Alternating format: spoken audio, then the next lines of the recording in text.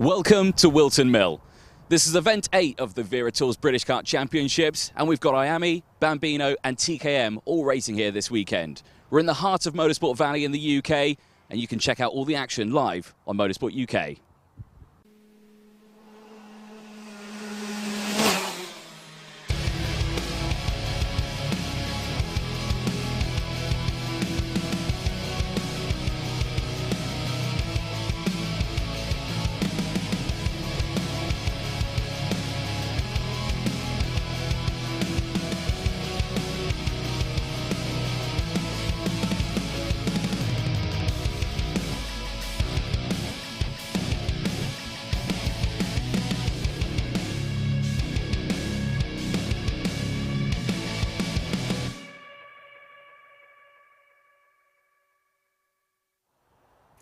Good morning, ladies and gentlemen, and welcome to Motorsport UK's Wera Tools British Kart Championships. It's Whilton Mill round. We're on the international layout, and it is event 8 of the season. IAME, TKM, and Bambino doing battle this weekend. I'm Anthony Jordan. Joining me in the commentary box this weekend, John Ratcliff, for the first time for the British Championships. Welcome. Good morning, sir. Yeah, thank you for having me. It's an absolute honour to be here for the British Kart Champs here at Whilton Mill. I often do the Whilton Mill Kart Club commentary, so I'm quite used to this circuit, but really excited for today. Excellent. Let's have a look at the circuit in question. It is 1,200 metres in length, 12 corners in total, 26 feet of elevation. That will, of course, be the run-up to Christmas Corner, established in 1991. Probably one of the most favourite tracks on the calendar. Whilton Mill is a staple of British karting, and the weather today, well, it's overcast. It's a little bit sunny out there. It's a bit of everything, but it's a nice, cool temperature, and I think perfect racing conditions today. For sure, yeah. It's a little bit cooler than it has been over the past few weeks, but I think the drivers probably will be quite happy about that, to be honest. Being in a race suit, you can get a little bit hot in those temperatures, but they're all athletes at the end of the day, so they can all deal with it. But I think a bit of overcast weather might be quite nice. It might be quite nice indeed. Good morning, good evening, and good afternoon to wherever you are watching around the world. Do get your comments in. Let us know where you are watching from. Michael Burke joining us from Bathurst, Australia, 7:15 in the evening there. Jack Tinker as well. You're joining us from the UK, so welcome. Bulgaria as well. We've got Karting Page as well, just about 12 o'clock lunchtime there, so already talking about lunch, and that's all I want to talk about today. Don't get me hungry already. No, mate, exactly. Let's have a quick rundown of what's going to be happening this morning then. We've got Heat 1s for Junior TKM and TKM Extreme. They had their qualifying yesterday, so they'll be taking to the track for the first time today. That will be kick-starting at around 10:25, which is in about 5 minutes' time. TKM Extreme, and then Bambino will have their second heat out this morning as well. Then we go into the pre-finals for Junior X30, Senior X30 and IAME Cadet. They had their 2 race heats yesterday. Unfortunately, you won't have seen those, but we will go over the results for that as well. And then Junior TKM and TKM Extreme will have their heat 2s before we break for lunch at 1:20 this afternoon UK time, where you'll be able to watch the Paddock show. After that, we're back from 2 o'clock for the finals. So lots of action that we've got going up ahead today, but you can already see some of the karts lining up ready to go. So before we go any further, I think we'll cue in the first race. Junior TKM race. Oh, sorry, we've got driver of the day. Sorry, I'm well ahead of myself this morning. We do indeed have driver of the day. Yes, of course. We spoke to Ethan Woodward and Josh Agenbar. Let's see what they had to say. I'm here with our driver of the day from the Rissington round of the Wera Tools British Kart Championship, Ethan Woodward. Congratulations and well done on winning our driver of the day. £2,500 worth of tools and a nice big trophy there for you. How does it make you feel? Happy, because never done it before. Not actually won a trophy in a big championship. Well, and that's why you've won this one, because, of course, this was your best ever result of the season so far at Rissington, which is why you were nominated by the panel. And, of course, you got the popular vote as well. Talk us about that weekend. How was it for you? Well, the practice session I was fastest all day. And then Saturday wasn't great, but we carried on. And then Sunday we did well and just got squeezed off in the final. Yeah, so it was a tough old weekend, but like you say, it showed you had the great strength out there. It was a bad Saturday, but you brought it back on the Sunday, which is why you were again nominated, showing that you've got the pace out there and you put in a good performance. Who would you like to thank for this amazing prize? My mum, my dad, Whole of Future Motorsport and Wera Tools. Well, brilliant stuff. Well, congratulations, our driver of the day from Rissington, Ethan Woodward. Well done. Thank you. I'm here with our driver of the day for the GYG round for the Wera Tools British Kart Championships, Josh Agenbar. Congratulations on being our driver of the day and a nice prize of £2,500 worth of Wera Tools and a lovely shiny trophy there. Talk us through that weekend, because it was a fabulous weekend from yourself. Yeah, it was a good weekend. We had good quality, good pace in both heats, and pre-final and final went the way we wanted it. So a good result in general. How does it feel, you know, being nominated with the team, Premium Karting? You've done a good job, and I'm sure the team have done a good job as well. Yeah, it was good because all the hard work and effort, and we've got a result for it, so finally. Yeah, I mean, talk us, like I say, that weekend, I mean, it was a tough old one. You showed great performance all the way throughout, constantly in the top 10, and it was your best performance on there, which is why you were nominated. And, of course, you went to the public vote. You got that public vote as well. So, you know, all around, I think you can be pretty happy with that one. You got some fans out there. Yeah, that was pretty nice that everyone voted for me and got the support behind me, so carry on going. Who would you like to thank for this weekend? Jordan, Moose, Pat, and my parents, really, and everyone in Premium Karting.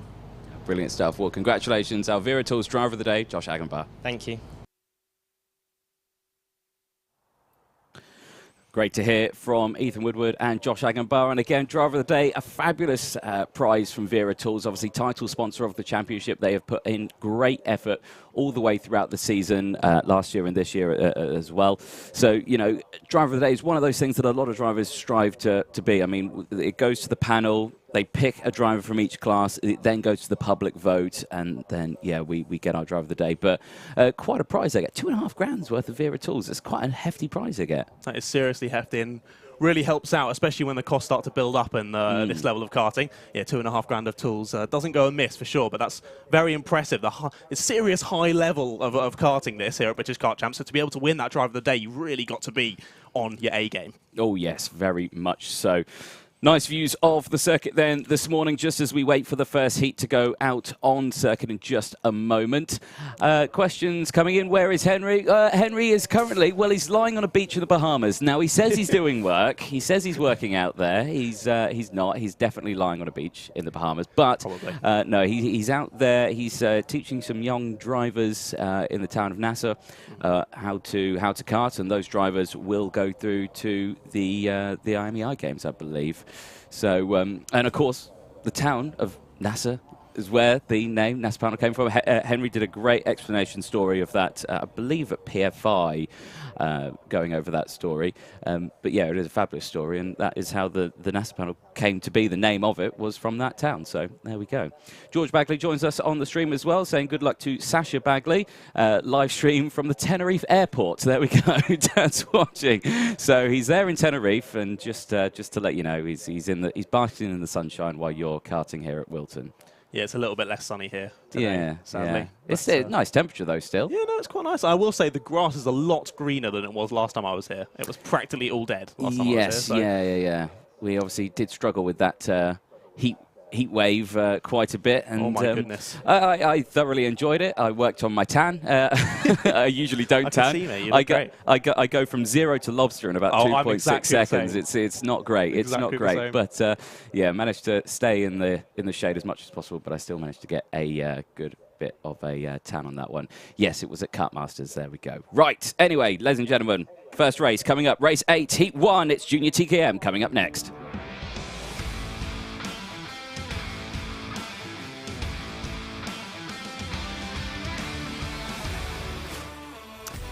Let's have a look then at the starting lineup for the first race of the day. Leon Frost and Tyler Harris go from row 1. Dara McInerney and Ollie Rands go from row 2. It's a very big TWM lockout there. Alfie Garford and Joe Cheek go from row 3. Olivia Jakins and Oliver Bowen go from row number 4.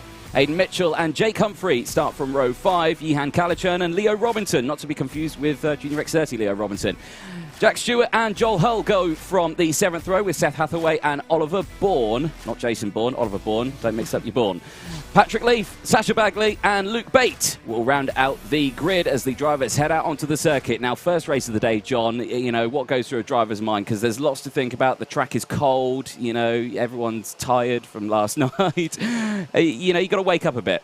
Yeah, exactly. I mean, that depends if you've gone out in the town in Northampton. I would hope not, if you're trying to get a good sleep for today's racing. But yeah, just kind of getting yourself up and back to speed, getting rid of that rust maybe from overnight. But these guys are very used to these karts. Also, some of them probably very used to this circuit as well. So it's just got to bed yourself back in, not go for it at the first corner. It's not one at the first corner. Just bed yourself in for this heat, enjoy yourself, and try and move up the order as best you can. I think that's the best way of really putting it. There you can see there at the front of the grid, Leon Frost, Tyler Harris. Both of these drivers incredibly quick throughout this season. Frosty, as he's known, he's on the pace. He struggled in the summer because he's been defrosting, but it's fine. It's cooled down now, and he's a bit more frosty out there. Here we go then. Out of the final corner, into the tram lines. Is it green first time around? It looks a little bit spread out. Yeah. No, we're not going. It is a false start. Quite rightly so. Yeah, there was barely anyone in the tram lines. Yeah, that was a little bit too spaced out for our liking, so go around again. Just a little bit. Obviously, these drivers have not had any heat yet. They only had their practice and time qualifying yesterday, and obviously qualifying, well, the grid is kind of on your screen as you see it, really. That is how they qualify. That's how they're starting today. But I didn't see which number that was, giving a cheeky wave to the camera through Christmas Corner. Oh, really? It was a lovely little wave. Say hello to the fans. Yeah, there you go. Some of these superstars, these drivers. Superstars. Yeah, exactly. They've got big fan clubs out there. And they'll get their comments in, I'm sure. Glenn Griffiths joins us. Morning, guys. Looking forward to a great day of racing. Glad to have you on board with us, Glenn. Joshua Owen saying, come on, Dara, as well. Do keep getting your comments in. Let us know who you are supporting. Daniel Rust is joining us as well. Hello from next door. Yep, Dan Rust at the circuit here at Whilton Mill. He's evidently not doing any work today, and he's got the live stream up on his PC. So good stuff there, Dan. Take two, then. Here we go. They look a little bit closer. There we go. Bit. Like I said, it's first race of the day. You can forgive them, you know. They got to wake up a little bit. There we go. Into the tram lines then. Smoke clears and green flags out. Off we go. Great start from the front row, and crucially, great start from Dara McInerney. Has got straight up into P2. Managed to bump Tyler Harris down one position now, and Dara going for the race lead down the inside. No, can't quite do it, as back round the outside goes, I believe. Is that the number one? It is. It's Alfie Garford coming through into P2. Great start there, and again, Frosty diving to the inside to cover, and it looked like back down the inside there went Tyler Harris in the number 88 for P3. He has. So Dara McInerney back down into P4. 10 minutes these heats through Wilkins for the first time in towards Osiers. One kart going slightly wide at the exit of shot there and right to the back of the grid. Looked like the number 57, Jack Stewart, the privateer driver, into the boot section. Great shot there as they all bounce over the curbs for the first time, but exiting out of the boot section, I think a good first lap, John. A good first lap, no one off. We had a little bit of excursion onto the grass there from one of the drivers, as you said, but yeah, as you touch that grass, it just takes you further out wide, and you drop it to the back of the pack. So frustrating start there for one of the drivers, but look at this battling up into Christmas Corner. A couple pressuring to the inside, but no moves just yet. No, thinking against it. Of course, this is the first heat.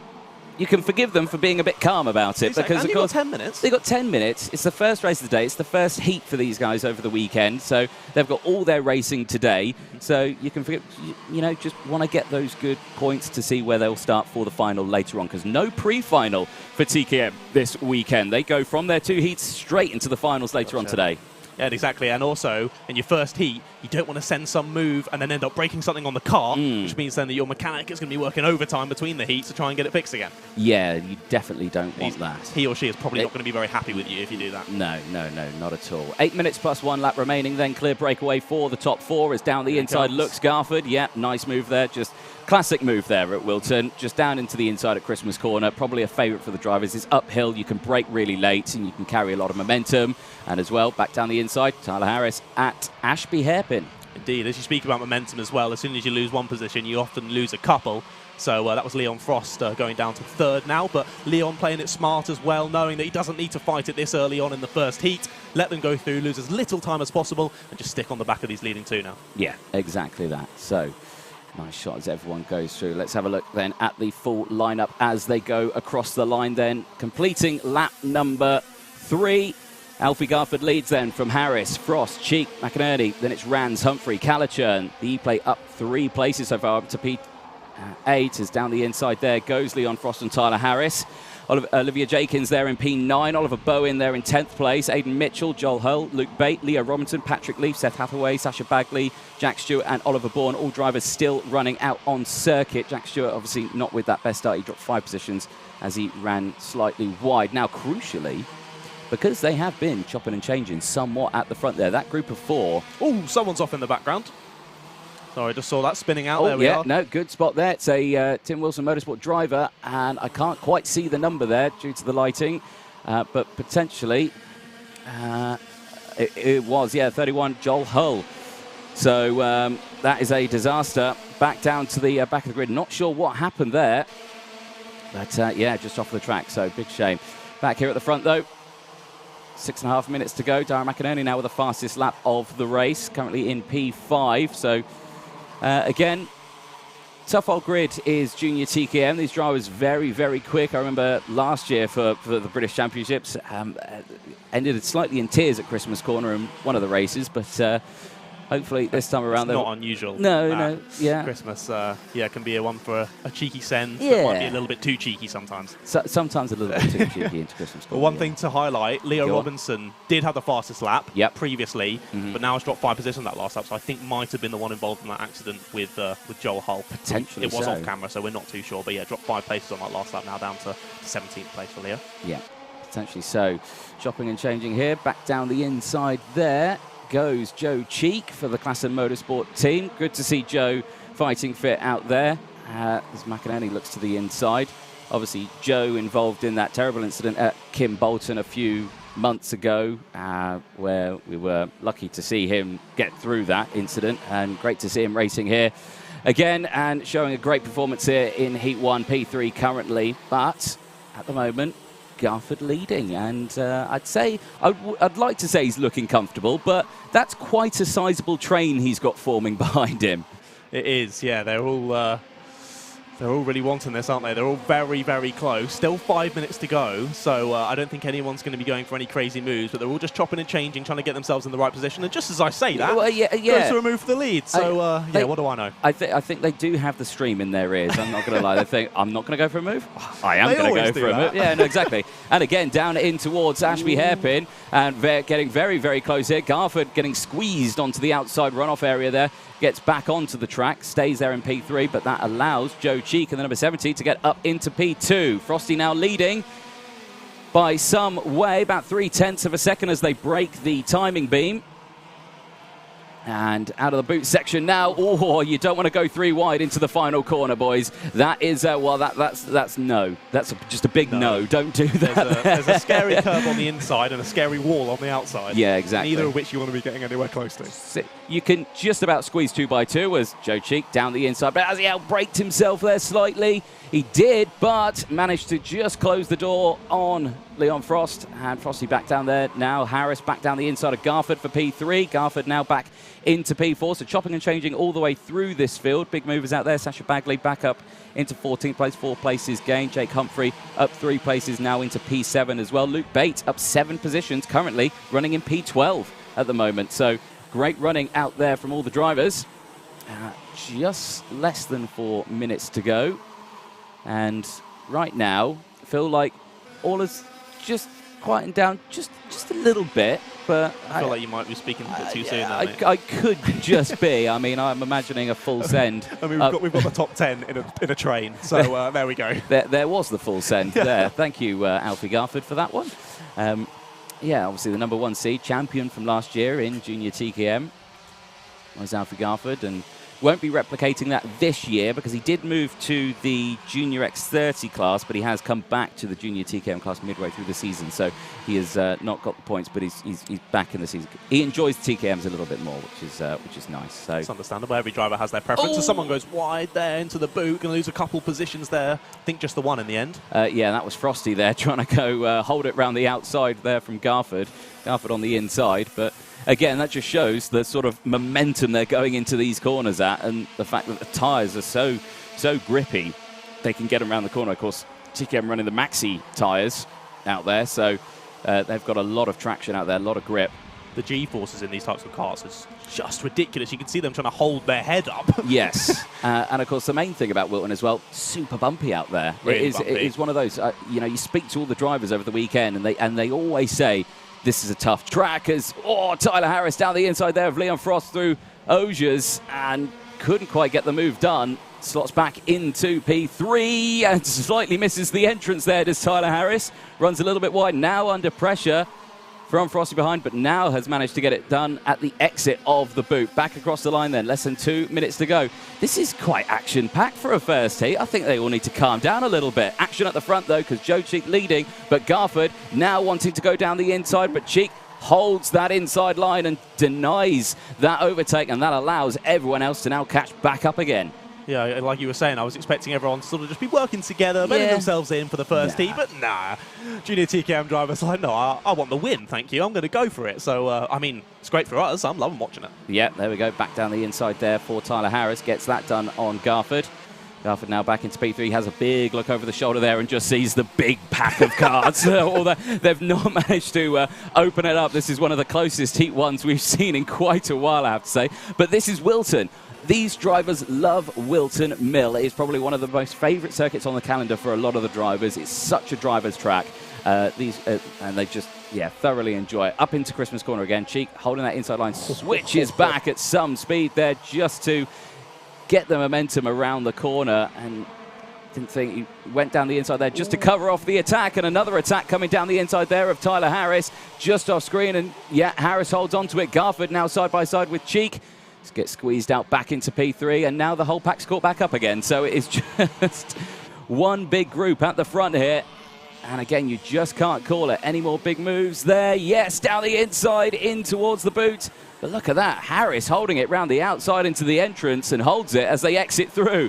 Whoa. I can barely take my eyes off this, mate. This is amazing. This is excellent stuff here from Junior TKM. But as they go through again, just absolutely line astern. The whole pack's involved in this one now. It's first all the way down to 14th place in this one big group, all because these drivers at the front do not want to give each other space. Here we go, as back down the inside. Who's getting involved here now? That is Ollie Rands down the inside into P2. So Rands from where's Ollie? He started in P4 on this grid. He's back now into P2, P3, now P4 as Garford dives back down the inside now here. Get squeezed off. Just a little bit, and he is going to have to give that one up slightly. But now that's given Tyler Harris a bit of breathing space. A little bit. Just a little bit. At least for the last lap. We'll see if anyone can catch up, but this pack is... Oh, a little bit of contact there into the final corner. I did see as they were going up to Christmas last time, Ollie Rands was saying, let's work together, guys, tapping on the helmet. I don't think anyone's going to listen to him. Oh, we've got someone off at the first big corner. spin and a big hit into the barriers there. And I'm just trying to see who that was when they break the timing beam. It was the 51, Jake Humphrey for Tim Wilson Motorsport, and it was a... so red flag has come out now as well. So I think there's another car off. There is another car off. You could just see there the driver just being seen to. I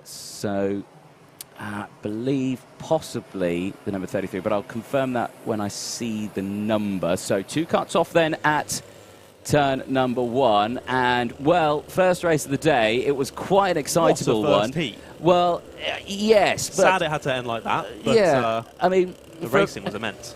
For a first heat, that's quite an adventurous one that we saw out there. But, yeah, interesting stuff. And we do hope that those 2 drivers are okay. We'll get a confirmation of who they were in just a moment's time, but we'll take a short break then before the next race. We spoke to a few drivers over this weekend. Aaron Lask from the TKM grid. Let's see what he had to say. Another beautiful weekend here at Whilton Mill, and we've got Aaron Lask racing with us here today. Aaron, fresh off the TKM Festival at Kimbolton, we're here for the Wera Tools British Kart Championships at Whilton. How are we feeling going into the weekend? I'm feeling pretty confident. We've been doing quite well. We qualified at the front at the TKM Festival. We didn't quite go our way at the end. Had a few crashes, but we feel like we can win, so we'll give it our best shot this weekend. Yeah, excellent stuff. And we've not had practice yet. Practice is kind of due out this morning, so you've not actually had a real feel of the track yet. How are we expecting it? Because Whilton, it's a tough old circuit here, isn't it? Yeah, we come here about a week ago, and it was about 32 degrees, and it was proper bumpy at the ribs. But it's a bumpy circuit. We'll get on with it, and we'll see how it goes. Yeah, excellent. That's the main thing you can do. Talk us about your wagon. Who have we got on here? So obviously part of the RSR team on my tailco with David Smith. So they're my main sponsor. So I need to give them a big shout out, because without them I would not be racing this weekend. So big thank you to them. And obviously we've got a nice tailco motor on here as well. Oh, excellent stuff. Now, of course, TKM Extreme, the senior category in the TKM class. You know, how is it like racing with all those guys out there? Because it's quite a challenging old grid you've got. It is challenging. There's some very fast drivers out there. You see Chris Whilton, he's the fastest out there, and it's a good challenge to go against. You got quite a few TWM drivers and that, and it is good fun. Obviously, it's a challenge. If you beat them, it's a great feeling. If you don't, you're not too hard on yourself, because you know that it's a strong grid. So, yeah, it's good fun. It's good fun. So. Main thing is, over this season, have you been enjoying the season with the British Champs? 100%. I mean, we've done it a few years before, and we've been at the back. So to actually come and be at the front and know that I can battle these people, it's good fun, and it makes it worth spending all the money on, at least. You know what I mean?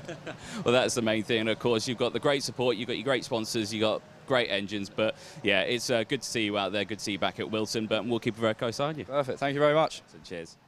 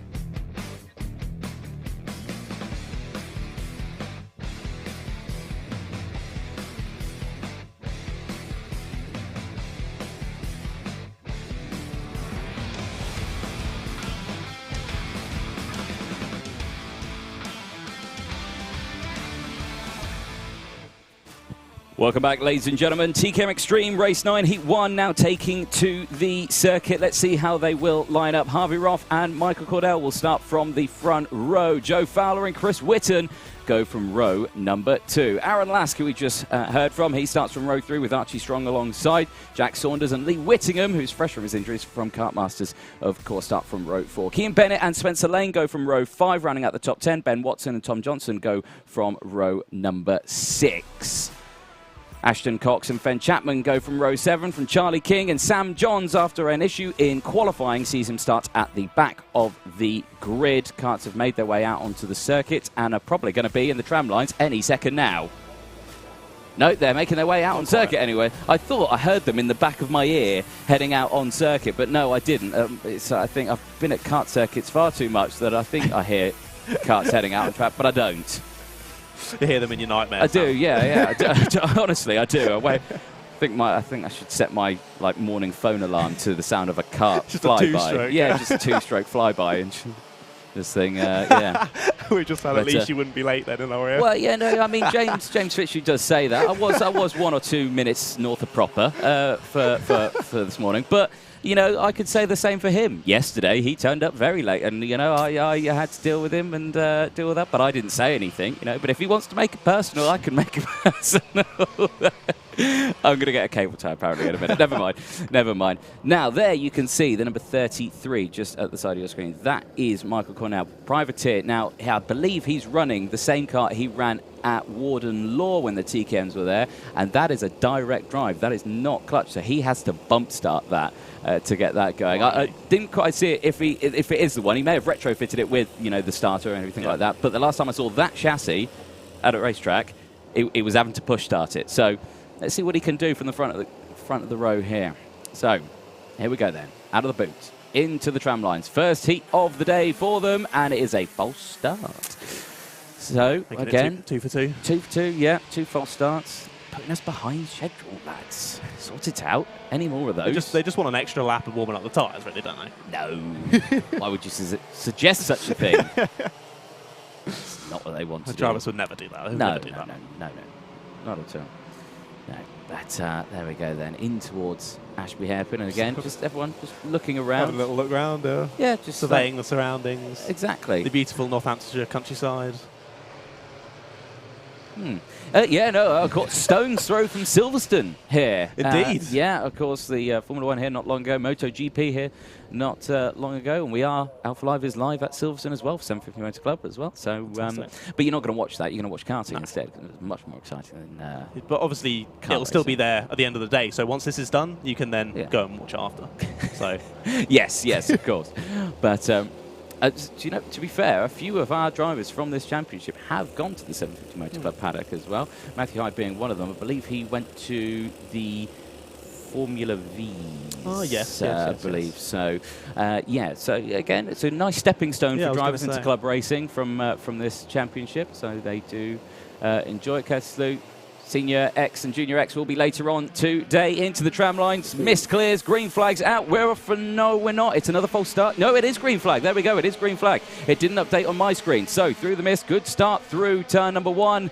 Up the hill now in towards Christmas Corner once again, and round the outside there.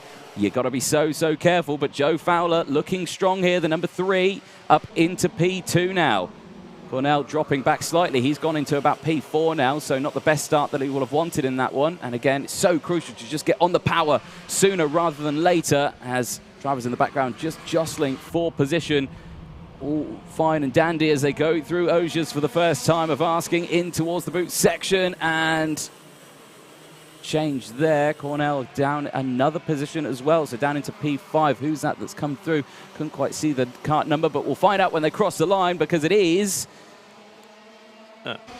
Harvey Roth, I believe, who is leading the way. Don't think that's correct, mate.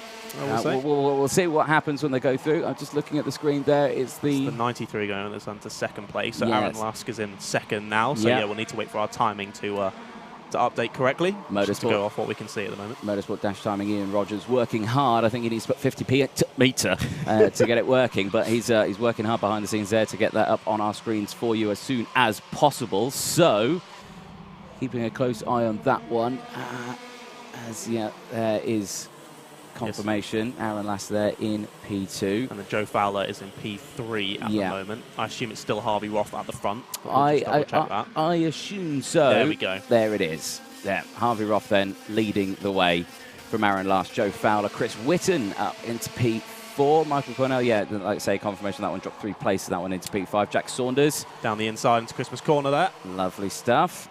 Spencer Lane, Lee Whittingham, Ben Watson, Charlie King, Sam Johns, Cian Bennett, Tom Johnson, Ashton Cox and Fen Chapman. Not the best starts for all of those drivers. Sam Johns obviously on a recovery drive from this one. Issue in qualifying meant he starts at the back of the grid for both his race heats today. Already up into P12. Keep a close eye on him through this race.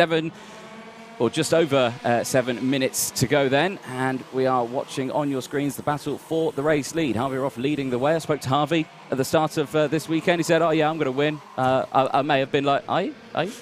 And he's proving it right here. He's leading the way. He's looking comfortable for the time being. But no, he told you what he was going to do, and he's doing it. Exactly.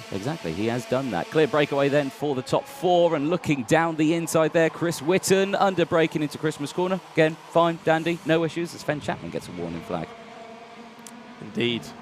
Aaron was looking for the move into Christmas corner last lap, couldn't make it stick, and then next lap loses a position at the same corner. So as we were talking about in that last race, that momentum, just switching back and forth, can sometimes go against you, sometimes go for you, as someone else goes down the inside there at Osiers. I think that was for 5th place, was it? Change for the lead, though, because down the inside, Joe Fowler retakes the lead, gets it back up into that top spot. Now gains 2 places from P3 in this race, and holds on to that one across the line. But again, like we saw in the junior TKM race, this grid is very, very close at the front. Everyone's chopping and changing, meaning that the whole pack is staying close by. And back down the inside there in towards Christmas corner, Chris Whitton takes 2nd place. So Harvey Roth now down into P3. Fighting back instantly, though, and goes back up into P2. Has he run slightly wide? No, he hasn't. Keeps it on the track, because it's very, very bumpy out there. You don't want to run too wide out of the exit of Ashby, do you? You can see just how much they're bumping out of their seats, especially when they're going over curbs like that. Yeah. Just the head going bounce, bounce, bounce, bounce, bounce, but managing to stay in the car and keep it on the black stuff at the moment. Yes. So all going okay. But yeah, like you were saying, notice with these two rounds of TKM drivers, 2 different classes, it does seem that even when they're battling slightly far behind, when the leader gets even a few tenths gap, within half a lap, that's gone again. So it just doesn't seem like that leader can get that gap and pull away. Well, just keep getting pulled back in by the pack behind. Well, what you've got here is this top 4 that we've got here. None of them are teammates. You've got Joe Fowler, Class of Motorsport. You've got Harvey Roth, Tim Wilson Motorsport. You've got Chris Whitton, Privateer. You've got Aaron Lask, RSR, Rob Saw Racing. So, again, it's not that they haven't got a teammate next to them, so they can't do it. There's a driver off into the barriers. It's the number 60 who is off. That is Archie Strong, Privateer driver. He's okay. He's out of the kart, and that's at the Ashby hairpin. From P6, though. P6, very high up. Archie's going to be frustrated about that. There's another driver who's tumbling down the order as well. Now, Lee Whittingham as well, and the number 34. He's also dropped down the order. So, methinks, maybe, involved in the same incident. That's a good hunch, mate. Not speculating at all, though, but potentially. 5 minutes to go then, plus 1 lap. First heat of the day for TKM Extreme, race 9 of the weekend, and Aaron Lask with the fastest lap of the race. Currently there in P4, and that will, of course, be, he's not really got anyone close behind him, no one close in front of him. He's got a nice bit of clean air, so he's catching up to the back of this trio, who, at the moment, are not scrapping for position.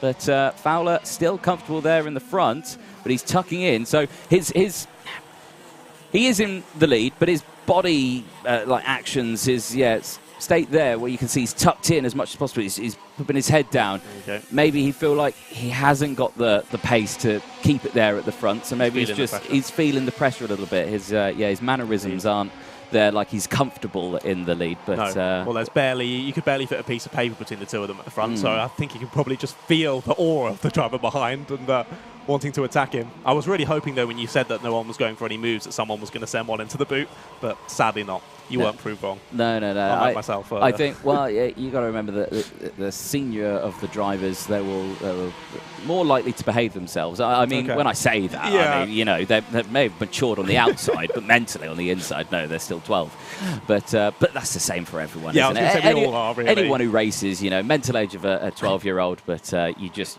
look older on the outside. That's all it is. Yeah. But Sure, I'm going to get a driver come in this door in a moment. Just go, what you say? There we go. But yeah, as you see there, nice clean breakaway there. As down the inside there goes Harvey Roth, retakes the lead at Christmas Corner. Crucially, that's going to allow the two now behind to close up, because Aaron Laska's got the company of Jack Saunders, privateer driver, who's got up into P5 now and is closing in. So this could become a group of 5 very, very quickly. 3 minutes to go. Absolute lifetime in karting remaining in this race. Yeah, absolutely ages. Lots of time to think about and plan your moves, and especially when you're this close. You got to, especially when, say, the person in the middle of this pack is that Joe Fowler, in P2. He's got to think about going for a move in front, but also covering off the driver behind, so he doesn't have that momentum switching to then going backwards rather than going forwards, of where, of course, he wants to go. Yeah, exactly. Lots more comments coming in. Alpha Rodley there making a very good point. Abby Pulling also did senior TKM, now in cars. And there you go, another change for the lead and a change for second place as well, because Harvey Roth goes from first to third in one corner. Fowler and Whitton up into P1 and 2, and instantly Whitton on the defensive. Another comment, has the runoff been painted differently? Yes, the Whilton Mill crew have done an absolutely fantastic job preparing the circuit for this weekend, and yes, the runoff areas have been painted. I had a chat and said, is that now become an extension of the circuit? Be like, yes, it has. So, yeah, they are allowed to use that area of the painted curbs, but I wouldn't recommend it because it's quite bumpy. Yeah, it's even more bumpy than the usual circuit. So, yeah.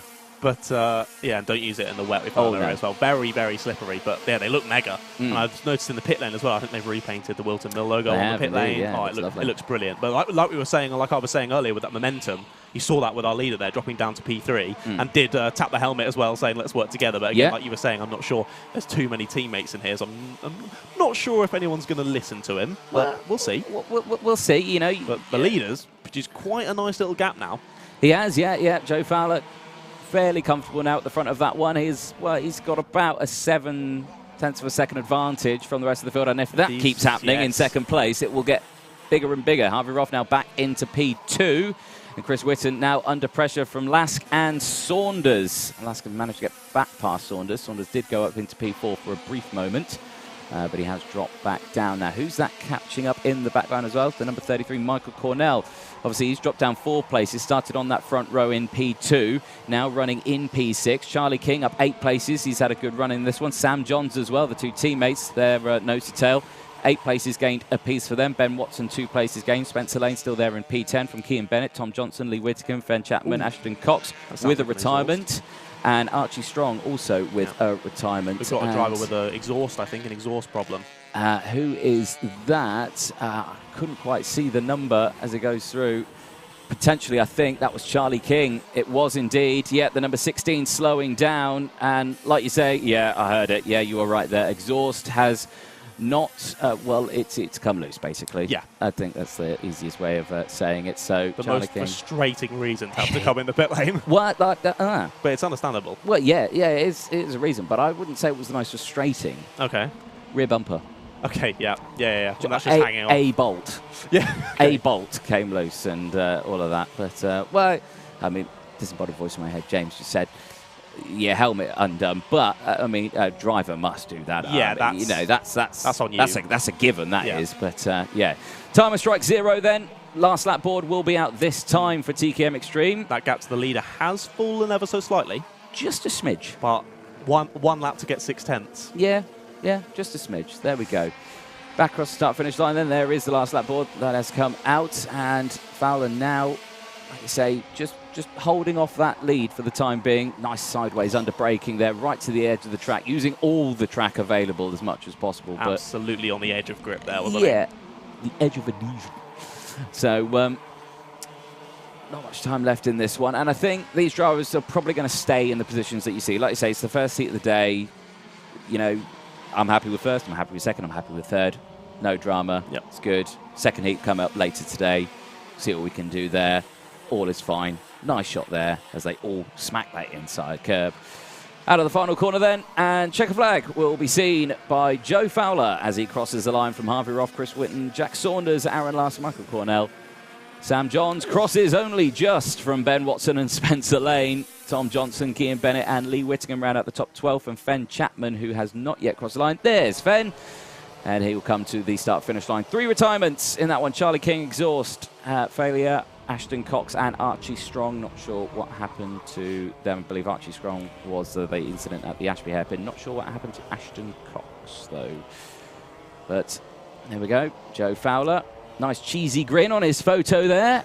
And probably have a cheesy grin under the helmet as well. Yeah, I hope maybe, so, with a win. Yeah, maybe so. First race of the day. So. I'll take a cheeky win. There is a look at the pending Paul Klassen race results. Joe Fowler, Arthur Chris Ritton, Jack Saunders, your top 4. Of course, they will all go into the pit lane. Nose cones will be checked. Yes. Make sure it is fixed. If it is loose or anything like that, they will get a time penalty. All good for the leader, it seems. Yeah, all good. It's Dave Hillary there. Or Mr. Angry Little Man is what he gets called. I remember you telling me that quite often during the first of the Whilton Mill kart clubs that I did, Yeah. and since then I've used it ever since. What, with Angry you, Little Man? so- Yeah, yeah, there we go. I'm sure he really appreciates I'm that. sure he but, likes saying that over the tannoy. Yeah, exactly. But It was a great little battle there in the mid-pack at the end. That was fantastic over the line. I know, Nearly- that was very nearly good. 3 wide. Yeah, and yeah. we made it to the checkered flag this race. Well, so yeah, no, it's good. fantastic Yeah, for the yeah. first time of the day. Yeah. No big crashes in this one. No, of course. So, all is well in that one. And, of course, those drivers will come in. The top random sort of drivers will head to scrutineering. They'll get their fuel checked as well. Obviously, Vital Equipment providing the fuel for these race weekends. They have to have it's got a fingerprint. The fuel has a fingerprint, and they get a little tester, little pot. They'll take someone from random, test the fuel, put it in the machine, test it, make sure it's all good, and they get the little data sheet. And if it's all incorrect Sound or like a anything like that, it's they get slapped with a penalty. Yeah. So We don't want any of those. No, we don't want any of those. There is a recovering number 58 of Ashton Cox, and yeah, not sure. Oh, and then just in the background there, Archie Strong, living up to his name here. He's just dragging his car who needs into a the car pit lane. stand? Yeah, no, exactly. But I suspect he's not the happiest of bunnies out there, but at least he's still got his strength up. He's had his Weetabix this morning, and he's just going to drag that in. Hopefully he's not going to get a nose cone penalty for that now as well, dragging it like that. But no, he's pushing it up, so it's not down. There we go. Well, that was that race. We'll take a short ad break. We'll be back in just a moment's time for the next race that is coming up after this one. We'll be back with the Bambino for their Heat 2, but we'll take a short ad break. We'll be back in just a moment's time.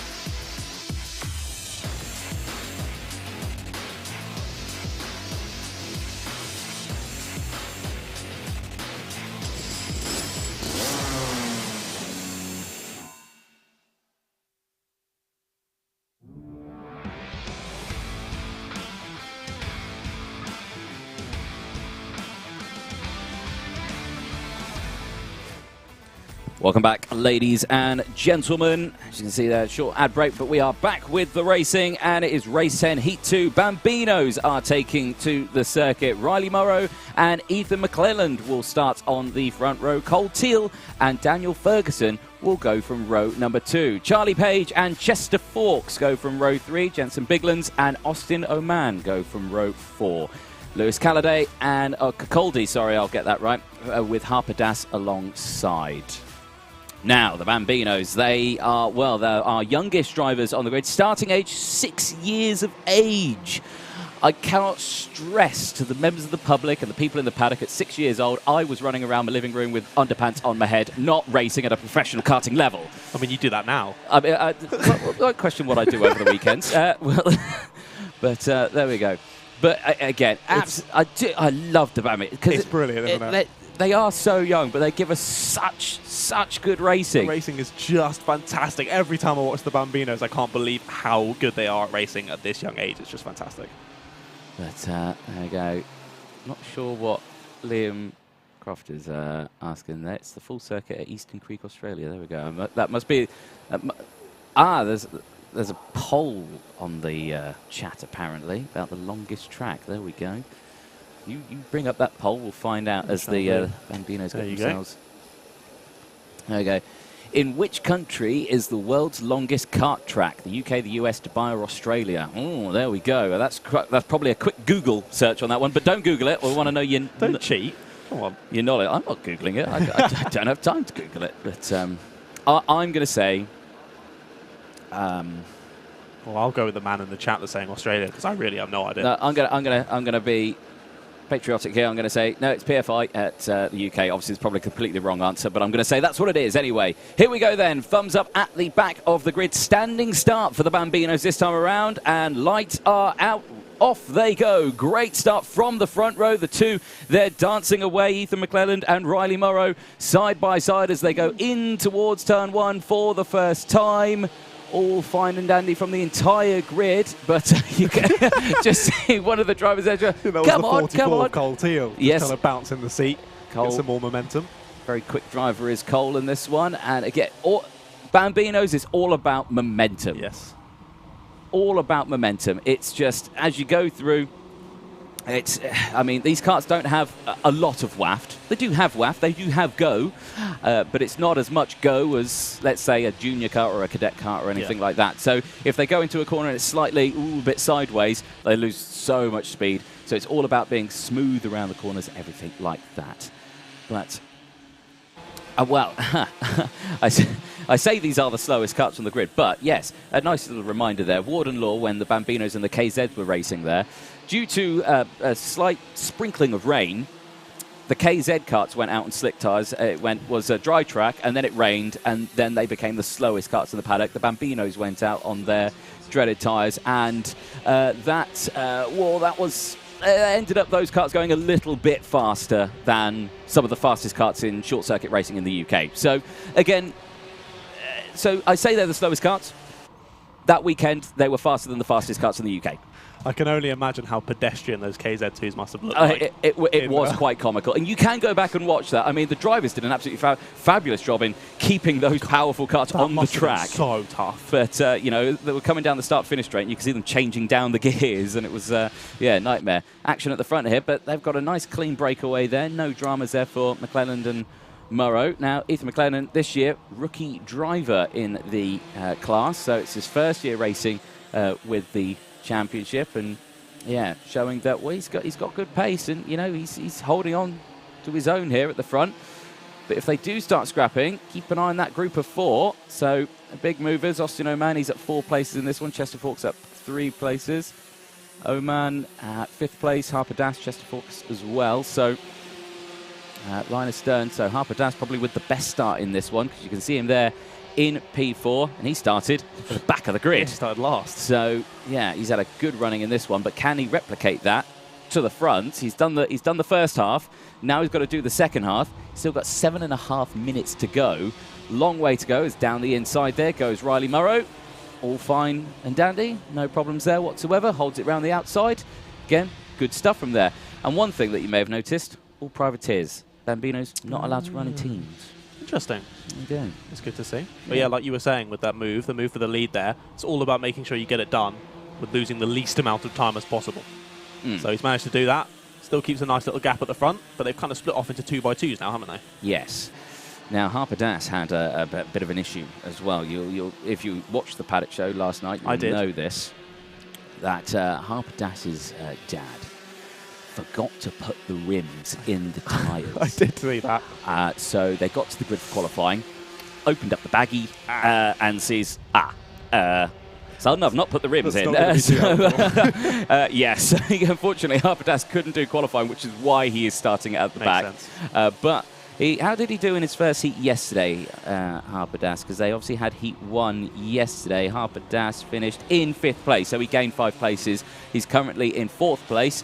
Or is he? Yes, he is. So that was Austin Oman there. Just seeing if we could try and get him back down into 5th place and not let him break away too much. But there we go. Riley Morrow took the race win yesterday as well from Ethan McLennan, Teal Cole, Austin Oman, Harper Das, Chester Fawkes, Jensen Biglands, Charlie Page, Daniel Ferguson, and Lewis Cacoldi did retire. I'm afraid you were wrong there, mate. That was Harper Das making the move up into 3rd place. Was it? It is indeed the 95 now. Go. There we go. Into P3, and now both of them chasing down the leading pack. Well, they've got waft here. There we go. They've got. Tell you what, the kart works a lot better when it's got the rims in the. It does, yeah. From experience, that's what I tend to find. Yeah. And at the moment, working very well. I was wondering a little bit, and I saw them come out. I was like, are they on wet tyres? And then I remembered this championship running all weather tyres, no matter what the weather is. Yeah. The Bambinos don't run slick tyres. They run, it's like cut slicks. So yeah, they're not full wets, but they're not full slicks. Yeah, they're a bit of both. They're like the semi-slick road legal tyres you can get for your car. Yeah. I don't have those. I run Pirellis on my car. There you go. I've got a Volkswagen up, mate. I don't need super slicks. Fancy stuff. But there we go then. So these drivers. Now let's have a look at times, sector times. So last lap, Riley Morrow leading the way. He did a 102.91. Ethan McLelland exactly the same, 102.91. 102.7, 102.90 from Harper Das and Austin Oman on the last lap. Let's see what it is this time.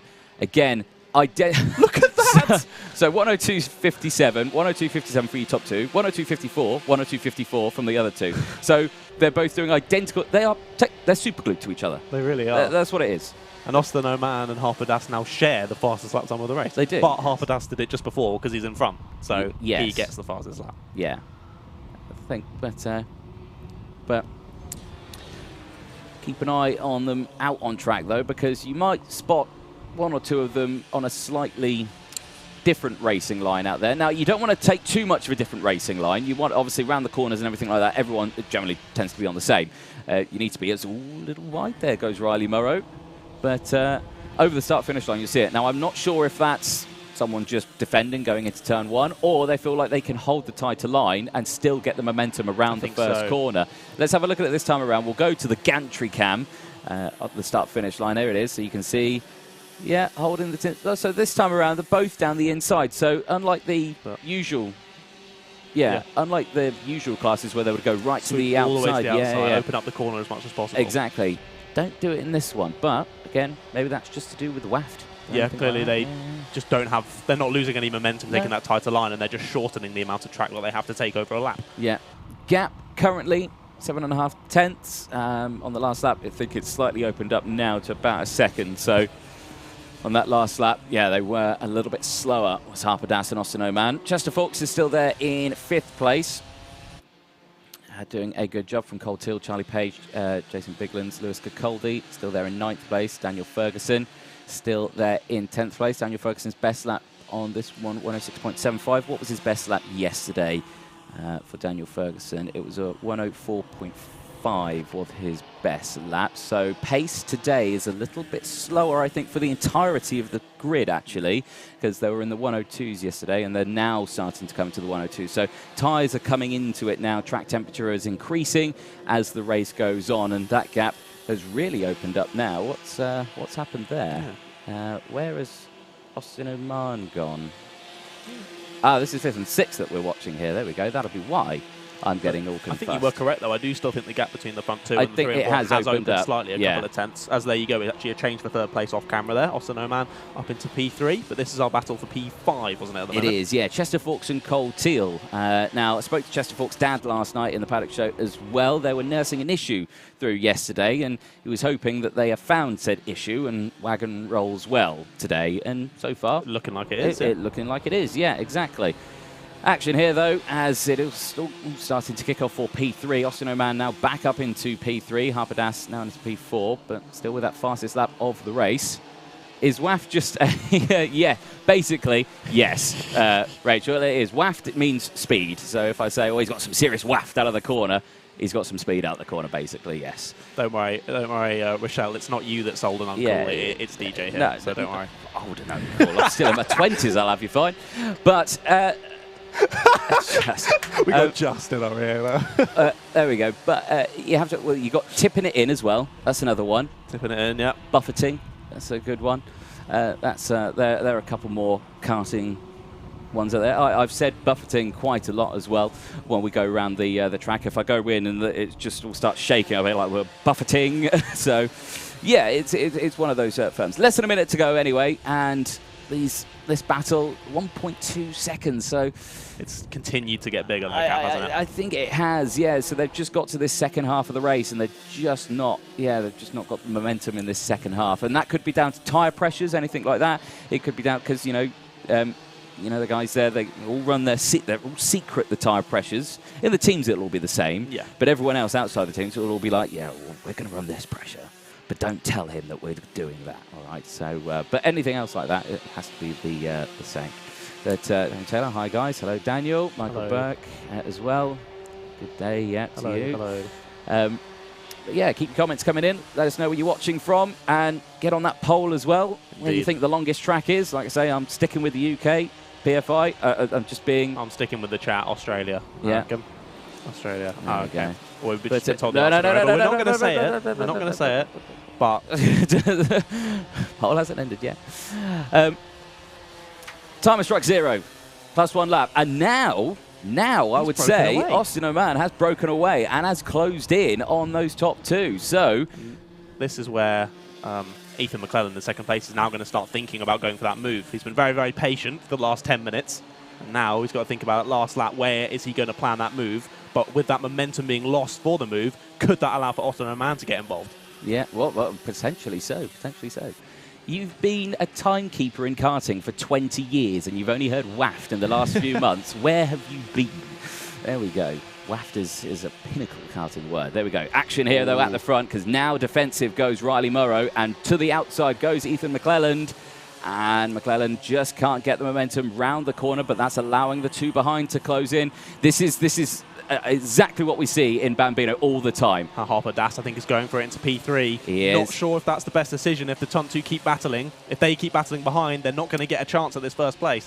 Yeah, that's just experience on the track, though. That's sort of racecraft. He can see it's happening in front of him, but he just wants to try and get those positions as much as possible. But it will come with time where he will learn not to overtake until the last sort of moment, really, if you can do it. And down the inside in towards the boot section, can't quite do it, but look at that. They have seriously closed up, and that just shows in the space of one lap how big of a gap you can close up. But out of the final corner, it's going to be 3 wide for the line, side by side for the race lead. Who's going to get it? It is going to be Ethan McClelland across the line. Well, there we go. Look at that. The top 4. Oh, it's changed. No, it's changed. It was Riley Morrow that's crossed the line in front. So there we go. So that will be the timekeepers have got the camera on the start-finish line, and yeah, they've seen the front of Riley Morrow's car cross the line before Ethan McClelland's. That is why that changed back. So the top 4 crossed the line, separated by 0.2 of a second. That's pretty impressive. Pretty good. Pretty impressive. Pretty close. So it was Riley Morrow, Ethan McClelland, Austin Oman, Harper Das, the top 4. Cole Teal finished in an impressive P5 from Chester Fawkes. He stayed there in 6th place. Charlie Page, good run from Charlie, finishing in P7 from Jason Biglands in P8. Lewis Cacoldi, good result in P9. Daniel Ferguson finishing in P10. All 10 karts started, all 10 karts finished. Fair play to Austin Oman there. Just nicked P3 right at the line as well from Harper Das. So a nice little cheeky move there at the end. But yeah, a good race, quite a tactical one, and a good ending as well. Like I say, it's Nose cone watch time now. Nose I cone think watch. this will all be fine. Dave Hillary, go no, stop. Yeah, you're all good. Yeah, you can go now. There you go. Yeah, you're free. Yeah, thank you. Yeah, right. Next, who's next? Yeah, you're good. Yeah, you're all good. And there we go. Oh, we done. All good. Right. But so. All good, all fine and dandy. Nose cone watch there, and just saying, slow it down. Again, drivers new to it, all still excited when they're coming. Racing, and then no, you're not racing anymore. Now you got to go back in. Well, they like driving the karts at full speed, don't they? So they do, yeah. They going back do. into the pits having to go slowly is not so fun. But there we go. So, yesterday afternoon, we had two teams battle it out in a little challenge, the wet and dry challenge, ladies and gentlemen. For your viewing delectation, here it is. Welcome everyone to the Dry to Wet Challenge. The challenge is we've got two drivers, we've got Noah Baglin, we've got George Edgar, we've got their mechanics as well. The challenge is they've got to replace all four wheels on the kart from the slicks to the wet tyres, and then the drivers have got to get their race suits on, wetsuits and helmets on as well. So the drivers look kind of ready, but you're not going to start, okay? The first people are going to start are two back here. We've got Jake Walker, or aka Hibbard, and then we've got Mr. Toby George here as well for Noah Baglin's kart. Now, chaps, the rules are one drill, all four tyres. You're not allowed to let the driver help you. You can't help the driver. And then, as soon as you've done the wheels, pass over to the drivers. Are you ready? Are you guys ready? Are the crowd ready? Excellent. 3, 2, 1, go! Give him some support, guys. Support. Shout, scream, advice. No. George can't go yet. He's got to wait until the tyres are done. Where's the support? Come on. Get the communication, right? Oh, we've already got a wheel off. There's a wheel bouncing away. We've already got one wheel done so far. Jake Hibbard's doing a good job so far. He's done a good job so far. One wheel. Get in there, Mr. Cameraman. Get the action in. There we go. That's a good tactic going on there. Excellent. Yeah, that's another. It's about neck and neck at the time being. Jake a little bit closer to finishing. Oh, it's a whip. Nut down. And I may have helped him a little bit there, but we'll brush past that. So we're 3 for 3 on Fusion. We are nearly 3 for 3. Jake's got some waft here. Toby doing a good job there. That wheel's is on. Nearly done. Oh, he got tangled. Oh, the nuts come off here. George. At the ready. Hold on, at the ready. Oh, he's done. Go on. Yeah, get it done. Right, so now George is getting his wetsuit on. Toby's letting you down here, mate. How do we feel? Go. Suit on. Oh, he's struggling. Come on. Oh, George hasn't got his suit on yet. He hasn't got the suit on yet. He's struggling with his foot. He's on the floor. Go on, Noah. Oh, he's got it on. Go on. You got to get the helmet on as well. Go on. Yes. It's nearly done. Got to get your helmet on. Got to get it. Go on. Get your helmet on. Quick. Winner! It's not. There we go. Well, through a technicality, and it's actually raining now, which is incredible. Well, Noah, you came into this one not thinking you were going to do it, but you did it. Yay, well done. George, it was so close. Technically, you have done your wetsuit up, but it is actually raining now. But that was, Jake did well there, didn't he? Yeah. Mate, it was so close, but you're happy with that still? Yeah. Bit of fun. Yeah. Excellent, well done, mate. Well, congratulations to Baglin, George Edgar, and of course, two mechanics as well. Well, I'm knackered now after that one. I think we'll go back to something else.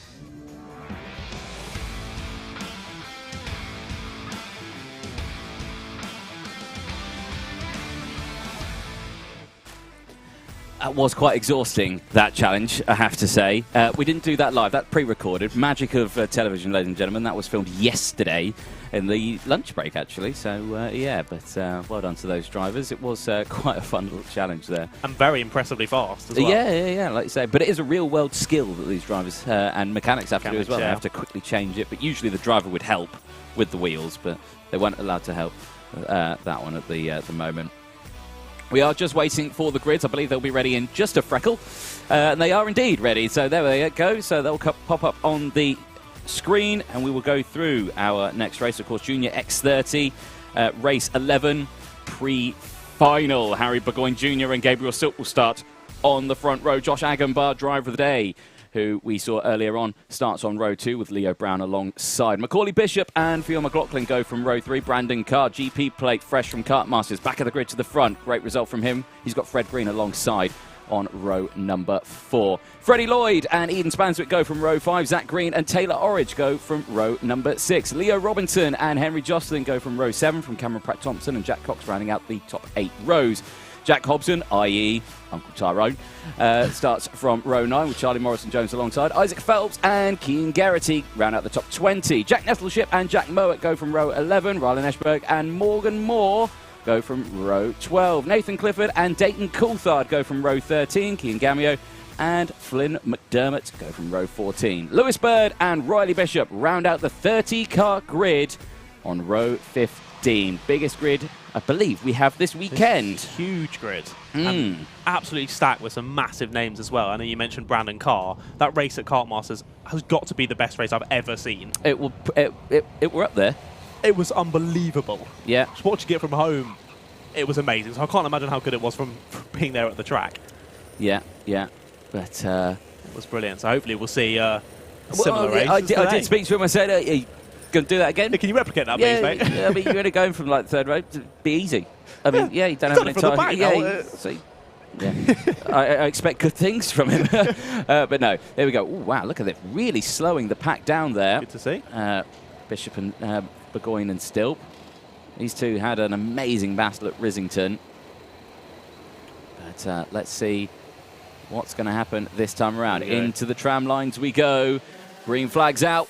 Here we go then. Great start from the entire grid. As you see, 30 carts just whiz through Crook and Oblivion for the first time. Absolutely flat out through this section. When you've got the momentum, you've got the clear space. Into the braking zone and down the inside goes Josh Agambar for the premium karting team. Gets up into P2. Still not with the best start. Of course, the crop promotion team are based here at the circuit, so I've got good experience here. But again, very sideways under braking. That's Stilp's kind of driving style. He really throws it in under braking. Now again, Burgoyne Jr. breaking away as Agambar wide out of Wilkins, gets back onto the circuit, but almost collects another driver as Macaulay Bishop goes up now into P4, side by side a little further down. Fast Freddie Lloyd on the outside as they go through. His drivers clipping the curbs and 3 wide as they exit out of the boot section for the first time, and across the line they go. It will be Burgoyne Jr. from Stilt, Brown, Bishop, Agambar, Carr, McLaughlin, then it's Green, Fred Green, then Zach Green, Spanswick, Lloyd, Robinson, Pratt Thompson, Jocelyn and Norwich, the top 15, side by side for second place, as down the inside goes Leo Brown into P2. But great start from the Junior X30 grid.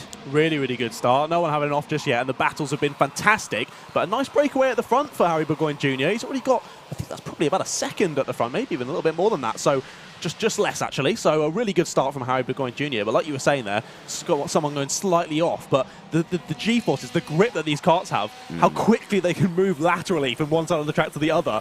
It looks quite scary from the outside, how quickly they can change from one side of the track to the other, but all keeping on the black stuff for now. Yeah, indeed. Running the Comet tyres for the Junior X30 class. Will be the same for the rest of the IAME classes as well. But a nice shot there as they go through. The wide shots are just mental. There's so many cars. Good there as Agambar's coming back down the inside for P3, and Bishop off wide. May have been assisted there slightly, but we'll leave that one to someone else to deal with, not me. There we go. Bishop now holding off from Fionn McLaughlin as he comes through. There's one of the greens coming through. It's the number 51. That's Fred Green who's coming through in towards about 7th or 6th place now as they go into the braking zone. There's Leo Brown now falling down the order there slightly. Leo had a good start to the race and now saying, right, come on, what are you doing? Let's go. Come on. Stop messing around. Let's go. Back down the inside there, was that Freddie Lloyd, I think, making that move? Potentially so it was, yeah, because he's got Fred Green just alongside. But these guys, very, very close in their racing out here, isn't it? So much going on, I can barely keep up. I was going to say Ethan Spanswick had a great... Oh, someone's off. That was from near the front as well, I think. It was indeed. Someone off on the exit through Fine Lady. It's a GP plate. It's Brandon Carr. Oh, dear me. Brandon Carr, has he got a mechanical issue there? Where looks like it. Something has... yeah, he's come to a halt, hasn't he, on the straight. Wagon not rolling. So sadly not going to be repeating his win from Kart Masters. Yellow flags into the middle section of the track there. So it's gone back in now, I think. So I'm not sure what that was for. So there we go then. out of the final corner then. Back onto the start-finish straight. Burgoyne Jr. now leading by just under 0.4 of a second from Gabriel Stilp, who's managed to get himself back into P2. Josh Agenbar, and that would be the reason why we have got a yellow flag. And you can just see there, Paul, one of our stewards out on circuit, just bringing that driver back. Couldn't quite see who that was, but who was... Jack Mowat. Jack Mowat, privateer driver, he has come to a stop as well. So that'll be there. And now, look at this. Battle for the lead. Burgoyne Jr. and Stilp absolutely side by side, and off the track there into Ashby is the number 20 Optima driver. That is Flynn McDermott. So the Optima Performance driver off the track, now down into P28 on circuit. An absolute nightmare. But at the front, Burgoyne Jr. and Gabriel Stilp line astern. 1/10 between them as they battle up in towards Christmas Corner. There it is on your screens now, and down the inside goes Gabriel Stilp. So didn't have the best of starts, did Stilp, but he has now clawed it back and now showing why the crop promotion team is quick at Whilton Mill. Indeed, yeah, Burgoyne Jr. had a really nice little lead there, but quickly has been eaten up by Stilp there and now lost the lead. So Stilp into the lead now, but both of them still with quite a sizable gap over P3. So whether they decide to work together for these next 7.5 minutes, could hopefully keep that gap. If they decide to battle, maybe going to introduce the next sort of 8 karts into that lead battle. Yes, you just saw Fred Green there diving down the inside of Leo Robinson. That's Dayton Coulthard with his nose cone. It's supposed to be on the cart, that, I think, mate. Yeah, that's not gone too well. There is his stricken cart, so yeah, might get a nose cone penalty for that. Yeah, I think so. But I'm sure he's not going to be happy with that one. 7 minutes to go, and again, there is Fionn McLaughlin. Just battling with the recovering now, Macaulay Bishop, just coming back into shot. Back here at the front, though, still going on. O management, oh dear. They've joined us. Uncle Tyrone stickers equals 0.2 of a second. Right in saying that, because Mr. Uncle Tyrone out there, i.e. Jack Hobson, he's got some stickers on his wagon. He has indeed. He's got a sign, which he left at PFI. And he's got now stickers on his car. So there you go. Go faster stickers. Go faster. Uncle Tyrone go faster stickers. Do you know why? Of course he can.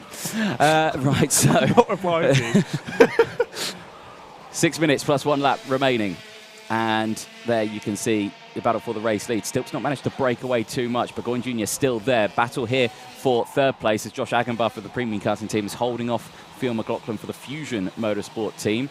Hopefully they're going to try and work together as best as possible to try close up to the 2 in front. I do think that gap's actually increased slightly from P2 to P3. However, also the gap from P1 to P2 starts to increase. 0.3 of a second now between Stilp and Burgoyne Jr. So Stilp really putting the hammer down, putting in some good laps. Not quite with the fastest lap of the race. That's actually with Cameron Pratt-Thompson down in 7th place for 45 dead. But I mean all of the top 10 within the 45s, within a couple of tenths of a second of each other. And there, down the inside goes Cameron Pratt-Thompson. That was Fionn McLaughlin. Sorry, Fionn McLaughlin, my apologies.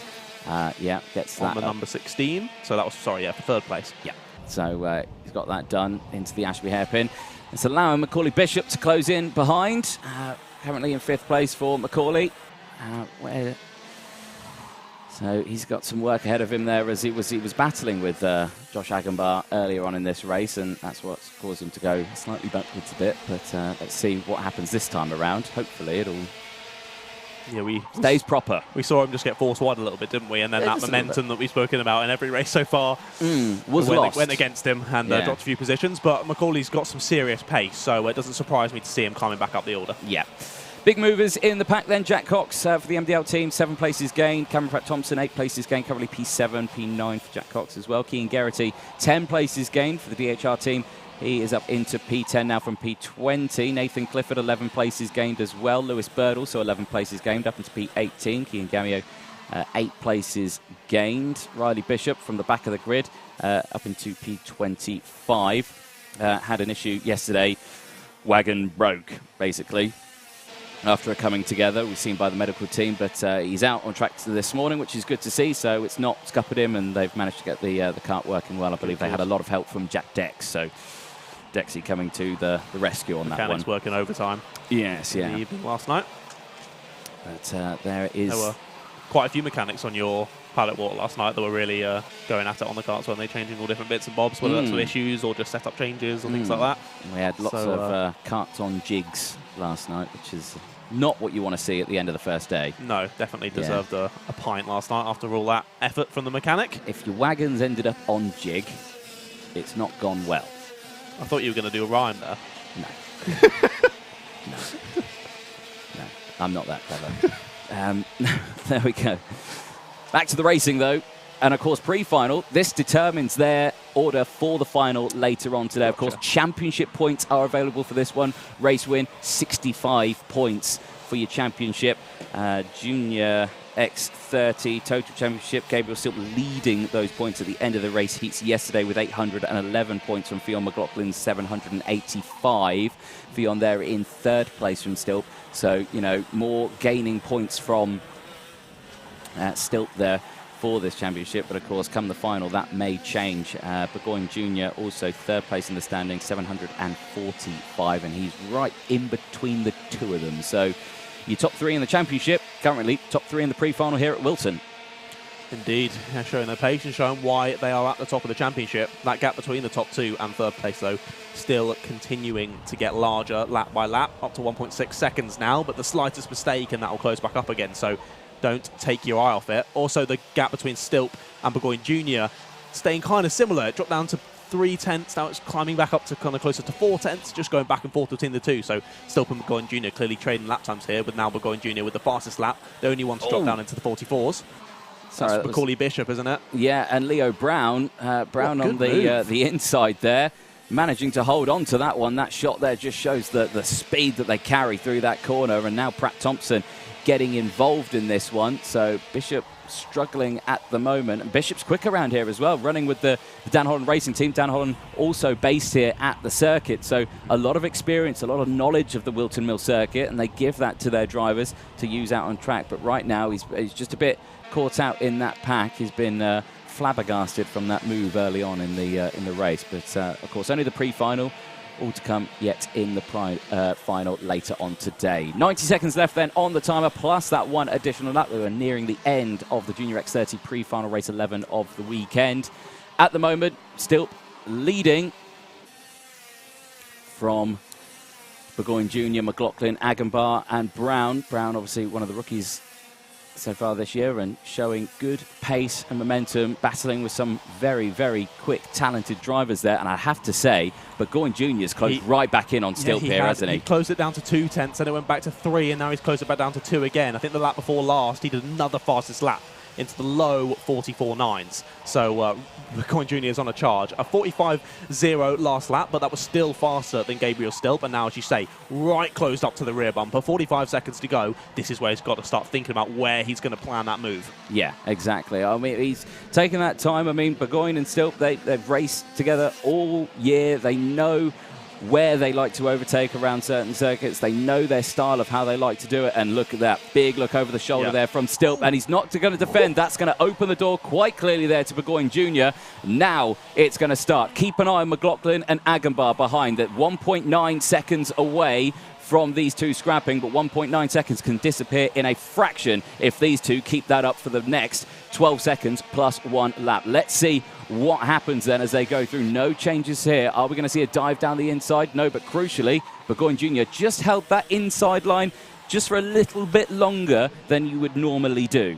Yep, just trying to show his intentions. Cheeky check over the shoulder as well, just to see where Gabriel was placed on the circuit at the time. We go across the start-finish line, and we start the final lap of this race. We do indeed. Up the hill now, Burgoyne Jr. now is going to hug that inside line, sweeps back to the outside just to cover that inside line. But again, still maybe not thinking he wants to go for the move. Yes, championship points are at order here, and he does want as many as possible.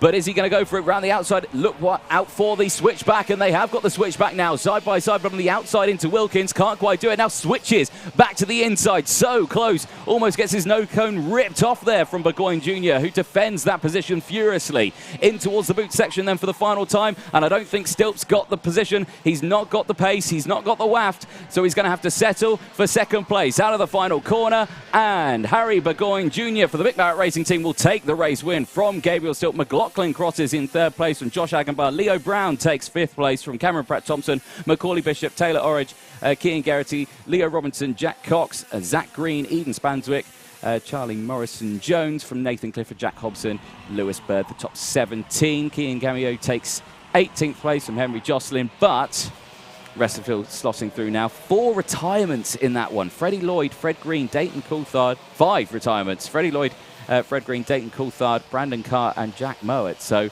hopefully wagons be rolling for final later on today. Yeah, hopefully they're back soon. It's not too much of a big fix. But yeah, it was that chop across the nose cone, wasn't it, on the last lap there from Burgoyne Jr. That just caused Stilt to have to lift off a little bit, lost that slight momentum and couldn't get it back over the last half of that lap. But a great win from Burgoyne Jr.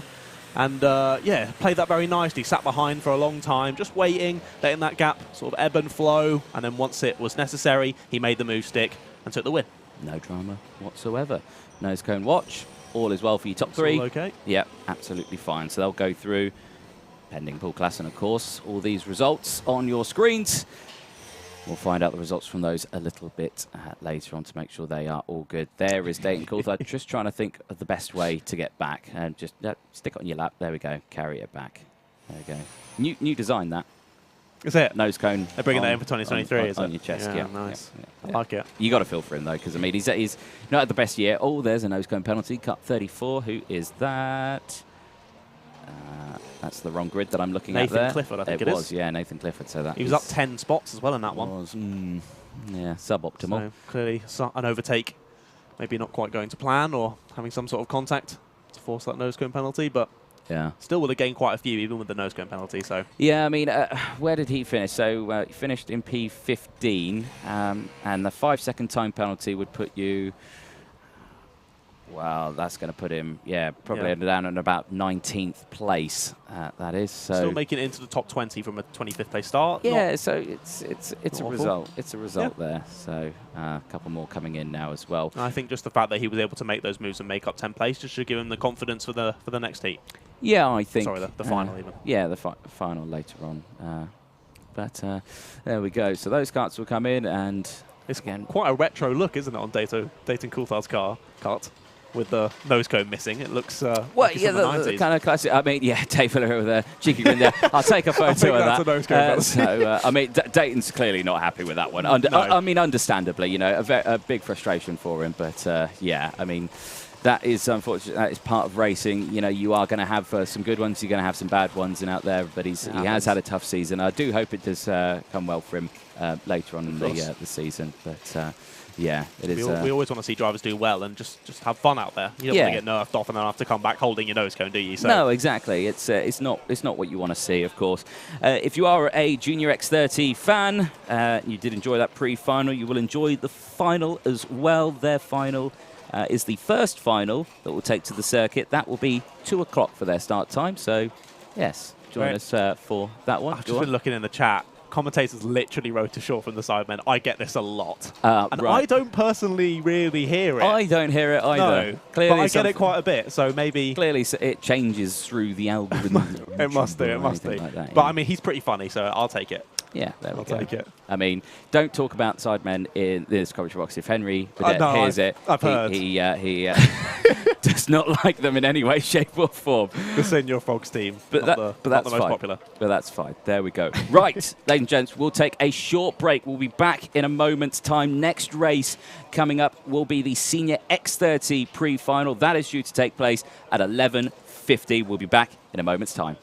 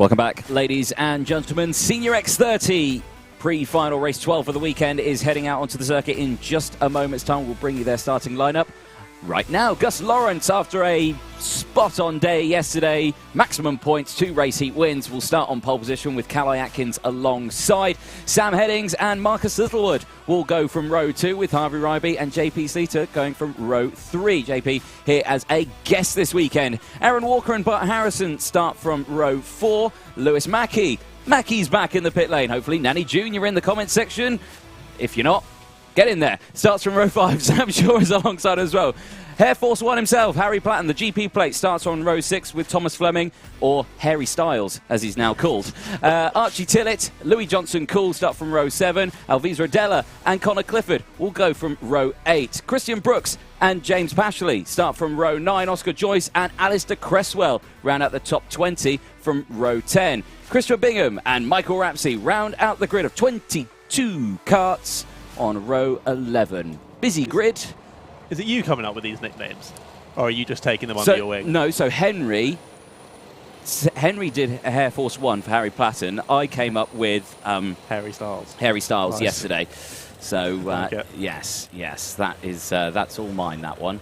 I did enjoy Gus Lawrence's interview in the Paddock show as well, which obviously everyone can watch. Yeah, taking at the bins lunchtime. out. Taking the bins out, Taking the bins out, yeah, mate. Just doing his job for the team. Championship Good to drive, O-plate winner, taking the bins out. Into the tram lines, green flags out, off we go. Great start then from the front row. Who got into the turn 1 first? It was Gus Lawrence, who holds on to that race lead then as they go up through the banking and up towards Christmas Corner.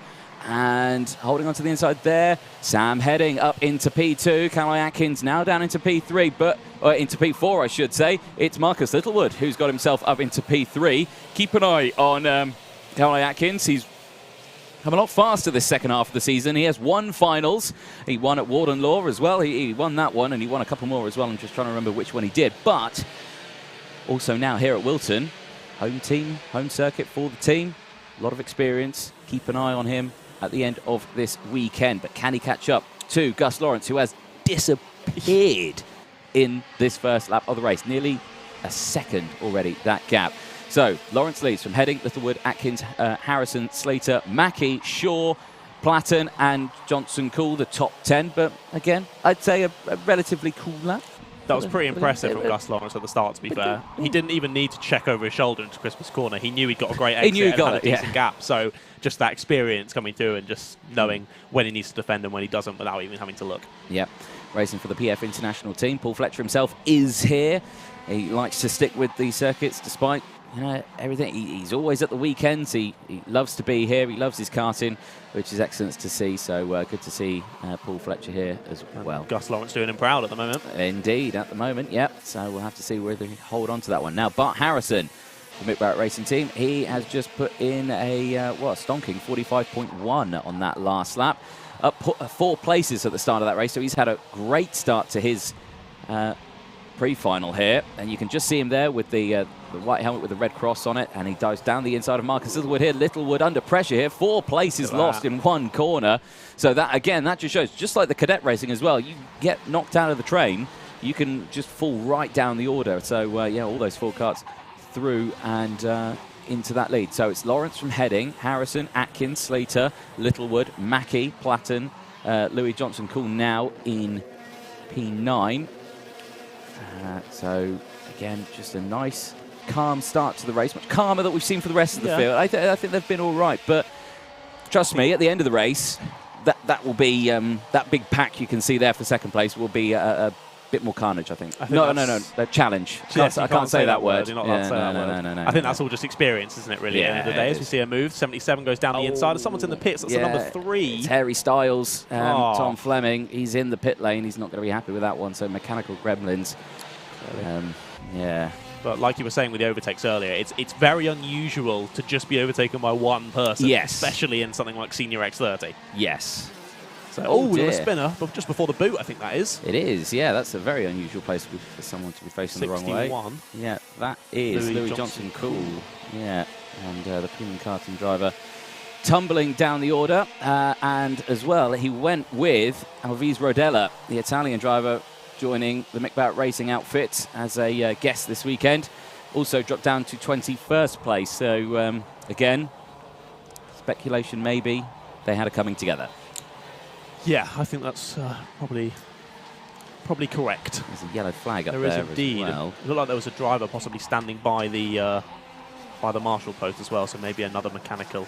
That could someone. be I think it Alvise is. Rodella, yeah, because Yeah. he has said that he has stopped on circuit, so he's not managed to get going again. So that's a completely different part of the track. So maybe they weren't involved with that issue No, together. possibly not.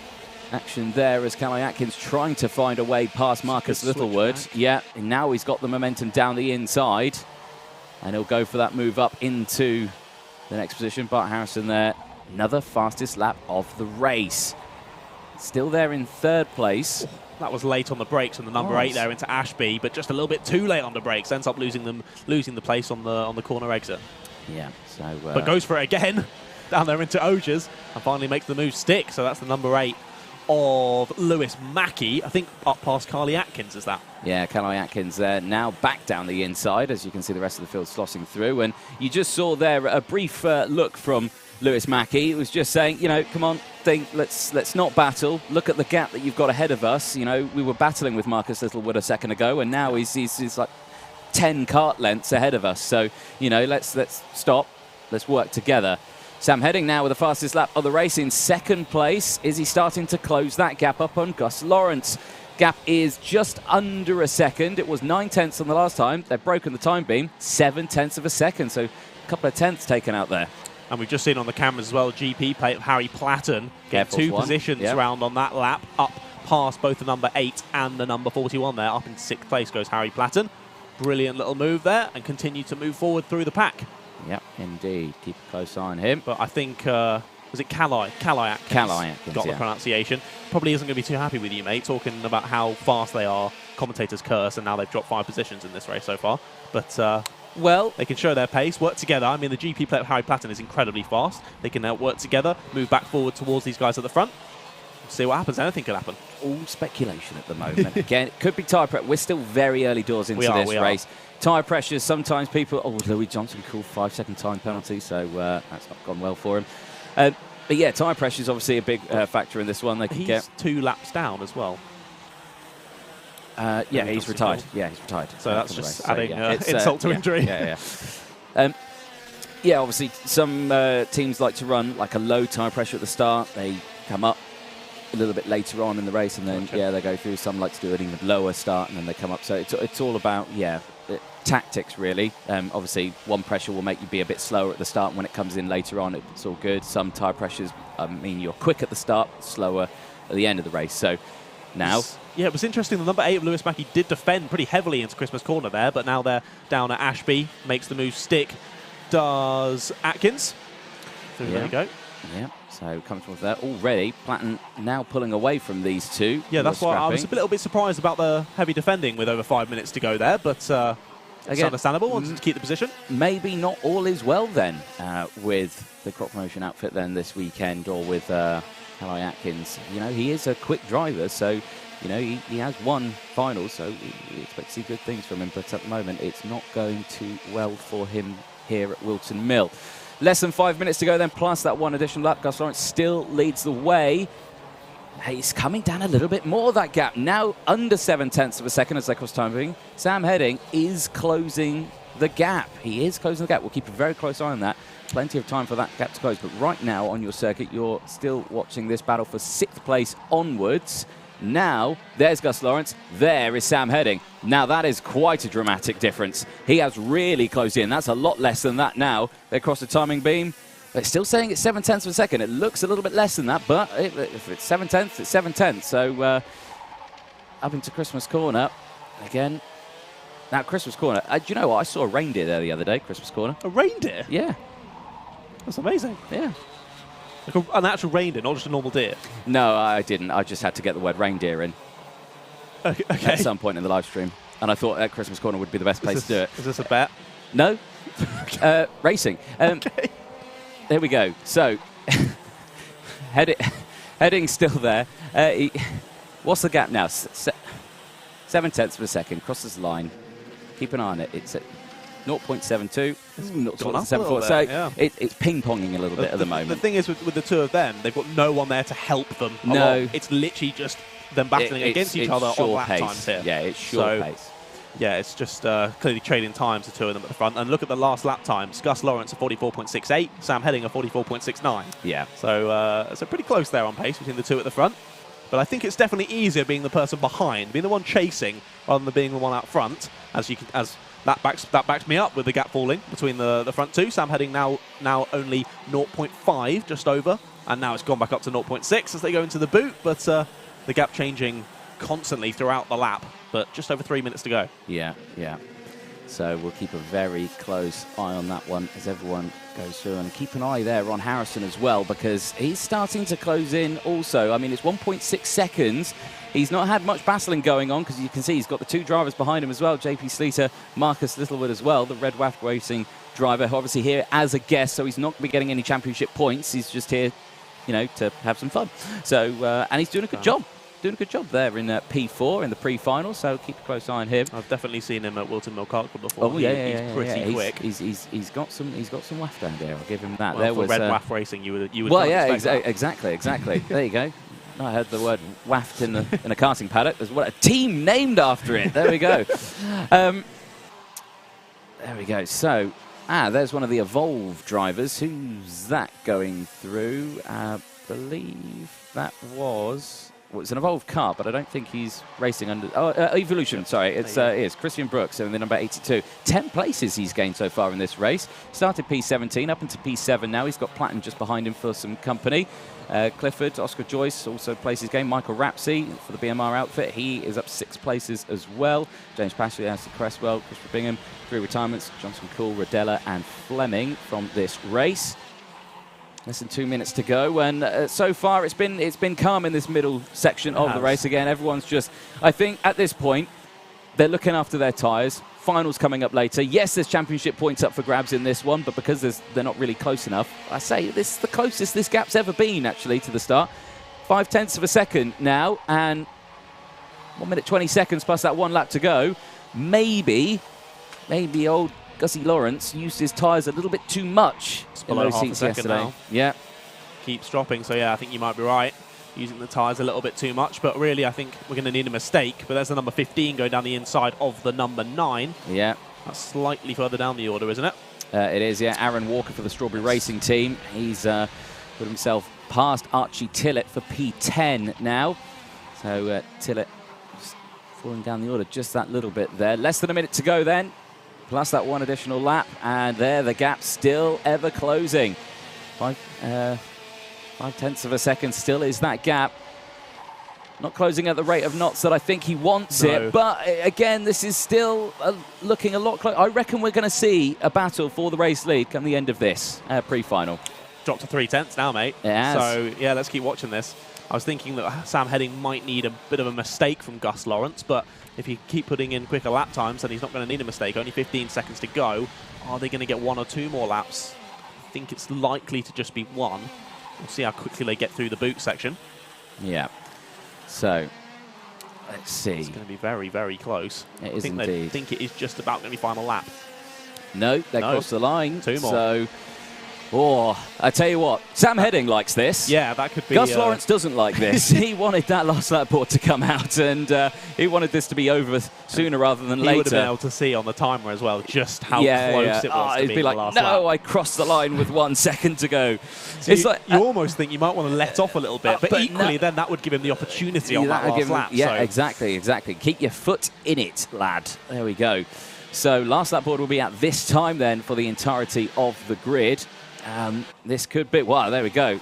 Hidden Nuggets there saying spicy ending, maybe. Yeah, I think you're on the road. There we go. Last lap board comes out now. Here we go. Look how close he is now. Heading close enough, and is heading for a potential race win here in the pre-final. Yes, we are. There we go. So 2 checks. 2 checks, but didn't go defensive. No. That's crucial. So he's not gone defensive into Christmas, but he has still closed the gap. Less than a tenth of a second now. Now he's gone to defensive. Now Gus Lawrence holds that inside line. This is going to allow Heading to have the opportunity, maybe into Osiers, maybe into the entrance of the boot. Let's see what happens as they go through. Again, holding that tighter line there was Gus Lawrence. Keep an eye on Heading. He's going to have the momentum. He's going to have the waft out of here in towards the boot section, but he's not close enough. There's not going to be another opportunity for that move to happen. And again, as they exit through, it could be a side-by-side battle for the race lead here. No, it's not. It will be Gus Lawrence who takes it from Sam Heading. Bart Harrison takes third place from JPC to Marcus Littlewood. Christian Brooks crosses the line to take an impressive 6th place after gaining 11 places. Callum Atkins will cross the line in 7th place from Harry Platten. Air Force One finishing up 3 places, finishing in P8. Lewis Mackey, great result, finishes P9 where he started, from Aaron Walker rounding out the top 10.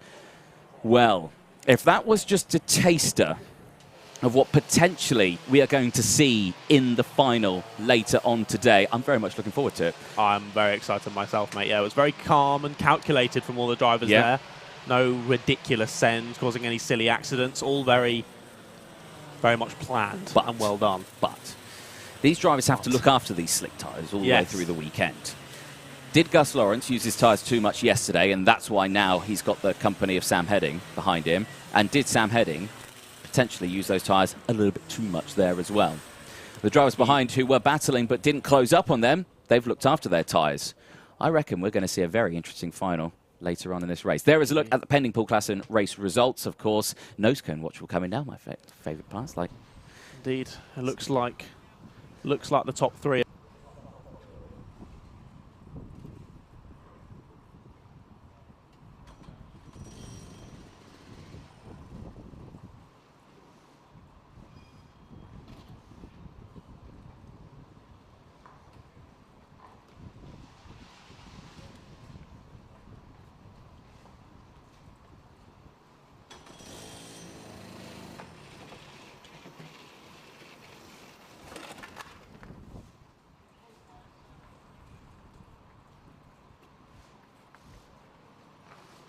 Your interview with her. Yeah, I ambushed us. I do apologise if you've not heard the commentary for a minute or two.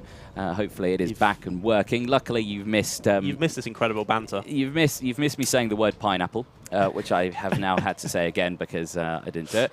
Dan Ginchard joins the live chat. He's answering a question that we saw out there. Why has everyone got a silencer apart from Lawrence Sala? It's just under the exhaust instead of on top. There we go. So I do believe he has got one, but it's underneath. So it's a different style of exhaust pipe that he's got on there, but it still complies with regs and all of that. So there we go. So carts will make their way. There is the number 95 of Oscar Joyce. Yeah, it's his what they call NFT. It's his NFT NASA panel. So it's covered in NFTs, and he sells them. So yeah, fair enough. Yeah, he does his best on that one. There's the small angry man shouting something in an angry tone. But there we go. So there we go. Next race will be coming up in just a moment's time. So we will get that to you in a moment. There, a nice shot of the start-finish line. But John, this is your first meeting with us for the British Kart Championship. How are you finding it so far? Are you enjoying it? Mate, it's been fantastic. The racing has been awesome. Like I said before the racing started in the morning, I thought they were all going to be pretty relaxed with it, just feeling themselves out, getting back used to the circuit again, and it has not been like that at all, has it? It's been completely go, go, go from the start here, and the racing has been brilliant, so I can only imagine how good the finals are going to be. Yeah, I'm very much looking forward to those. Of course, finals starting at 2 o'clock. Lunch break is fast approaching. Motorsport Magpie says in the chat, yeah, sadly we can hear you, DJ. Yeah, I get that all the time. I get that from my karting wife as well. So, John, I think we're going to give you a quick break. We've got a surprise for the ladies and gentlemen. We've got a surprise Sky Sports presenter. Everyone likes to call him this, isn't it? It's Sky Sports. Chris McCarthy, ladies and gentlemen, is joining us in the commentary box. We'll hand over that one. He'll join us to the next race. Joined us for Kart Masters a few weeks ago. Was a fabulous weekend, that one. 4 days of, well, it was actually 5 days of pure karting action over the weekend. But Chris, You join us. I'll unmute you. Welcome to Whilton Mill. Welcome back. How are we? How are we? Very good, thanks. Good. Yeah, it's brilliant to be back Good. for a British Kart Championship race. Just watched the seniors. Yeah. Fantastic race, wasn't it? Close for the end there. You didn't think it was going to go all the way to the end. No. But Sam drove an absolutely fantastic race to close that gap down. And even battles for third were really good, weren't It was. they? So It was. a clean race as well. I think that was the most important thing there. It was a really clean battle all the way through. And I think that pre-final has just given us a taste of what the final could be, right? So if you're with us on the live stream, I'd say make a note of when the senior final is going to be if you have to nip away, because I think that was that was just a highlight of what we could see later. Definitely. Senior X30 final due to start at 2:30 UK time, so do stick around for that one. But yeah, 100%. Exactly. I mean, yesterday Gus Lawrence, he won both of his heats, but did he use his tyres too much? Because of course they have to babysit these tyres over the weekend, don't they? And the question is there, was he not using them to their full advantage in that race? I mean, he had a very good point. He had a big gap. He's a very experienced driver. It might have been a race that he just managed to perfection. Yeah. Who knows? Who knows? Who knows? We'll see that later on, though, folks. But yeah, you're going to join us for the next race. Well, you've joined us for a good one that will be coming up next. Yes. IAME Cadet. We've got quite a grid of cadet drivers in that one. They had quite an exciting day yesterday as well, did IAME Cadet. Obviously, no live stream yesterday, which is a shame, but they had both their heats. Jensen Graham took the win in that one from Riley Cranham, Lewis Islin, George Edgar, Jesse Phillips, Sky Parker, the top 6 from Heat 1. Any retirements, any penalties, a couple of penalties, Joseph Smith, Will Green, Colby Patterson and Kip Belowski. I've got some results there for the Bambinos who've just come to the commentary box. It's lovely. But yeah, the IAME Cadets, they always give us a good little race, don't they? And Chris, absolutely. IAME Cadets at Kart Masters a few weeks ago. That was quite an exciting one as well, wasn't it? Yes, yes, it was. They always tend to provide some of the most exciting racing, which you wouldn't expect, given that they are the youngest drivers on the grid. You'd think that actually sometimes that would be more towards the seniors, but IAME Cadets, fantastic racing, and sometimes, believe it or not, this is where the most tactical racing comes in, isn't it? Because it's all about making sure you're in the right place at the right time come the last lap. And over the years, I did the British Kart Championship. Some of the best races I saw came from both the IAME and the Honda Cadet classes. So yeah, I'm really looking forward to this one. And we've got some really big names in this as well. They may only be just starting out their careers, but you watch them now and how they present themselves off the circuit as well. I'm interviewing them off the circuit at Kart Masters and speaking to them around the paddock. Yeah, I think we've got some really big future stars of the sport here. So this is going to be a really fantastic race. I wouldn't be surprised if a few years down the line these guys are racing each other in some single-seater or GT championships. So. Exactly, and I think that's what makes, again, these classes exciting, is because you don't know who you're talking about right now. Like you say, you could see some big stars come through this championship. Freddie Slater did an absolutely brilliant job in his Ginetta Junior debut at Snetterton, finished 6th on his very first race. I think he took a rookie podium. It wasn't long ago that he was doing this, was it? So, and he was racing with the Fusion team as well. Went on to become a world champion and a European champion. So, these guys have got some big shoes to follow in, and I think they're doing it very well so far. Now, we always like to, me and Henry, a game that we like to play, Kart Mechanic Bingo. Right, okay. We've just spotted here, your man there, Jensen Graham's mechanic on the front row. He's got the shorts, the team shorts. He's got the team shirt with the rolled up sleeves. He's got the colourful shoes. He's got the sunglasses, the fancy hairdo, the radio in the back pocket with the earpiece in. That Kart Mechanic Bingo. What does that score exactly? Absolutely nothing. He just gets Kart Mechanic Bingo. Okay. But there we go. There's some more sunglasses in the back. Everyone's got. It's not that sunny out there, but everyone's wearing sunglasses. You've got sunglasses. I've got mine. You've got yours. I've got mine on mine as well. Well, they're not on me. They're where yours are. They're just tucked on my shirt. There we go. But there, the 44 just on your screen. That is Sukmani Kira for the Jamie Green Racing team, starting on the 13th row in this one. So a bit of work to do from the back of that one. There, one of our guest drivers, Leo Peruzzi, joining us now. Greek-Italian national, joining us from Dubai. First time racing here, I believe, in the UK, and he obviously struggled a bit. It was first time here, to be expected. You know, it's a tough old grid to be involved in, but he's had quite a weekend. He's shown he's got the pace. It's just, yeah, it's a tough old grid as IAME Cadet. Yeah, and you're completely different. I know you've got the bioplate and things that happen in January, but this is a completely different kettle of fish racing from that circuit to Whilton Mill. Something in the UK. It provides completely different challenges, doesn't it? Exactly. Well, grids are coming up. IAME Cadet Race 13 pre-final is coming out now.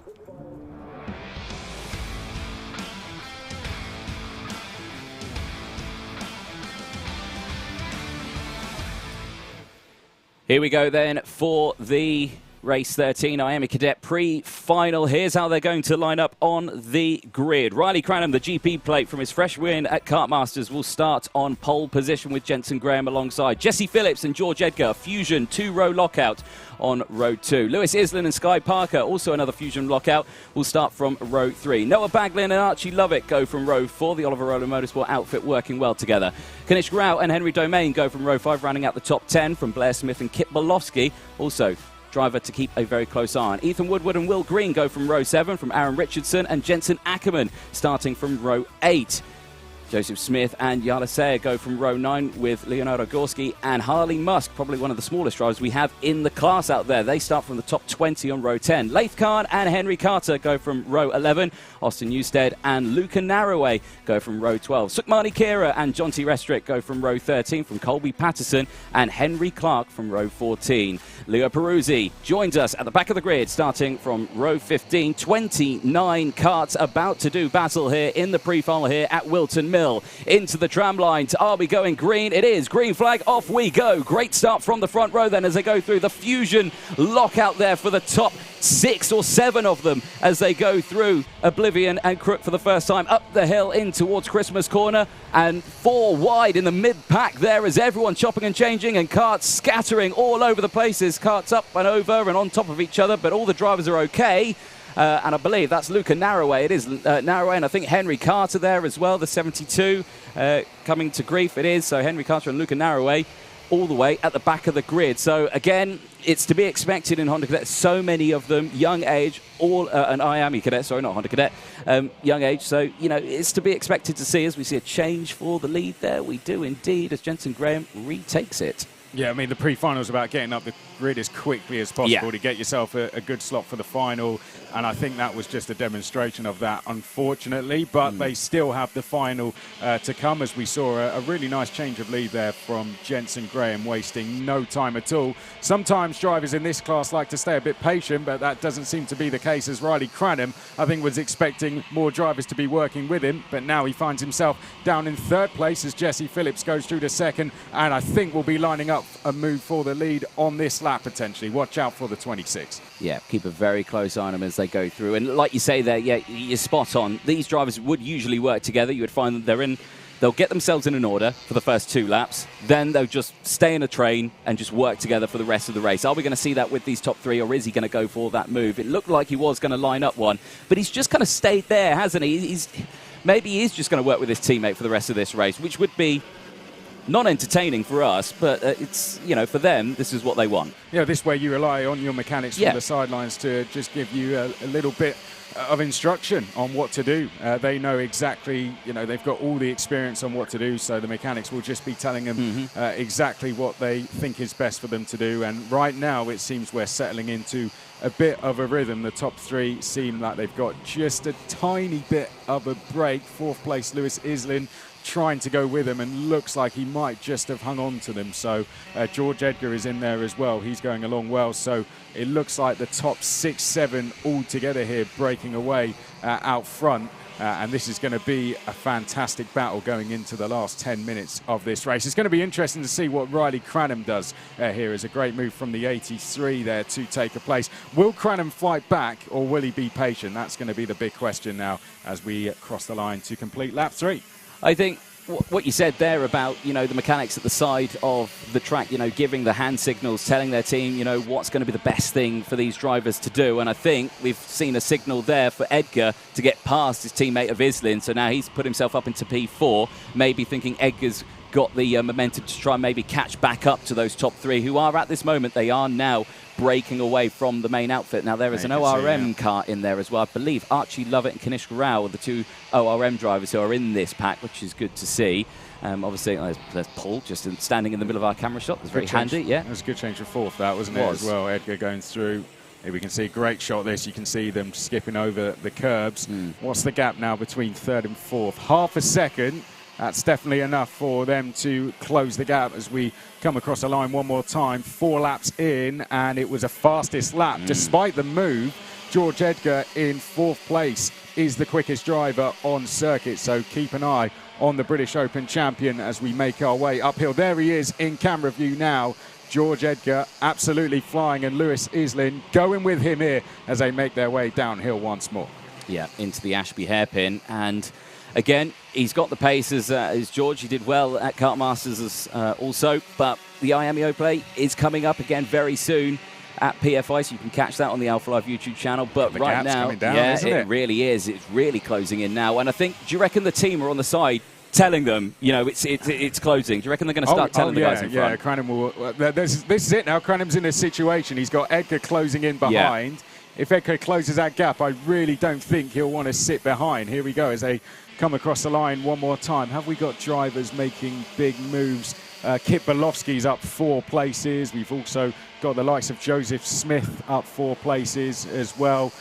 Patterson up 10 places, as is Clark as well. So some big movers a little bit down the field. Lewis Islin's just done the best lap as he's in the tow behind Edgar, and the chase has now been complete, DJ. Yes, it has indeed. So they've caught them, and now whether or not he's going to get past him. They're not alone either, are they? They're not. The 2 ORM drivers are right with them as well. Yeah, That's Lovett and Rao. lead now. Yeah, Lovett and Rao.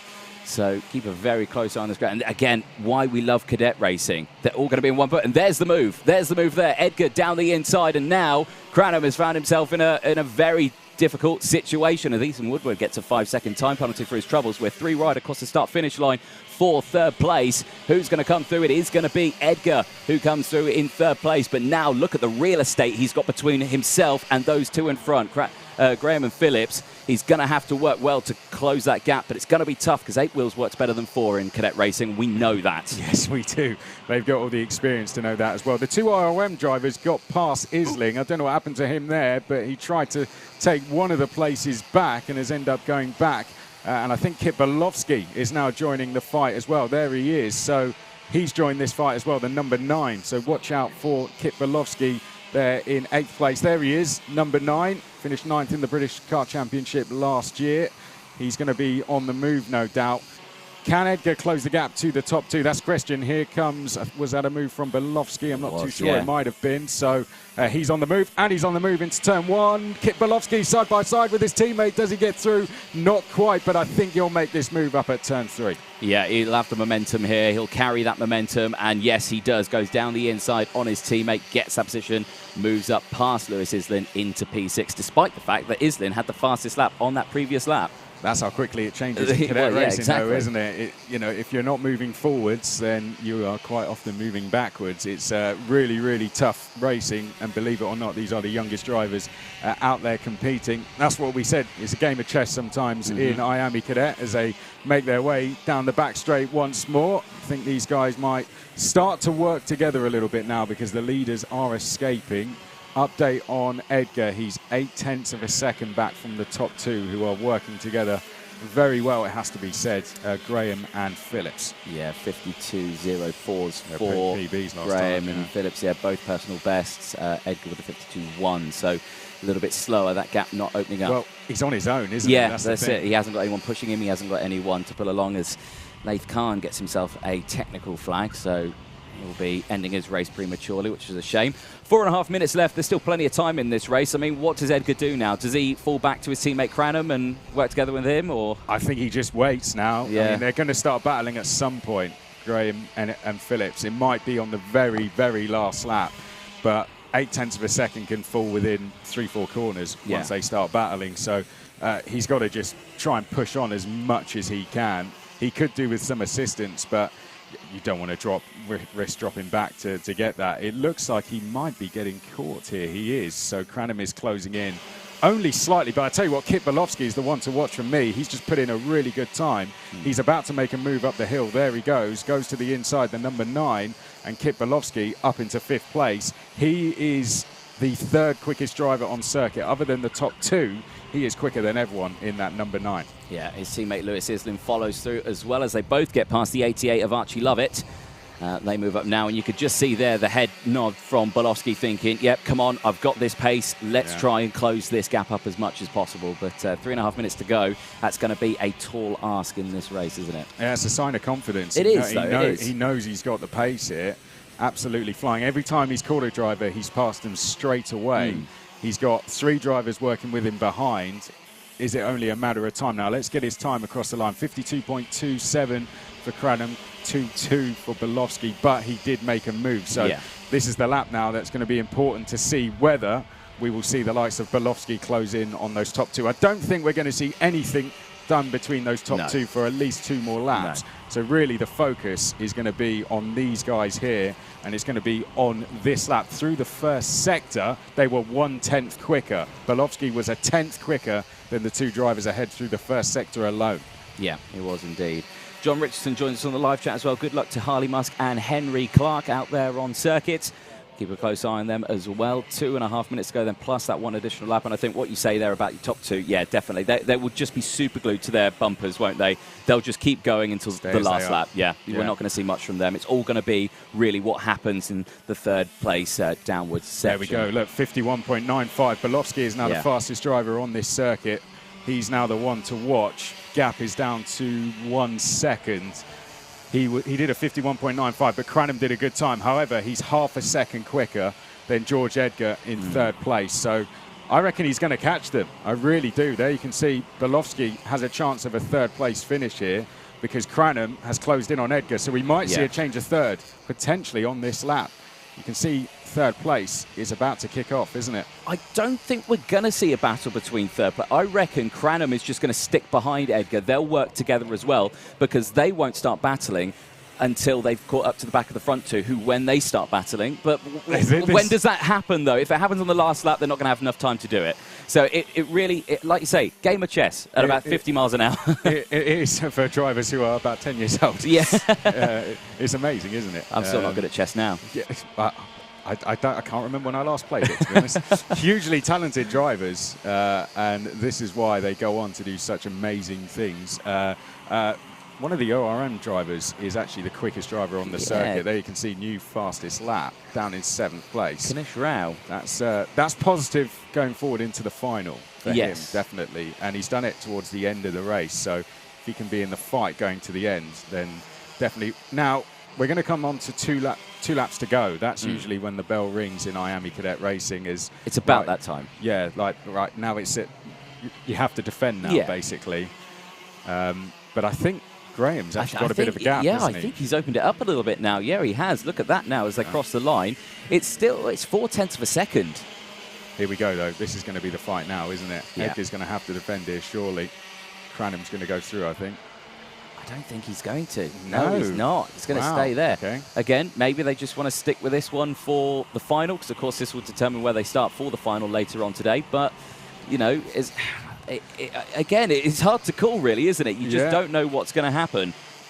Possibly they are aware that we've got 3 drivers behind as well. Now, the gap has been, as John Ratcliff has just pointed out, has been halved between the 2 leaders, so the fight back is on as well. Have they swapped round? In fact, they have. So Jesse Phillips has taken the lead of this race, despite the fact he was 4/10 behind EJ. Yes, he was. And there, visibly on your screens, you can see it. There is the battle for the race lead then. The last lap board comes out this time, and side by side in towards turn 1. And Graham gets it. Jensen Graham down the inside of Crook and Oblivion makes the move and moves up into P1 now, but fighting back and going defensive in towards Christmas Corner. Or Jesse Phillips is going to have to try and find a move here. Keep an eye on Bolowski, fastest lap of the race, and keep an eye on the two behind because they're going to take the optimal line as they come into this one now. As Crownham goes down the inside of Edgar as well, change for third place. But now look, you can just see him saying, no, just go, go, go, stop going. What are you doing? Because now look behind, it's going to be a five-way battle. It's going to be absolute chaos, isn't it, as they come up towards the boot for the final time. Graham's going to have to defend from about 5 drivers here, trying to look behind him. Phillips right behind him there, and you can see Cranham is closing in. Yeah, he really is. One more corner to go, and I don't think it could be a run to the line here. I don't think it will be, but checker flag goes out, and Jensen Graham will take the win from Jesse Phillips. Riley Cranham finishes in P3 from George Edgar. Lewis Islin, Kanishk Rao will take 6th place from Kit Bolowski. 5 places gained from Kit, so great result for him in P7. Archie Lovett will cross the line in 8th place from Noah Baglin, finishing in 9th. Will Green with 4 places gained finishes in the top 10. Well, that was leading up to something quite big. And again, just like we saw in Senior X30, I reckon we're going to see the IAME Cadet final be quite exciting. Yeah, I mean, a shout out to Henry Clark, by the way, the privateer getting 11 places. That's a good effort down Brilliant there result. in 17th. But yeah, what a fantastic race. In the end, only 1.4 seconds between the top 7. Yeah. It's going to be a fantastic final. That's going to be a very, very exciting final. There is your pending pool class and race results up on your screens. Of course, nose cone check will come in, and that sounded like something was a little bit loose on that car as it just went past there. It didn't sound too great, did it? But no. Well, Chris, thank you very much for joining us on that one. Thanks for having me. No, excellent stuff. Are you going to stick around and enjoy some more racing? Of course. Excellent stuff. Really looking forward to it. But IAME Cadet Racing takes you back a bit, doesn't it? It's like, it does. It's one of those. Some of the greatest drivers have come through this class as well, haven't they? So it was absolutely fantastic, wasn't it? So 7 drivers split by 1.4 seconds. You can't complain. Will Green came up 4 places. He could be in the fight. We had a driver come up 11 places, a little bit further down.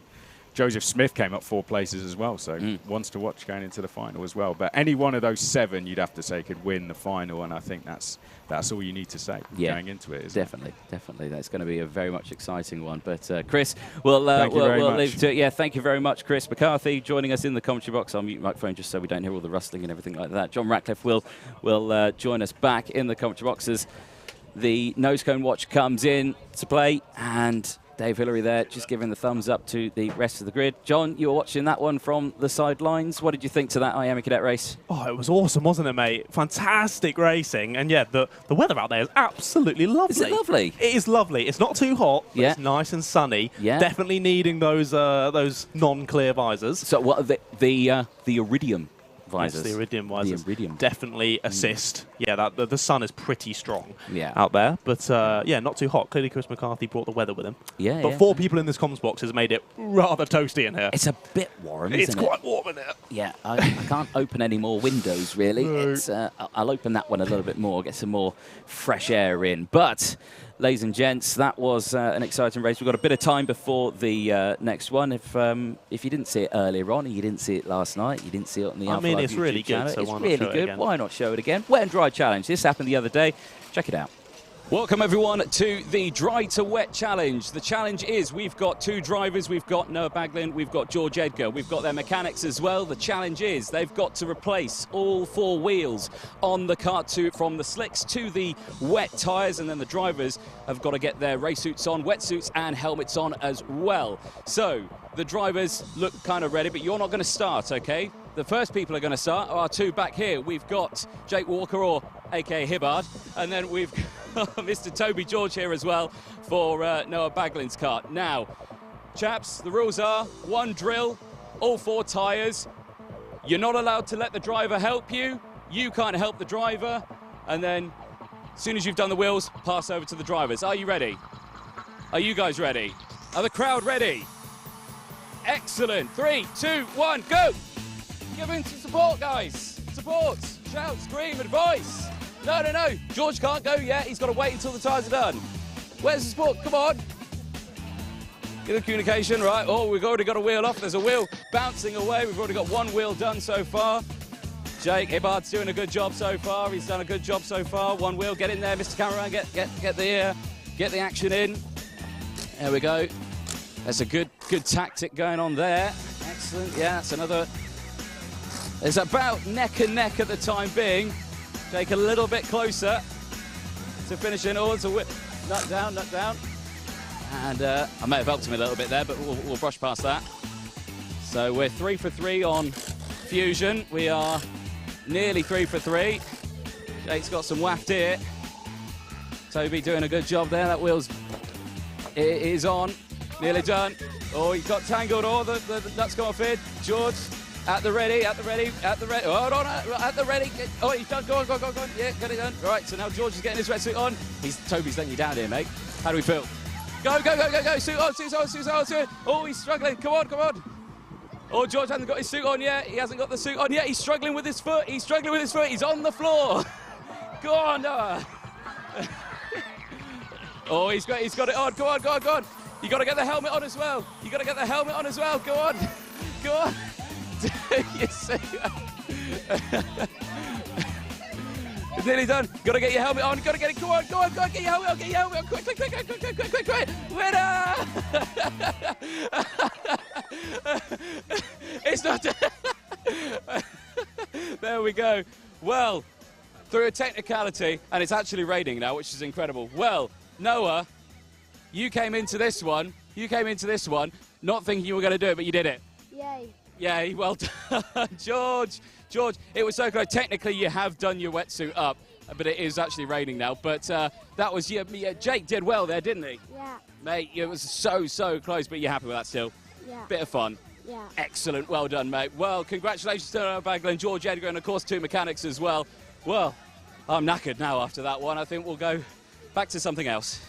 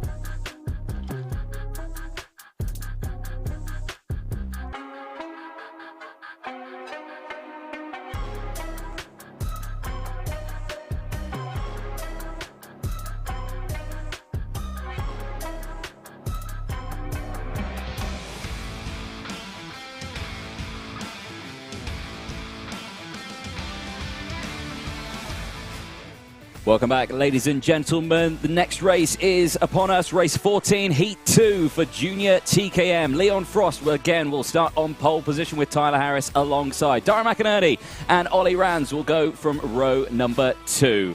Row 3 will be Garford and Joe Cheek, the number 17, the number 1 seed, will start there from row 3. Olivia Jakins and Oliver Bowen go from row number 4. Aidan Mitchell and Jake Humphrey go from row 5.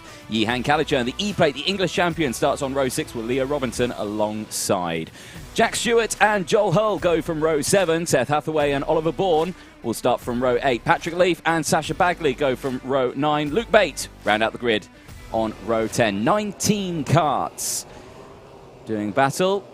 We'll remind ourselves about what happened in Heat 1 of the day. Quite an excitable grid of drivers. It wasn't what we expected for the first heat of the day, was it? Ended in a suboptimal way. Yes.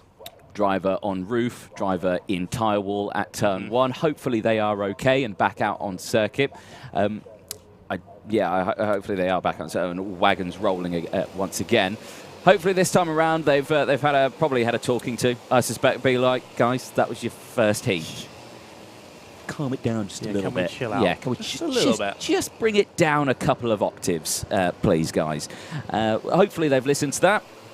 Let's see what's going to happen this time around. Into the tram lines. Lights are green. No, they're not. It's a formation. No, it is green. There we go. It didn't keep up with it. It is green flag. Off we go. So good start then from the grid as they make their way through. One car running very, very wide there. Couldn't quite see who that was. Again, side by side. McInerney on the outside as they go through Christmas corner for the first time. Can't quite hold on to it. So it's still Leon Frost who leads the way. McInerney now diving down the inside in towards Ashby. And again, just can't do it. Slots back into second place. And now he's under pressure from Garford, who sends it down the inside into Wilkins. It was a false start. It was a false start. So that's a very late call. So the green flag did come out.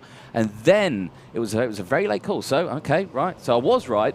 Then I was wrong. Then I was right again. So you were right. Well, we'll just say I was wrong. It was funny though. We saw Dara McInerney gave the tap on the helmet to work together, and then immediately got overtaken in the next corner. Yeah, but it doesn't matter. No, it doesn't matter. Back to the positions they were before, and yeah, let's try again. So interesting. Right. Okay.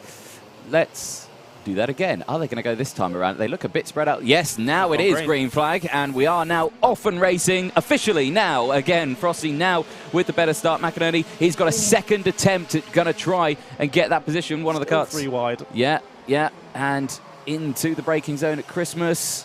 All good, all fine and dandy.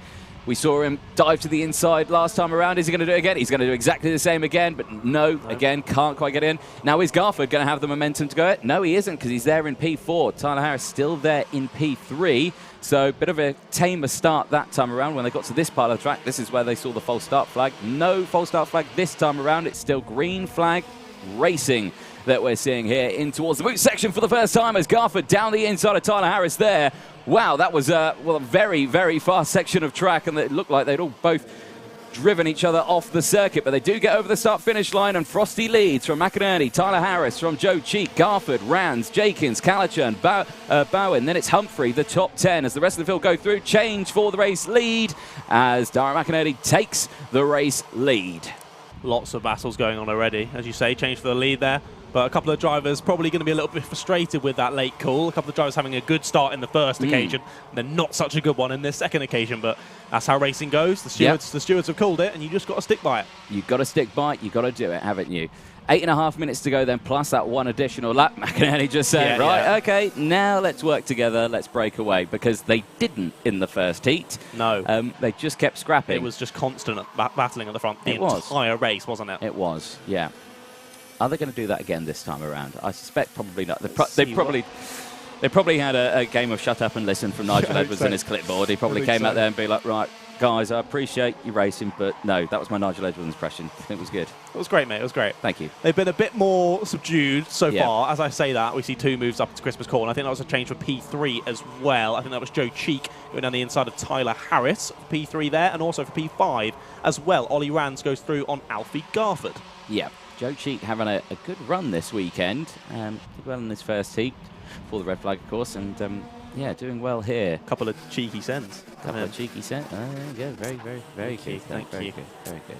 I'll give that a 3 out of 10. 3 out of 10. And I'm not invited back. There we go. 7.5 minutes to go then. You can see their Motorsport dash timings. Digi clock there on the gantry. Giving each other, oh dear me, the number 22 off the circuit. That is, Patrick Leaf, who's going no further. He was who we saw get sort of nerfed out wide at the first corner on the first lap as well. So that race just going from bad to worse for Patrick. Joe Cheek using all the track and a little bit more there as he kicks up some dirt under braking into the Ashby hairpin.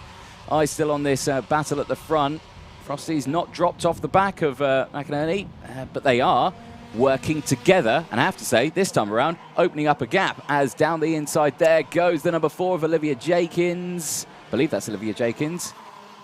I think you're right. I think it's the number 8, sorry, of Olivia Jakins. 8. Yeah, but it is Olivia Jakins who was going for the move there into the boot section. Didn't manage to get it done, though. Slots back his position. I've got to say, actually, it looked like McInerney's starting to break away from Leon Frost.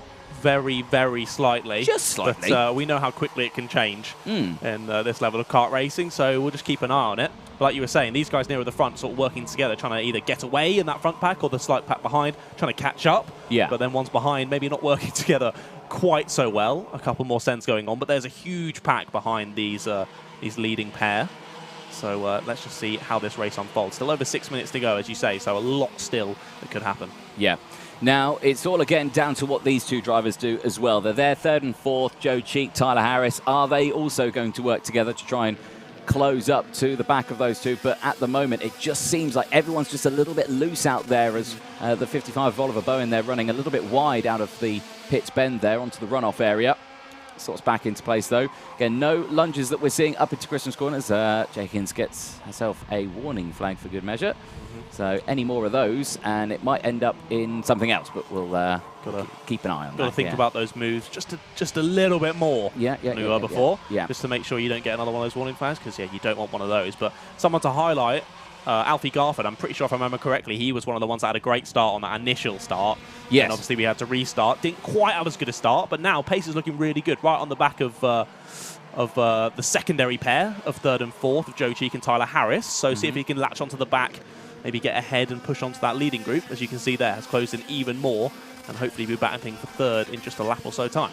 Just saw there the hand of Ollie Rands, who you're currently seeing on screen. This is Ollie Rands and Olivia Jakins in 6th and 7th place. Just saying, come on, let's work together on that one as well. So all the drive. Oh well, Olivia Jakins may have thought that let's go move was overtake move. So, but they've done it. It's a good move, and now they're going to work together, I suspect, now, and think Olivia wants to have a go at leading these two and think, I've got the better pace. I feel like I've got the better advantage to try and close up that gap. And at the moment, that's coming to fruition, because already Olivia Jakins is pulling away from Ollie Rands there for P6. So that's quite a big gap. It is. That they've created over just half a lap there. It is. So very impressive. They've got plenty of time to keep it closing in. So 4 minutes to go, 7 laps completed. We're on lap 8. This on your screens is the battle for 3rd downwards. Joe Cheek, Tyler Harris and Alfie Garford. 3 incredibly talented drivers here, one of them being last year's British champion in this battle, as Jakins sets the fastest lap of the race. So she's pressing on. Waft has kicked in to Wagon and is closing in. Seriously, and now Alfie Garford, as I mentioned earlier, as there we go up the inside. That's for 3rd place. Not quite able to make it stick, though. That loss of momentum could allow Garfield to go for it here into the boot as well. Looks for it down the inside. Whoa! That was late on the brakes, wasn't it? What a move! Yes, it was. Garford quite funnily. Fight back, though. Yes, he did. He tried to hold it around the outside there. Ran slightly wide, did Garford, but he did manage to hold the position and sticks to that 3rd place. That gap now, nearly a second, just from that battling alone that's created between the 3rd place and now 4th and 5th. Yeah. And look who's on the scene now. Yeah, Olivia Jakins joining in, gets past Tyler Harris up and towards Christmas corner. Tyler having to fight back through this section now down the inside in towards Ashby, and Olivia Jakins can't hold on to it. Now the switchback move, she'll come back here at Harris, but we'll have the outside line going into Wilkins, and that's not where you want to be. You cannot get 2 karts, that left-hander. It's almost impossible. You can get 2 cars side by side. One's going to end up on the grass. Doesn't mean you're going to both get out of the corner side by side. Sorry, I should rephrase that statement. But there we go. 2.5 minutes to go then, and again, just starting to open up now in this heat. And of course, no pre-final for the TKM class. They'll take their points from Heat 1 and Heat 2. That will determine the grids for the final later on today, so no pre-final for them. We've had all of our pre-finals now. It's all finals coming up soon. We've got one more heat race from TKM Extreme coming up after this one. Then it's the lunch break. 2.5 minutes to go, though. At the moment, Harris just trying to find a way back past Olivia Jenkins, but Jenkins has got some pace. I think tyre pressures, was one for this one. Okay. They've come in at the second half of the grid, because you could just see out of nowhere it's just suddenly kicked into gear and now started to put in the decent times and just managing the tyres and getting the momentum. And now Garford back down the inside there of Joe Cheek. So that's impressive how they managed to close that gap up. So maybe Joe Cheek nursing an issue here, because he was miles ahead of this group. So what's happened there is Joe Cheek struggling a little bit here. That gap already forming between Cheek and Garford. And now down the inside tries Olivia Jenkins. A little bit too late though, dives to the inside, not quite able to make it stick.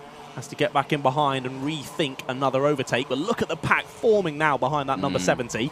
This could get quite tasty. Hold your breath. This is similar what we saw last time around in the first heat.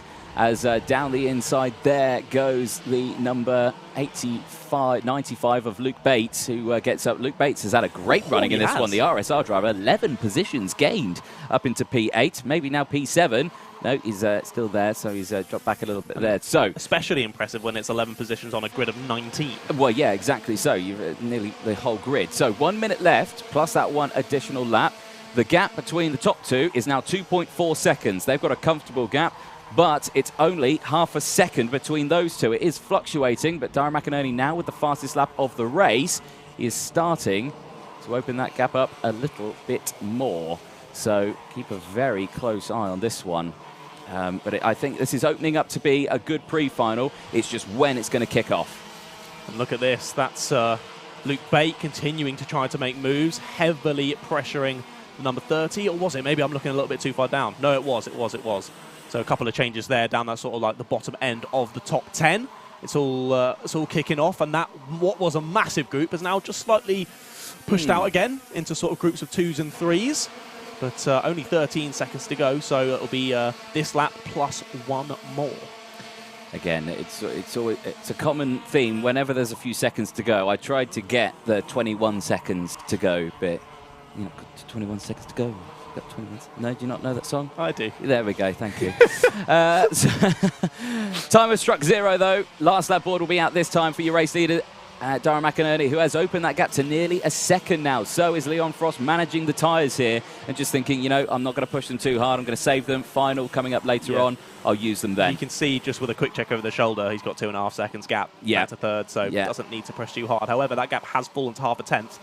Yeah, as Olivia, that's big pressure now, isn't it? Olivia Jenkins and Garford absolutely side by side here for third place, and Garford managed to hold on to it. It was a great move from Jenkins just off camera. You saw a dive down the inside at the second half of the boot section and then slotted back into position. And now here comes Joe Cheek round the outside of Jenkins. What a move! Gets it done. That was a lovely move there. And all stuck on the curb there. It's the number 33 of Seth Hathaway for the Classic Motorsport team. That car is stuck on that inside curb. You have to be careful with that here at Whilton because they are quite tall. Yes. So that will mean yellow flags coming into this section here. So yeah, these drivers will not be able to overtake into the boot section. They'll have to say single file as yet. Stationary car on the apex. Whoa, that's so close for them. But out of the final corner, Dara McInerney for heat number 2 will take the checker flag from Leon Frost. Who's going to cross in third place? It will be Alfie Garford, who takes it from Joe Cheek. Olivia Jenkins finishing in 5th place from Ollie Ransley, Robinson. Jake Humphrey finishing in 8th place from Tyler Harris. And Luke Bate finishing the race in 10th place. 9 places gained for Luke Bate. So brilliant race. And a lot calmer than Heat 1. Yes. Yeah, just a little bit calmer. Yeah. But still some brilliant racing. Yeah, still some excellent racing out there. But it was maybe less gung-ho about it. It was more planned and considered moves. I think it was a little bit more for a mature driver. I would say. Seeing there from the drivers, I would say. Which is Olivia Jenkins really impressed me there. She was saying fastest lap after fastest lap. I thought she would take the P3 there. Went for it on Alfie Garford, didn't she? It was an impressive move through turn 1. That's so quick in these karts, but didn't quite pay off and then ended up losing a position because of momentum. And P3 was on the cards. P5 still a good result, though, but I'm interested to see what she can do in that final. Yeah. Final coming up. Later today, ladies and gents, if you are a TKM fan, the junior TKM final will be at 4 o'clock this afternoon. 15 minutes plus 1 lap that race. There is a look at the pending class and provisional race results as they come in for nose cone watch, and it looks like it's all good for the top 2. Here comes Alfie Garford, and Garford, he teased on there, didn't he? I thought he was getting up. He got up there. It's a very rare thing for him to do, to stand up, but he nearly did stand up there. And we thought we were going to see a nose cone penalty there coming Garford's way, but no, it wasn't to be. So top 3 go through, all fine and dandy, and the rest of the field go through as well. So again, good stuff from junior TKM, all showing that, you know, keeping their noses clean, no drop downs or anything like that. It's what we like to see. There is the number 22 being nursed back to the pit lane, Patrick Leaf. Oh, there's a photo coming in. 95. Oh, it's Luke Bate. Oh, no. Oh, 10 positions gained. He's going to get himself a 5-second time penalty, and that will be a, well... Yeah, that's quite far, isn't it? Well, that'll be all the way down. Well, what is it? Yeah, all the way down, probably in about 15th place at the end of that one. So gutting, but when you're passing that many people during a race, it's understandable that maybe one has gone a little bit wrong, and there goes the penalty. And with the field being so close as they were, 5 seconds is huge.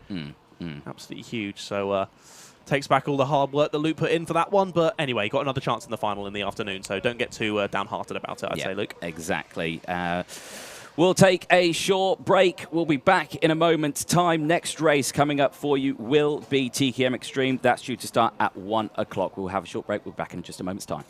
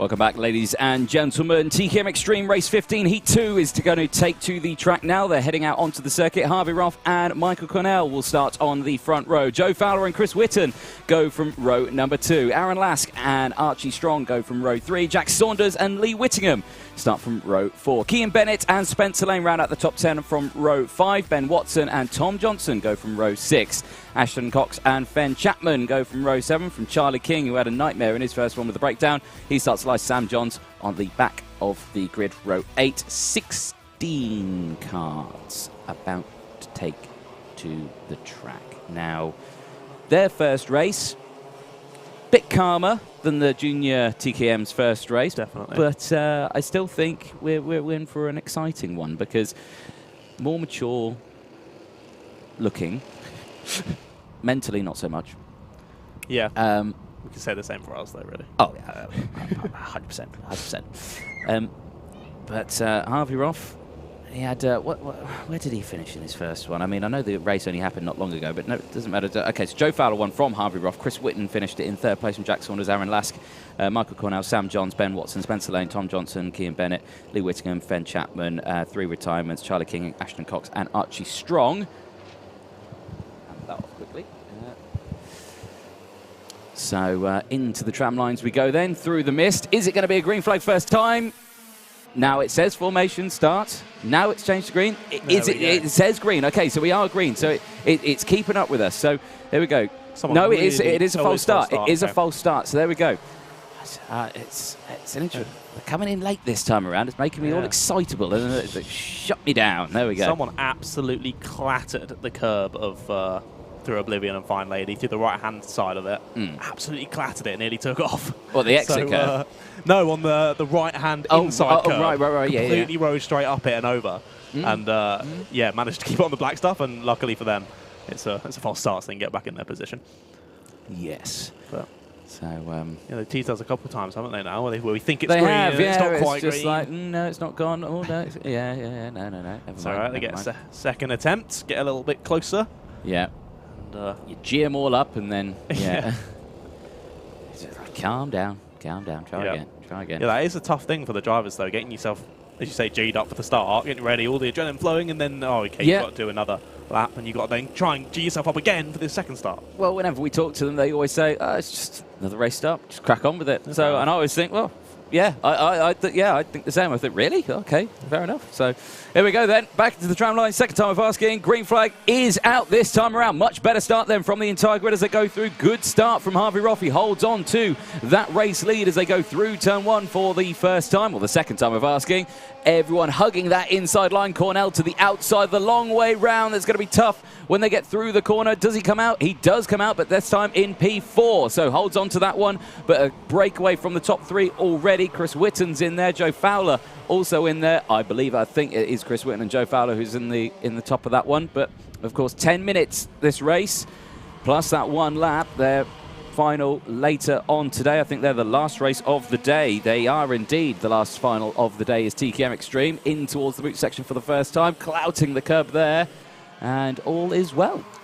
I just want to pick up. Charlie King had an awesome start there from the back. Has made up a number of positions. I think someone's off. Someone's gone in the wall. Exiting the final corner. That's Charlie King. That is Charlie King. Just talk about he had such a good start, and he's off at the last corner. And that's significant damage to the front of that kart, so that won't go any further. He just put it back onto the track, but I think that's getting it off the track. Getting it off onto the grass, I think. So good from Charlie there, but talk about commentators' curse. That just start talking about it. That struck pretty hard. It was a really good start. He got 5 people at the first corner. It was amazing. But clearly get caught up something there. As we see him move down the inside for 4th place. Is that Jack Saunders up the inside of Michael Cornell? It is, yeah. It is indeed. So a good move there out of Osiers. Into the boot they go. Still those front 3 leading. Built a slight gap because of that overtake. And still some pressuring going on there for P5, is that? But as we know, as we said, plenty of times through other races, those kind of gaps can close up pretty quickly. So yes, let's just continue watching this on. Heading up to Christmas corner now. Anyone going to go for a move? 5 looks for it. He is going to go for it on the number 60. Yep, that's Chris Whitton on Archie Strong. Moving up into 6th place. Yep, good start from the field then. Shame for Charlie King. And that thankfully he is okay. He got out his kart, dragged Straight it up off and the straight up and out, and that's good to see. Under 8 minutes to go then, plus 1 lap, and for the time being, Harvey Roth is leading the way, but keep an eye on that number 3, Joe Fowler, fastest lap of the race on that last lap, 46.65. It was a full 10th faster than Harvey Roth, and you can see there he is hunkered down into that steering wheel, trying to get as much momentum as he can. Are we potentially going to see a move up into Christmas corner? No, not close enough, but we are going to see one for third place as Jack Saunders dives down the inside of Aaron Lask there for P3, gets that done and sets the fastest lap on that last race. So he had the momentum, kept that momentum and got the position as well. He did. That was a nice, calm and collected move. Yeah, you saw him take a tighter line through Oblivion to get a good exit, sent it up into Christmas, and a nice move. Now just has to focus forward to those front 2 and not let them get away. Yeah, exactly that.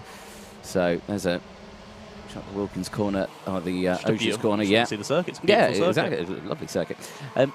So now we're starting to see quite significant gaps starting to form between first and second and third. So it's about 0.6 of a second is the gap. Actually, tell a lie. It's about 0.3 of a second. No, 0.7 of a second. I'll figure it out at some point.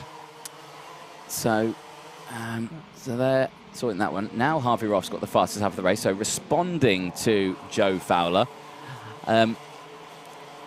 So that gap's now back open to 0.2 of a second. So we'll keep an eye on that one. That one's fluctuating at the moment, but it doesn't look like it's 0.2 of a second, does it? It looks like they're bumper to bumper, really. So potentially, are we going to see a move again now for that race lead? But again, keep a close eye on it. Plenty of time left in this race, and these drivers are good at maintaining their position, maintaining their tyres, maintaining everything, because the TKM class, you know, it really does breed some talented drivers in this grid. Oh, yeah, for sure. And like we were saying earlier, although maybe not as emotionally mature as they should be, just like we are, they're definitely a bit more emotionally mature, and you would maybe think that Joe Fowler will think about it a bit more. Still just less than 6 minutes to go. Wants to work together with Harvey Roth and push out towards the front. They were both a couple of the fastest on the track last time around. Chris Whitton only going slightly faster. But yeah, just got to work together. As you say, it doesn't look like 0.2 at the front between them. Properly nose to tail, and looks like he could go for a move when he wants to. But just sitting behind for now. Mr. Saunders, Jack Saunders in third, has produced a nice little gap, about 0.4 back to Aaron Lusk in fourth now, and still about a second up to Joe Fowler. So we'll see if they can press on by themselves, can Jack, and whether he can catch the leading pair of Harvey Roth and Joe Fowler. That is the main question. 5 minutes to go plus that 1 lap. The gap between Fowler and Saunders, 0.9 of a second. Saunders with another fastest lap of the race, 47.180, is closing up on the 2 behind, or 2 in front, I should say. So we'll keep an eye on that one. Chris Whitton trying to follow as well. There is Aaron Lusk. He's got Michael Cornell just behind as well. Keaton Bennett, he's had a good race so far. 2 places gained currently in P7. Ben Watson also good, 2 places gained up into P9. Sam Johns, again, starting at the back of the grid, issue in qualifying, means that he had to drop to the back of the grid in qualifying. He is now up into P10. So keep an eye on that one. There he goes through your screen. And Cornell looking much tighter line there from Cornell, and looking like he's going to go for a move down the inside there into Christmas corner. Back here at the front, though, no changes. Whitton with the fastest lap of the race. They're still line astern. I think they're trying to just open up that gap still. That's what they're doing. They're just opening up the gap as much as possible. Come the last lap, that's where we're going to start to see moves. But it's going to be it's going to be a 1-lap shootout between those top 2, I reckon. Yeah, I think so too. Interesting that we've seen Chris Whitton now go fastest, because Jack Saunders was pulling away at one point. Now I would assume by that fastest lap starting to close back down the gap now. 0.5 between Saunders and Whitton. And that gap to the leaders between Fowler and Saunders still around a second. But again, yeah, look how close Roth and Fowler are, but not quite close enough for Fowler to go for a move. 2 or 3/10 it has been every lap so far. Now 3.5 minutes to go. But look at this pack falling behind. Looking for the move into Christmas there. Not quite going to happen that time around. 93, that's Aaron Lusk, I think. Thinks better of it. Now might go for it again. Not quite going to do it. Sorry, it's not the 93. He is in the middle of the pack. It is the 95 instead at the back of the pack. That's Ben Watson, who's seriously pressuring Kean Bennett there at the back of this pack. That is for 5th, 6th, 7th and 8th position respectively. But we are going to see a move down the inside as that 44 on the 93. Kean Bennett goes down the inside of Aaron Lusk. Change for 6th place. Is he going to fight back? Not quite through the last corner. Thinks better of it. Doesn't want to end up on that wall on the outside. Yeah, again, Probably for the best. side by side through pits, Ben. Not a great way. Oh No. dear, there is the number 16 of That's Charlie still King's Charlie car. King's, yeah, yeah. getting recovered now. I think the ambulance crews just went out there just to check him over. I think hopefully he is okay, but he got out quickly and dragged his car off. So one would think he was. We hope he's all right. Fit and healthy. Yeah. We've just seen Aaron Lusk just loses another position there at Yep. Christmas corner. Ben Watson down the inside, up into 8th place for him, moving his way through the pack nicely. And this pack of 3 or 4 has now become sort of 5, 6, maybe even 7. Yeah, it has indeed. So they'll close in. Yellow flags in this section, of course. That will be for Charlie King's kart just getting moved out of the way. Green flags back out, saying that the track is clear and they can continue racing here for the second heat of the day for TKM Extreme. Race 15. Timer under 2 minutes to go then, plus that 1 lap. Nice low shot there of them going in towards Crook and Oblivion, and down the inside there going the 27 of Sam Johns for another position to make it 8. Moving up into 8th place, I think gets it done. Cornell starting to pull away from the battle behind him as well. Ian Bennett there and Ben Watson having a good little scrap. And Aaron Lusk losing another couple of positions there through the first few corners of the circuit, down to 10th. It is tough out there, and again, karts can get issues very quickly. I mean, TKM it's such a classic grid. The engines have been going since, well, crikey, the 70s, 60s. I'm not quite sure when TKM was fully brought into place. Maybe someone in the chat can help me out with that. When was TKM formed? I need to remind myself of that. But they are an old class, and they are still a very popular class. They are a very simple class, like we're saying. There's not much you can do to the engine, jets, carb, exhaust. That's about it.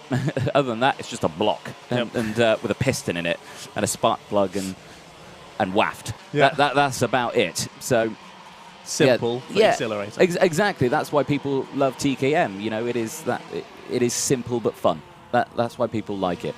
Less than a minute to go then. 30 seconds left on the timer, plus 1 lap. And Roth still leading. The gap still 0.3 of a second from Joe Fowler. He's eked it out just a little bit more, hasn't he? He has just a little bit. Times that one. You said Joe Fowler was about 0.2 slower on that last lap.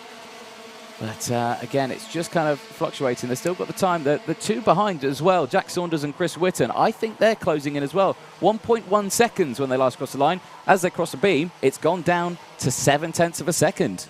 So they're closing in on Joe Fowler. Yeah, it could be interesting. If we do see Fowler get close enough to go for a move, that lost momentum could allow for the 3rd and 4th place of Saunders and Whitton to get involved. Someone else to highlight is Ben Watson, still making his way through the pack very nicely, now up to 6th and quickly catching Michael Cornell there in 5th. However, the gap from Cornell then to Whitton in 4th, quite large, with only sort of 1 lap to go. I don't think that's going to happen, but we may say Watson steal 5th place here, but here we go, on to the final lap. Yes, indeed. Final lap board is out. This is where the drivers get that reminder of, all right, it's time to put pedal to the metal. Here we go then, down in towards Christmas corner, and no moves there, but Fowler has seriously closed that gap. He is now completely super glued to that rear bumper of Harvey Roth ahead, and also back here, Saunders and Whittaker, they are now also lined up. Oh, and it's 1970s, by the way. Thank you, Will B. 70s, so I was fairly close. But again, just saw there for little saying. a nibble. There was a nibble. It was. It wasn't a full bite, just a nibble. It was. But not enough to get the position, though.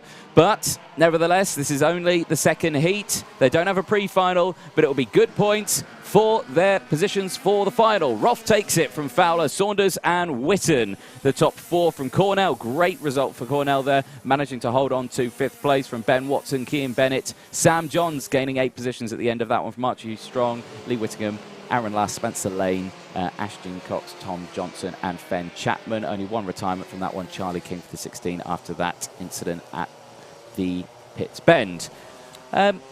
So, again, quite a calm race there for that. It was looking like it was going to bubble into something. It nearly did at the end. But, again, they're saving it for the final. Exactly, yeah. Everyone's saving it for the final. Stick around for the afternoon. Okay, Ryan Manchester. TKM since 1978, according to Google. All right. We'll trust Google for now. I mean, don't believe everything here on the internet. including half the stuff that comes out of my mouth. So there you go. What do you mean? You calm down over there. There's the provisional race results then up on your screen. Well, ladies and gents, it's the lunch break now. We've got the Paddock show for the ladies and gents to enjoy. To see your beautiful face. Unfortunately. Yeah, that was filmed last night, so you get to enjoy that one. If you haven't seen it already, it was posted out on the Alpha Live YouTube channel last night, and of course the Motorsport UK YouTube channel as well. You can check it out on there also. I would recommend it from a viewer's perspective. It was really, really enjoyable. Well, there we go. Thank you very much. Kart's come in. Nose cone checks all good. David Hillary there, he's not stood up yet, thankfully. Don't want to exert himself. But yeah, all is well. All is well. All looks good. One thing I will highlight, I did think Ben Watson might steal that position from Michael Cornell for 5th at the end there. Clearly they got into a battle, though, because they were only a few tenths to maybe a second off of Whitton in 4th, and it ended up being about 2.5, 3 seconds off of them. So clearly they had a good battle on the last lap that we missed, but no change of position. Yeah, there we go. So, final race then before the lunch break. We're going to take a 40-minute break now. We'll be back for the finals at 2 o'clock. Don't go anywhere. Hello everyone and welcome to Whilton Mill. It's the Paddock show this evening, and well, as you can see behind us, a lovely array of trophies that will be awarded at the end of Sunday's racing. But for the time being, it's a beautiful sunny evening. I think we need to go for a lovely walk. Here's Lauren Carter, who's just behind us. I think the camera may pan around and see lovely Lauren Carter, who does all the karting for us. Hello, how are you? I'm good, thank you. How are you? Yeah, I've ambushed you here, haven't I? Yeah, you have completely. Yes, you're welcome. It's because you giggled at me when I started doing the intro for this, so you're getting punishment for this one. But good weekend so far? Yeah, going really well. Excellent, lovely. Good. Right, I'll leave you to it, because you're going to follow us as well. Make sure I behave myself as well. But anyway, let's go for a ponder. As you can see, the sessions are still going at the moment. Time currently that we're filming this is 4:20 in the afternoon on Saturday. So if you're watching this Saturday evening, that's when you'll have it. Oh, perfect. Now, this chap here said he didn't want an interview. Mr. Harry Platten, fresh off Kart Masters GP plate, you retained it. Well done. Cheers. Is that it? It's all right at the time, isn't it? But when you're not fast enough weekend after weekend, it's demoralising. Well, okay, fair enough. Nice word there. You've not raced here, what is it, 3.5 years it's been since you've last raced here? Yeah, it's been a while. But a challenge you've got ahead of you this weekend. Yeah, we were all right yesterday afternoon, all right this morning, but everything we changed, we don't seem to go any faster, so we're a bit stuck. But hopefully I can race myself forwards again tomorrow like we always do in the finals, but yeah, we'll see. We've still got 2 rounds left at PF, so plenty of time left. Yeah. Well, we'll wish you best of luck, mate. Enjoy the rest of your evening. Air Force One, his nickname. He does love it. Junior TKM, I believe, coming in. We've got Oliver Bowen here. Oliver, bit of RSR. How are we? Good. All good. What have you just come up for practice? Mind your back. How was, what was that? Quali. Yeah. Right, how was that? Good P8. So That's not bad. higher than we were expecting, to be honest. Yeah. I'm going to get run over as well. Yeah. Seems good for tomorrow. Okay, awesome. Excellent. It's all very tight at the moment, like times, so should make good racing. Okay, awesome. Oliver, we'll let you crack on. Cheers. Thank you very much. Rest coming up. Here's a couple more. No. We got Ollie Rans and now Garfield or Garfield. We are in the way. I know it's not Garfield. Right, boys. Qualifying today. How's it been? Rubbish. Rubbish? No. How's it been? It was good until he beat me, so. Oh, go on. Where'd you finish? Qualified 4th. And? 5th. Oh, there we go. That's not rubbish. That's all right. 4th. 200ths between us. Something like that. Yeah. Yeah. So a whisker. No, I let off on the line, so it's fine. Did you? Yeah, sandbagging. Was it? It's all coming out now, isn't it? How do we think for tomorrow, guys? Do we like the Whilton circuit? P1. P1? Yeah. P1. I'm going to beat you, Alfie, again. Again. Excellent, boys. We'll let you crack on. Cheers, boys. There you go. As you can see, always a nice bunch. The TKM drivers. They have lovely, good fun. Right. Well, we've got the MDL team here. I wonder if there's anyone we can have a chat with in here. Do I see any drivers? I don't see any drivers, which is a shame. There is none in here. We can have a chat over here though. Who do we have? Rob, Sam's mechanic, Sam Heading. Okay, how's he done? Yeah, not too bad. 2 4ths today, so yeah, fairly good result. Solid day. Is Sam comfortable with the Whilton circuit? Yeah, we usually do really well around here. Yeah, I was hoping for a win this weekend, but we haven't got there yet. We'll see what we can do tomorrow. Yeah, well, like I say, it's still plenty of racing left for tomorrow, but yeah, we'll leave you to it because it looks like you're quite busy, but cheers. Thank you for that. But yeah, shame no drivers in here, which is a pity. Haven't got any results up on my phone. Usually I would do that at the start of these. I would get the results up on my phone and do it. Premium karting there, looking all fine and dandy. They're looking all nice in there. Oh, is that cake? No, it's not cake. Missed out on cake. Evening, how are we? Yeah, a couple of the cadet drivers there having a pass. There's Mick Barrett. There's Mr. Burgoyne Jr. sitting in the cart. There we go. He's he's having a nice. So we'll leave them to it because they look like they're having a nice little chat. Let's see who we can bother all today. Hello, good evening. Right, Chaos Sport. Let's dive in here because there's a driver who I'd very much like to have a chat with. Another GP plate winner, Mr. Brandon Kart. Good evening, sir. How are we? I look like I caught you off guard. Yeah. All good today? Yeah, wasn't too bad. Not being bad. Fresh off a GP plate, back of the grid to the front. If that happens this weekend, are you going to replicate that here? Try to. Yeah? But I think we should be all right tomorrow. Yeah. What do you think to the Whilton circuit? A lot of people say it's quite a tough track, but what do you think? Yeah, it's really abrasive and just really bumpy. Is that your front nose cone there? No. Is it not? No, yours is on the cart, but yeah, okay, I didn't see that one. But that there, if you pan around and look at that, that just kind of shows you how bumpy the track is and how abrasive it is because all those marks there. And as a driver, do you really feel that as you're going around? Yeah, because we come here maybe a week or so, 2 weeks ago, and it snapped my rib in half, so that I had to go and get a new one made. On Thursday. Yeah, because you spun it, didn't you? Yeah. But I ain't got it. It must have already been taken back up to the camp. Oh, right, there we go. But you're looking forward to the weekend, though? Looking forward to tomorrow? Yeah, should be better than today, hopefully. Good stuff, good stuff. We'll leave it to it, mate.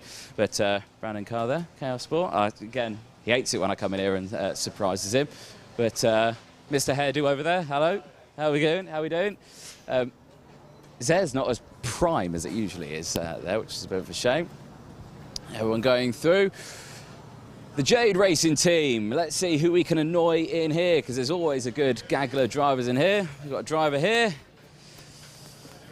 Isaac Phelps. Excellent. There we go. Isaac, I'm going to pull up a chair here. How are we? Good. Yeah. You got Mr. Fender on your cart there? Yeah. Is he doing a good job? Yeah. Is it 3 axles today. 3 axles? What have you been doing? Bending them. Why? The track's bumpy. The track's bumpy? Or are the curbs bumpier? They're both bumpy. They're both bumpy. But is Angus a better mechanic than he is driver, or? Maybe. Maybe. He's questioning you. Let's go chat to Angus, because he seems a bit upset with his driver now. Well, Angus, I mean, what can you do to the car to get back at him? I have one bad day at Kart Masters, now I'm getting all this flack. What's this about? No, but he's done all right. But how are you anyway? You all good? Doing good, yeah. It's been a while since I've been out in anything racing-wise myself, but out next weekend, Silverstone Classic. Should be a good laugh, but throwing spanners is always, well, it's a better environment, isn't it? So I actually prefer the paddock here than there. That's what we like to hear. That's what we like to hear. Bit more of a paddock atmosphere, and plus you get the paddock shows. Absolutely, yeah. That's favorite part of the weekend, actually. Yeah. That is. There you go. You can watch this back. You can leave a comment on it as well, and just say, "Look at him, just that driver slagging off me." Observe this talent. Yeah, excellent. Well, best of luck for you guys over the weekend. To Isaac there as well. I'm actually really surprised I remembered Isaac's name. There's a lot of drivers who, as soon as they take off their race suit and helmet, I haven't got a clue who they are. Right, now we're coming into the realm of the back part of the paddock. We've got some Bambinos, we've got Tim Wilson Motorsport, who are having a bit of an identity crisis at the moment because they've got the Chat Deck Racing awning up. There's a Bambino here, but I don't see anyone. I've got a... Hello? You up for a chat? Yes. Come on out. Hibernating away in your... Who's your driver? Chester Forks. Right, Chester, how's he been today? Well, we didn't have a great qualifying because we had some issues, and he started in 6th, but he managed to get into the lead. But about halfway through the race, the issues came back. So unfortunately, we ended up finishing 6th. So he went from 6th to 1st, then back to 6th. Well, you've got one heat tomorrow, haven't you, and a final tomorrow. So how's it looking for that? Are we trying to get the gremlin sorted? Yeah, so I'm here trying to work out what's going on with the engines. Unfortunately, they're a little bit temperamental, so sometimes there are issues which some of the other competitors have had as well. But fingers crossed we can pull things back because he's sitting 2nd in the championship at the moment. So at one point, halfway through, we were sort of, there for potential good points. But now, obviously, we're a little bit behind. So, yeah, so we've got a bit of work to do tomorrow. Well, we wish you all the best for it. Now, one thing I've just spotted on this one, the size of the rear sprocket is about the same size as the seat. Why? Because the seat's very small, like the driver. So the drivers are obviously smaller. I think we run fixed gearing, and obviously we've got a sprocket protector on there just to protect it, which is probably... It looks a lot larger than it is. Yeah, it's probably a similar size to what some of the bigger karts would run. Obviously it's fixed gearing, so we can't change that. And the sprocket protector's there because obviously with the young drivers there can be a tendency for some of them to sort of take too much of the curbs and things like that. So it's just there for a precaution so we don't get a technical failure there. Yeah. Well, no, excellent stuff. Well, we'll wish best of luck to Chester over this weekend. We'll keep a very close eye on it. Lovely job, thank you. I'll leave you to try and fix in that work. There we go. Always good to see. I think that was more the size of the kart and the size of the... Yeah, I think it just looked a lot bigger than it was. Jamie Green Racing, a good bunch of guys here. They got kart going on the jig there. So if you do see this at the end of a first day, that's not a good sign, basically. It means the chassis is a little bit bent and they've got a bit of work to do. So not sure whose kart that was, but hopefully driver is okay. And I don't see many drivers in there. They're all working away. Now, RSR, we just spoke to Oliver, but I wonder if we can chat with Rob Saw himself. Hello, guys. Is Rob around? Is he around? Is he just coming round? Rob, good evening, sir. How are we? Oh, I'm having a great day. Great day. We've ambushed you here slightly. Yeah, no, we've just done quali. We was running basically top 2 all day long, and we've just had a little blunder on a carburettor. A gasket has not quite gone back in correctly, and that's cost us a good quali. We were here earlier in the day, and the guys here were just saying that you do such a great effort for the team. You bring the awnings along, you help the guys out, you say this is the best objective. You kind of run a team in a slightly different way. Yes, we do. It's more of it's an umbrella for the dad lad or daughter lad. Guys come along, we teach them a little bit of mechanic and skills because a lot of the time that might be a bit lacking. So the drivers, we teach them to drive a bit.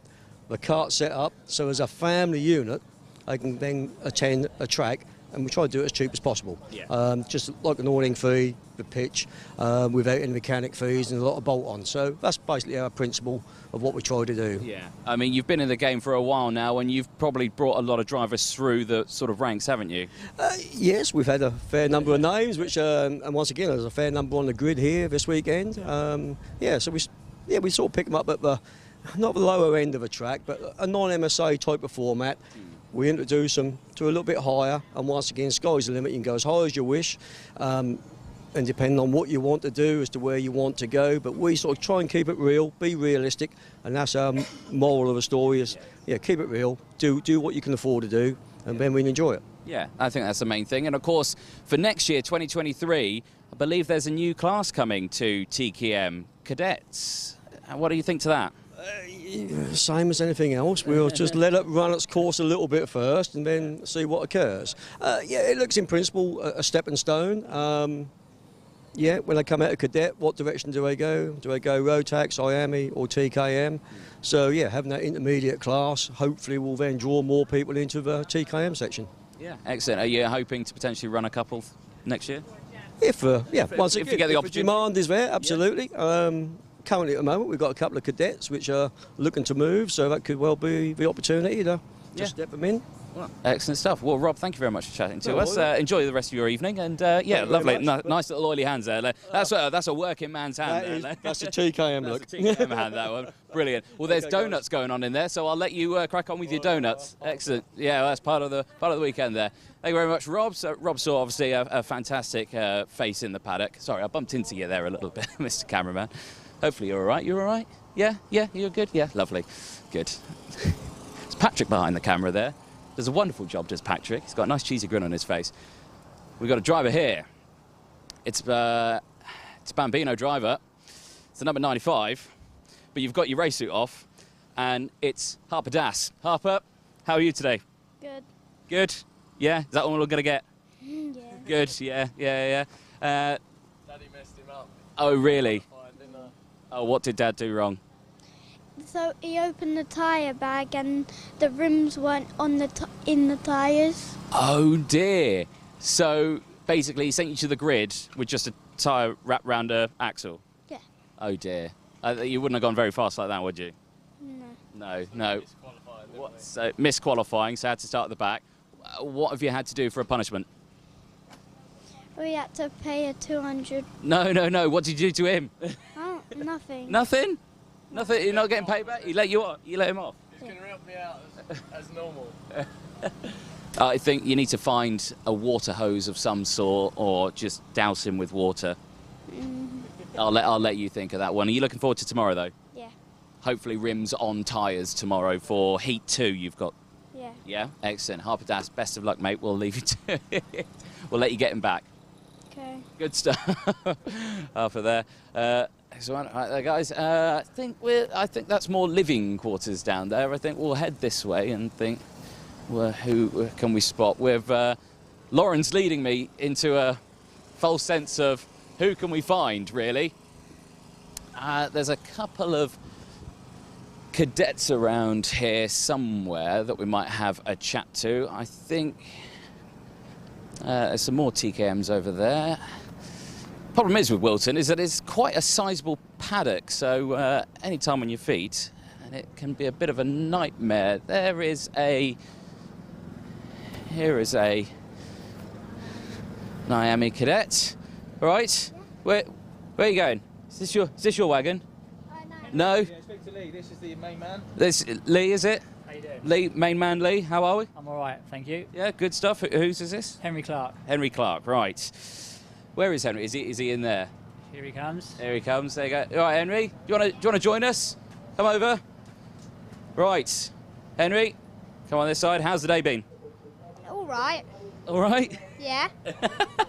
But Whilton Mill, tough old circuit. Do we find it fun? Yeah, very fun. Very fun. How many times have you raced here? I've raced here since like 2020 and I've done loads of races a year. So this is a well-known circuit for you. Yes. You got tips and secrets? Yes. Any tips you can give me? No, don't tell me any tips. You keep those tips to yourself. They're your little secrets around the circuit. But how's it been today? How'd the heats go? Not very good. No. But in the practices yesterday we were really fast. It's a tough old grid, isn't it, IAME Cadet? I mean, there are so many karts out there, and it's quite a teamwork game, isn't it? And when you're on your own, do you run as privateer? Yeah. Yeah. So as a privateer on your own, I suspect it's quite hard work. So you got to get your nose in there a little bit, haven't you? And get in that main train, really, haven't you? Yeah. Yeah. But Lee done a good job for you. Yeah. Is Lee dad or? Yes. He is, right. So his dad's done a good job. Yeah. Yeah. So he's all right. That is. He's just rolling his eyes at the back of it. He's done a fabulous job. That's what you need to say.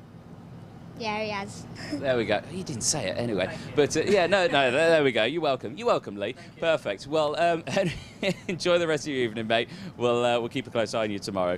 Henry Clark there. And all right, Harper, you come back. Perfect. We'll move on. Another privateer. I believe there's actually only 2 privateers running in this one, and I think just in here, is it John T? Yeah, there we go. There we go. You were just tucked away in there. John T, another of the privateers out there this weekend. How's it gone for you? It's been all right today. We've had some bad heats, and yeah. Yeah, they happen, don't they? You get good ones, you get bad ones. But what's it like being a privateer out there in IAME Cadet? Because it is a tough old grid. Yeah. Ooh. No, well, hey, when you're out there, of course, because you are running as a privateer, you know, it's all about teamwork really in IAME Cadet, and when you don't have a teammate to pass alongside, it can be quite tricky. So, you know, the fact that you're out there and getting up in that pack, you know, is a good sign. So, you know, you say you may have a bad day, but any day's a good day, really, isn't it? Yeah. It's also really difficult when you're in the middle of the team group, because they're all like bumping around, and then you end up at the back of it because they're all working together and they're trying to get the high spot in it. Yeah. What are we thinking for tomorrow? Hopefully good. Yeah. Hopefully a bit better. Yeah. Yeah. Excellent. Who's on your spanners? Is it Dad? My daddy. Yeah. Is he good? Yeah. Yeah. Really good. Really good. There we go. That's a bit better. There we go. Henry Clark in there was just like, yeah, he's all right. There we go. But perfect. Well, the cart's looking lovely. You've kept it nice and clean. Yeah. Good smoke. Well, maybe some places. Well, no. We can leave that little mark out there. But yeah, best of luck tomorrow, Johnson. We'll keep a close eye on you. Thank you very much, everyone in there. Let's dive down a little bit. We're making solid progress through this paddock. We'll head back down here. There's another little TKM coming up. Not sure how to do. That is, I know whose that is, but I'm trying to remember his name and I can't, which is a shame. Should be better at that. Slightly. How are we going? Not bad. You just came walk alongside me? Trying to catch up to Tim. No, you got stuck here. How's your day been? Been good. We qualified second, so yeah. Best qualifying result in British Champ. That's a solid effort, isn't it? Yeah, we got Harvey on pole, so Tim Wilson 1-2. Yeah. Just go from there, really. Oh, Harvey put it on pole? Yeah, Harvey put it on pole. And he's ill, so fair play to him. There we go. But no, that's solid effort. Wilton, obviously a favourite one for you? It has been this year. Last year, not so much, but... Yeah. It's gone all right, yeah. It's gone all right. Bit of a bumpy track, all bruised up. Season's coming to an end very, very soon. How's it looking? Hopefully top 5. We can get top 5, and for the first senior year, I'd take that any day, yeah. What number are you running right now? You just got... 16. 16? Yeah. Yeah, so, yeah, that'd be a nice change, wouldn't it? Yeah, hopefully it all goes well. Yeah. Well, best of luck this weekend, mate. We'll keep a close eye on you. There we go. I'll let you catch up to him now. You've really lost him. So... Rick Barrett there, all going well. Bit more of the fusion. Tim Wilson Motorsport, good showing of them. They've got quite a number of drivers here this weekend. Tyler Harris there as well.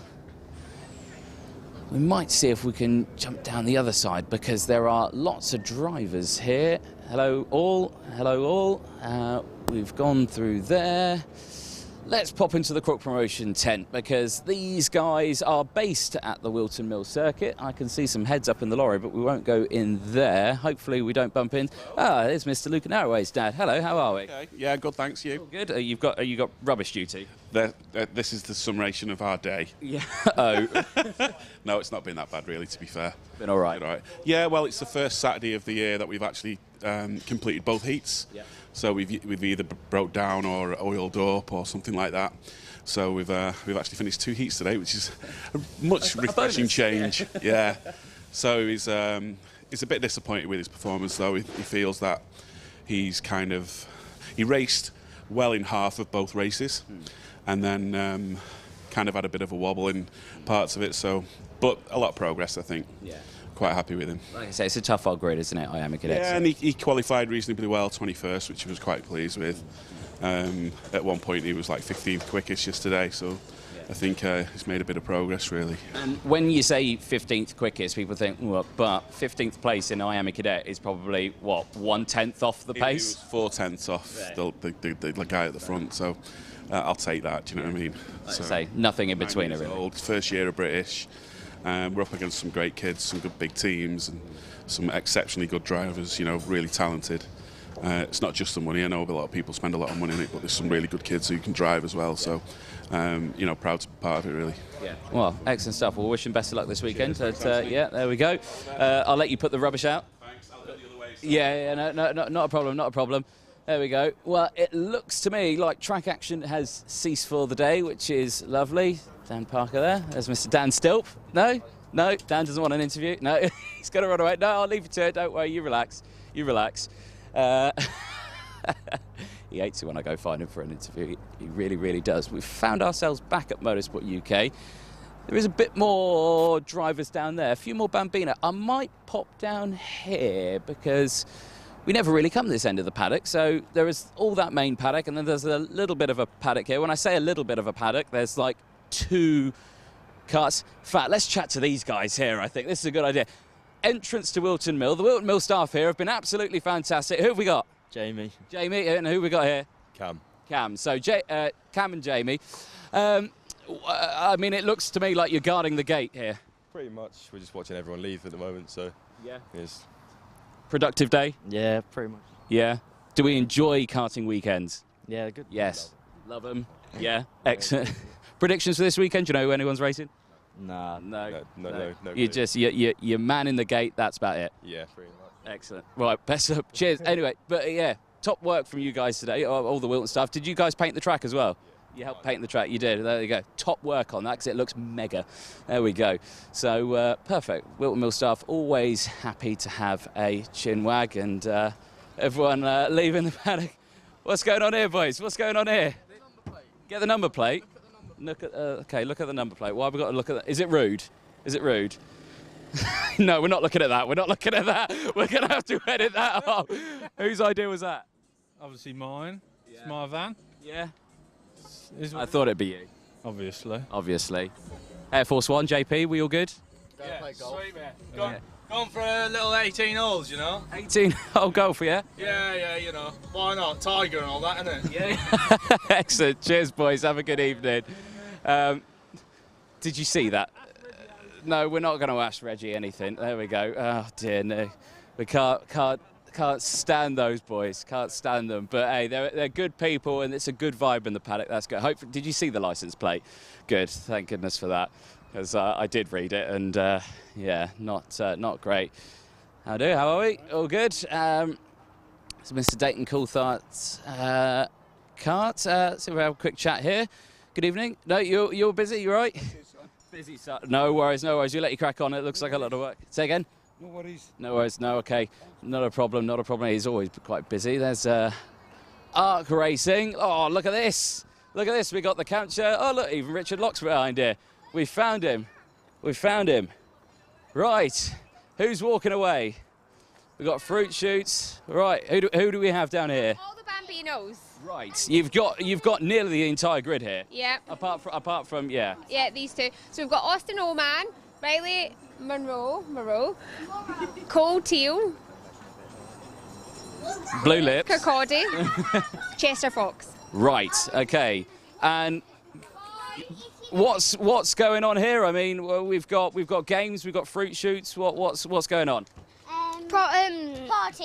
Yes. Party. Whose party is it? Mine. Why is it your party? Because it's his van, I suppose. Is it? And we're cousins, so we share it. Right. Okay. So, that's just carnage, all we've just seen about there. But yeah, half the Bambino grid. Have they had a good day? Yeah.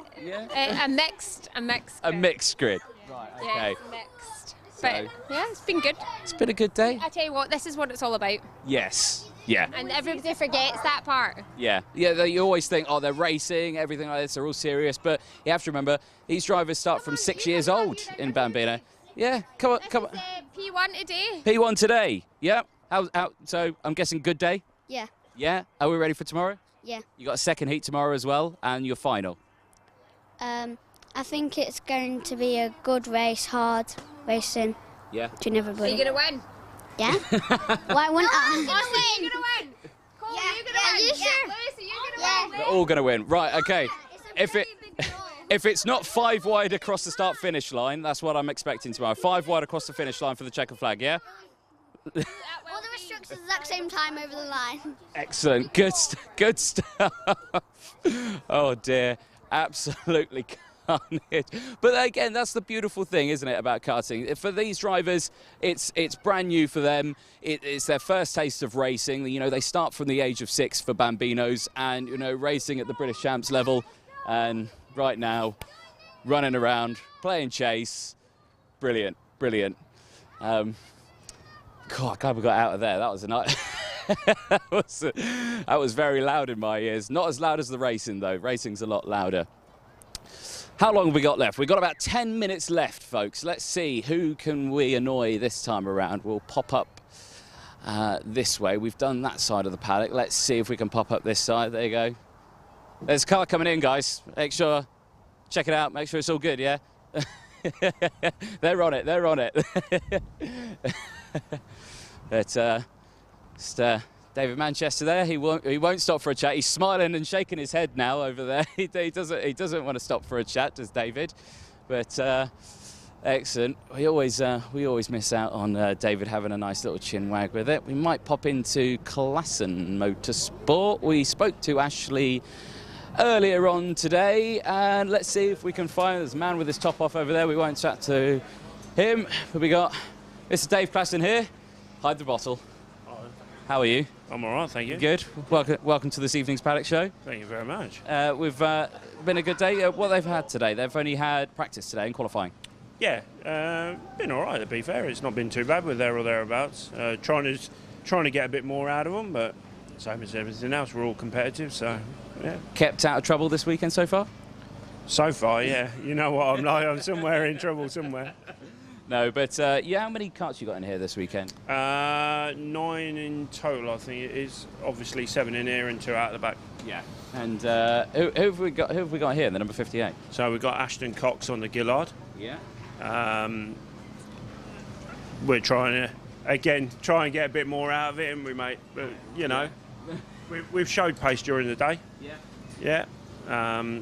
We're quite an open awning, so I run anything and everything. Well, you might struggle wearing these out there. It's completely bone dry out there. That's probably where you're going wrong.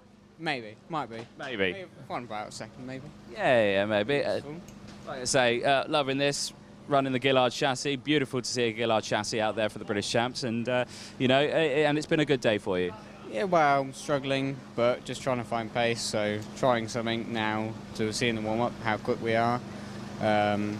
It's just, even though we're not that quick, I'm loving it on the Gillard. Just one of the original ones, I absolutely love it.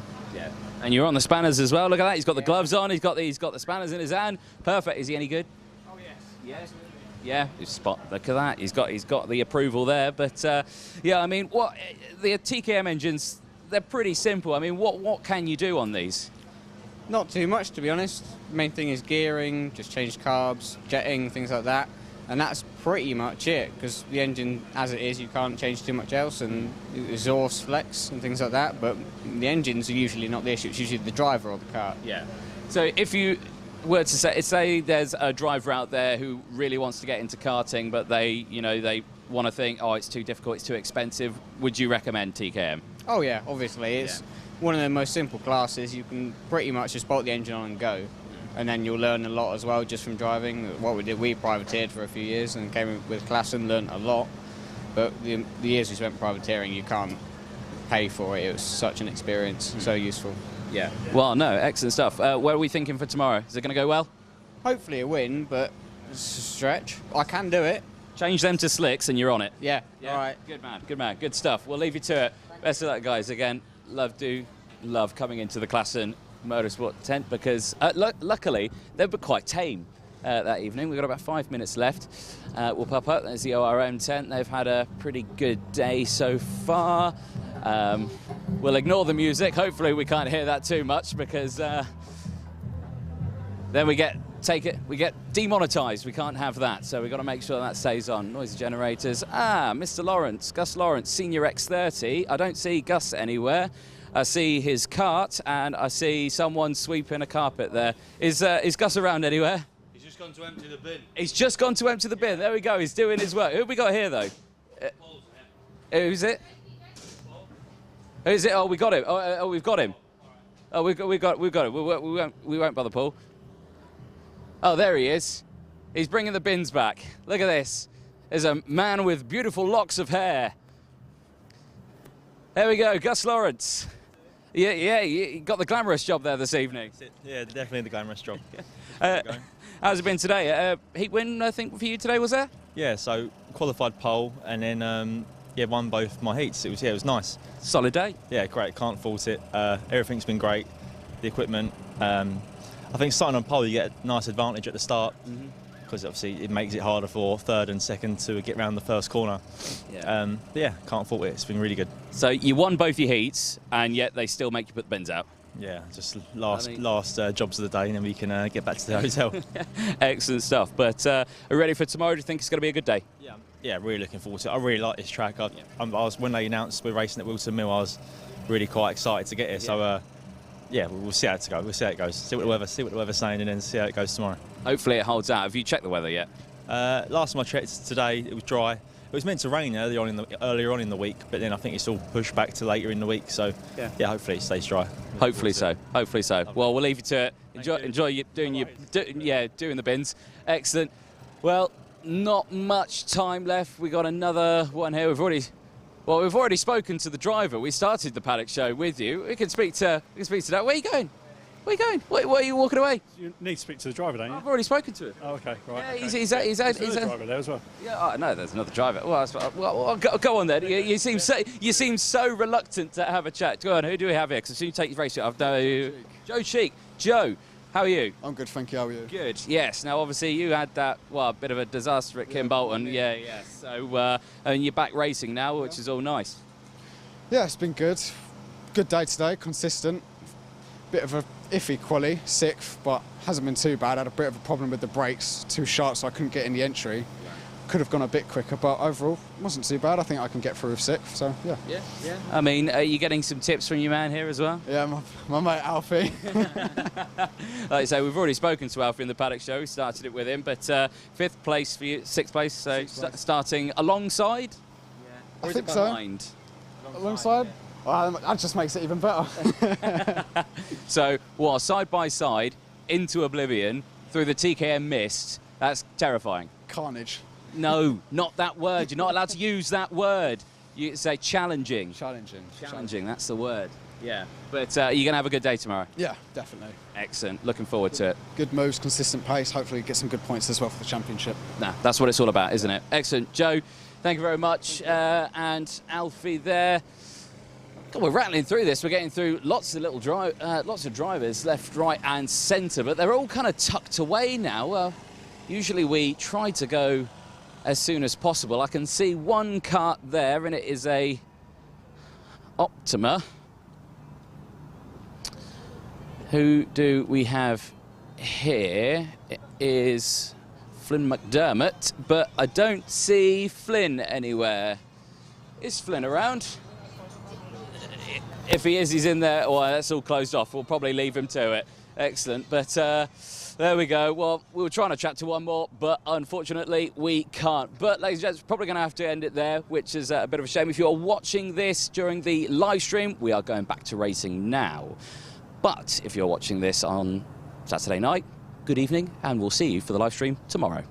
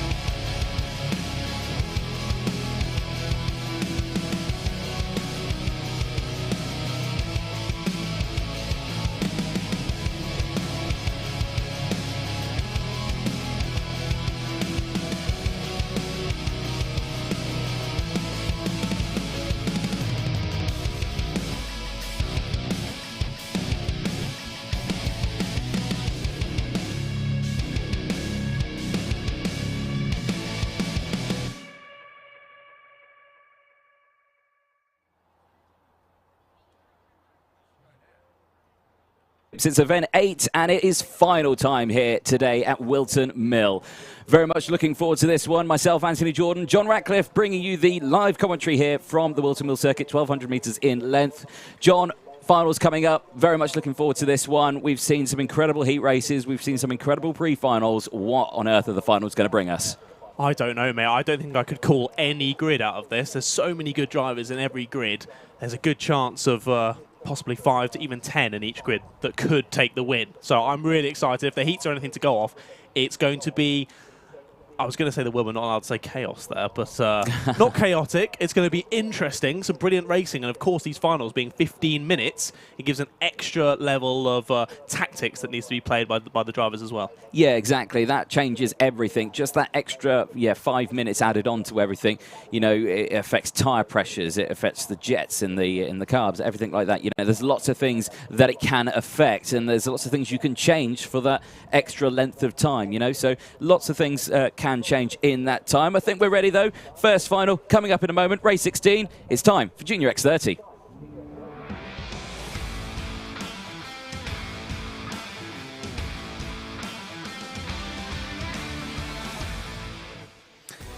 Yes, indeed. Junior X30, and starting on pole position, Harry Burgoyne Jr. for the McBatt Racing Team will start on that front row with Gabriel Stilp alongside. Fionn McLaughlin and Josh Agenbar, after a fantastic set of heat, they start from row 2. Leo Brown, a great result for him. He's going to start on the third row with Cameron Pratt-Thompson alongside. Macaulay Bishop didn't do too great in his pre-final earlier on, but he's going to be fighting fit from row 4 with Taylor Orridge alongside. Cian Geraghty and Leo Robinson start from row 5, rounding out the top 10 drivers from Jack Cox and Zach Green from row number 6. Charlie Morrison-Jones and Lewis Bird go from row 7, with Cian Gamio and Henry Jocelyn going from row 8. Also the driver running for the McBatt Racing Team. Eden Spanswick and Nathan Clifford go from row 9, with Jack Hobson and Isaac Phelps going from row 10, running out the top 20. Jack Nettleship and Rylan Eschberg go from row 11, Morgan Moore and Riley Bishop from row 12. Flynn McDermott and Freddie Lloyd go from row 13. Fred Green and Dayton Coulthard, hopefully that nose cone stays properly fixed this time. Brandon Carr, after a breakdown, is going to be starting at the back of the grid with Jack Mowat alongside. Well, we did say to him, dude, you did it at Kart Masters. Can you do it in the British Championships? You're starting at the back. Can you go from the back to the front in one race? There he is on your screen, the GP plate. What's going to happen in this one? It's going to be an exciting final. Hold your breath, ladies and gentlemen. We are starting the proceedings. Once again, slowing the pack to a near halt here. Seriously holding them up, isn't he? Well, Stilp's looking for Burgoyne Jr. because Burgoyne's on pole and just being kicked out of the train there slightly. Are we going this time around? We've got drivers not in the tram lines. Yeah, we're going round again. So an untidy start there. Messy that, wasn't it? It was. Well, the green flags come out, but I saw hand gestures. I think there's some confusion I agree. in We're the very pack. Confused. Nope, there we go. Yeah, so there is a false start flag up in the back of shot there. So driver nearly went straight in the back of another driver there as everyone slowed up for Christmas corner. But all making it through okay. But yeah, a little bit confusing there, but we will go around again and try and do that start once again. Yes, so just having a couple of technical difficulties in the box. And I think due to I think because they were trying to sort out our live feed picture in here, what they've done is they've taken away our live timing in here. So I'm going to just try and get that up. I've got to get that up on my laptop because the PC's been turned off. Yeah, we'll get that sorted time being. But as you can see, the driver's weaving from side to side there, going down the back straight, just getting as much tyre temperature into them as possible, just to get ready for the start. But you can see, again, Burgoyne Jr. and Stilp holding up the pack, making sure everyone is very, very close to the start. And look at them crawling, absolutely pedestrian, round the boot, the final section of this Whilton Mill circuit. And look at them hold it up. Looking to the side, it's Stilp waiting for Burgoyne Jr. to see what he does. Who can get the jump? We've got P2 just slightly pulling out again. Gets back in the tram lines as we come around the final corner to get this one started. Burgoyne Jr. on the left as you look. Stilp on the right. Here we go. Will the lights go out? They do indeed, and we're green and racing for the Junior X30 final here at Whilton Mill. Round the first corner they go. Great start for Burgoyne Jr. Goes out in front, almost half a second in the lead now already. Up to Christmas corner they go. 2 trains, one on the outside, one on the inside. That was looked like Bishop going for up the middle there. Not sure if that worked. It looks like it has done. He's gained a couple of places there into P5. He's going to look for into P4, but covers off. There's another driver. A little bit of push there from Bishop, I think. Might have gained the position from that, so the stewards might be taking a look at it. But all clean just about at the start. The 3 at the front just beginning to break away too. But look at the battles continuing in the background. This is going to be a great 15 minutes, I think. It is indeed. So into the boot section then for the first time of asking. The great shot there showing the speed and momentum that these karts have got and can deliver around this Whilton Mill circuit. Across the start-finish line they go. Burgoyne Jr. then leads from Stilt, McLaughlin, Bishop, Brown, Agenbar, Pratt, Thompson, Geraghty. Then it's Orridge. Then it's Robson, Cox, Jocelyn, and Stilt, down the inside, gets that move done. And keep an eye on McLaughlin because he will fight back at this one. Remember, these 3 drivers are battling for the top 3 positions in the championship as well. And Fionn showing that he wants to retake that championship lead, but Stilt dives it down the inside into Wilkins for the first time. They go, and again, it was all chopping and changing still. He has, hasn't he? McLaughlin, I think, followed him through. He has indeed. So Stilt down to P3. Yeah, so this is going to allow everyone to close in. Macaulay Bishop is loving the look of this, and I'm sure Leo Brown is loving the look of this as well. As they go across the line then, chopping and changing, everyone crossing, and again, fastest laps coming in, best times. Fastest driver out there, though, Cameron Pratt-Thompson, the number 33 in 7th place. He's your fastest driver in this group, so keep an eye on him as, again, down the inside goes McLaughlin, and Burgoyne Jr. back down into P3 now. He just saw Stilt read that move so nicely, and he's going to go for it again. Down into Ashby, back up into P1, goes Stilt, he squeezes the number 29 out onto the grass. Fionn McLaughlin's going to lose at least 2, if not 3 places there, I think. But he's going to try and retake it now. Is that the 39 or the 29? It is the 29 going back up the inside. Yeah. My apologies. So back into second. Not for long, though. There comes Macaulay Bishop. Trying to do it back up to second place and does through the boot. But all this battling is just allowing for Stilt to build out a lead. Nearly half a second because of all that battling on that lap. But Macaulay Bishop now up into second place. Yep. Now this is crucial. This is the important thing because Bishop and Brown, they've got to now think, right, okay, let's stop. But Brown isn't going to. He's going to dive down the inside. Now they just need to think, because if they keep doing this, Stilt's just going to drive away. They can't do that. It's the final. You've got to work together now as the Burgoyne Jr. There, I got stumbled a bit there. Burgoyne Jr. back down the inside. Now McLaughlin comes through as well. If we have 15 minutes of this, I'm going to have to eat my shoes because I'm not going to be able to keep up with this. I thought you said earlier they could hear the stream. They clearly can't. We're telling them to calm down, and they very much aren't. Yes, very much so. Flipping the curve there again. But look at. Yeah, Stilp is loving this. Well, very much so, Absolutely loving this. 3/4 of a second now, that lead. Sunday drive in the afternoon, this, for him. Yeah, don't need to worry about it, yeah. Cracking on, Bert. Leo Brown, fastest lap of the race. 45.47. That will get faster as the race progresses. There is, wow, was that Brandon Carr? It is Brandon Carr. He's already gained, how many places has he gained in this one? I think that's quite a fair few. 16 positions. Well, keep a close eye on that GP plate, ladies and gentlemen. A lot of people questioned it at Kartmas, thinking, oh no, he had a new tyre because of something. But no, well, no new tyres here. No new tyres here. And Brandon Carr showing why he got that win in Kartmasters. Brilliant stuff from him. 11 minutes to go then. He's absolutely oozing talent, isn't he? What? 3.5 minutes and he's already gained 16 positions. That's just mental.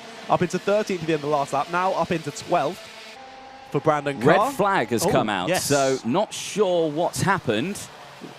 But there is a red flag that's come out onto the circuit. There. Burgoyne Jr. up to 4th. Was that before he saw the red flag come out, I would assume? Now they're all slowing down. But of course, we've only just started the race with 5 laps in, so it's probably going to be a restart of the race. But of course, drivers will all have to stop. So we're not quite sure who the driver was that's involved because it was off our cameras. So I can't tell you who was involved, but we do hope that they are okay. And I'm sure the Whilton marshals here, again, some of the best in the country, will be dealing with that issue, and the medical teams will be there shortly as well. So drivers will come to a stop before the boot section, and they'll all just stay there. They'll get a briefing. Let's listen in. So just being told to stay in their carts there. They'll all have a bit of a chinwag just to discuss what just happened at the first section of that race. So if you have just joined us, we have gone to a red flag conditions at the start of the Junior X30 final. Well, don't worry now, mate, because you don't need to eat your shoes. Well, no, exactly, so yeah. That's good at least. But calm it down a little bit. So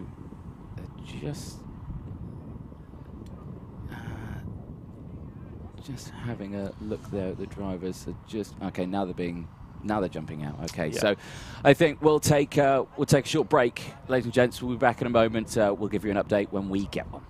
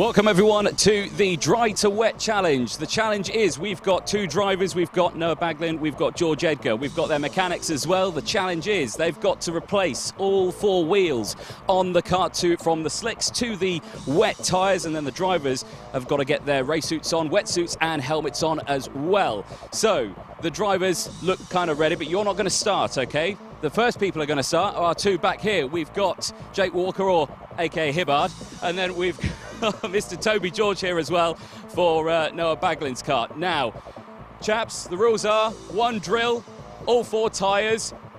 You're not allowed to let the driver help you. You can't help the driver. And then, as soon as you've done the wheels, pass over to the drivers. Are you ready? Are you guys ready? Are the crowd ready? Excellent. 3, 2, 1, go! Give him some support, guys. Support. Shout, scream, advice. No, no, no. George can't go yet. He's got to wait until the tyres are done. Where's the support? Come on. Get the communication, right? Oh, we've already got a wheel off. There's a wheel bouncing away. We've already got 1 wheel done so far. Jake Hibbard's doing a good job so far. He's done a good job so far. 1 wheel. Get in there, Mr. Cameraman. Get the action in. There we go. There's a good tactic going on there. Excellent. Yeah, that's another. It's about neck and neck at the time being. Jake a little bit closer to finishing. Oh, it's a whip. Nut down, nut down. And I may have helped him a little bit there, but we'll brush past that. So we're 3 for 3 on Fusion. We are nearly 3 for 3. Jake's got some waft here. Toby doing a good job there. That wheel's it is on. Nearly done. Oh, he got tangled. Oh, the nuts come off here. George, at the ready, at the ready, at the ready. Hold on, at the ready. Oh, he's done. Go on, go on, go on, go on. Yeah, got it done. Right, so now George is getting his wetsuit on. Toby's letting you down here, mate. How do we feel? Go, go, go, go, go. Suit on, suit on, suit on, suit on. Oh, he's struggling. Come on, come on. Oh, George hasn't got his suit on yet. He hasn't got the suit on yet. He's struggling with his foot. He's struggling with his foot. He's on the floor. Go on, Noah. Oh, he's got it on. Go on, go on, go on. You got to get the helmet on as well. You got to get the helmet on as well. Go on. Go on. You see? It's nearly done. Got to get your helmet on. Got to get it. Go on, go on, go on. Get your helmet on. Get your helmet on. Quick, quick, quick, quick, quick, quick, quick, quick. Winner! It's not. There we go. Well, through a technicality, and it's actually raining now, which is incredible. Well, Noah, you came into this one not thinking you were going to do it, but you did it. Yay. Yay, well done. George, it was so close. Technically, you have done your wetsuit up, but it is actually raining now. But that was, Jake did well there, didn't he? Yeah. Mate, it was so close, but you're happy with that still? Yeah. Bit of fun. Yeah. Excellent, well done, mate. Well, congratulations to Noah Baglan, George Edgar, and of course 2 mechanics as well. Well, I'm knackered now after that one. I think we'll go back to something else.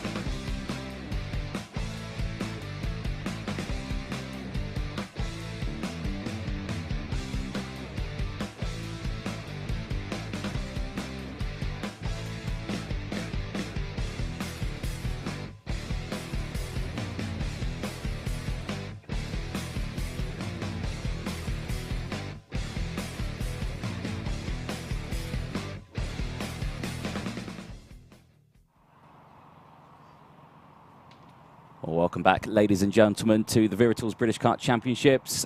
If you were joining us through the Junior X30 race, we are under red flag conditions as a driver has had an incident on the start-finish line.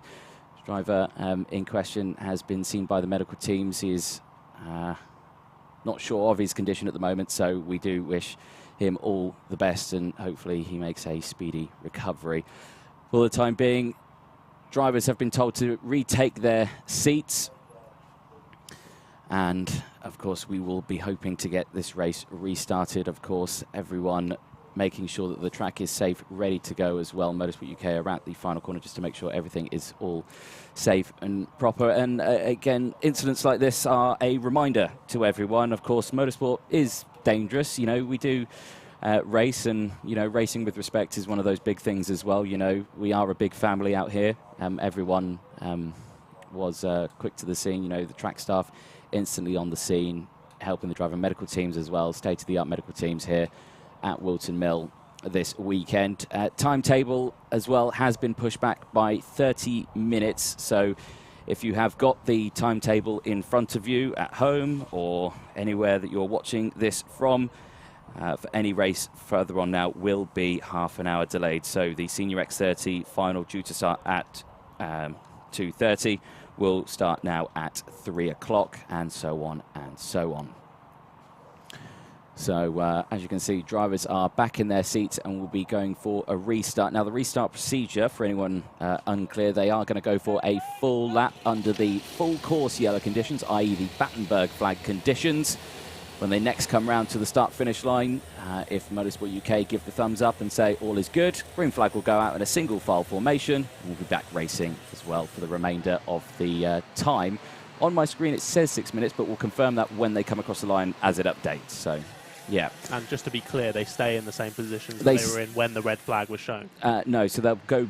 Well, yeah, I suspect so. I mean, usually they would go back a lap on the positions and they would shuffle them. And I think they have shuffled them off camera while we weren't seeing them there. So it should all go back. Yes, I've been told they have. So, yeah, they'll go back to the positions that they started a lap previous to the red flag.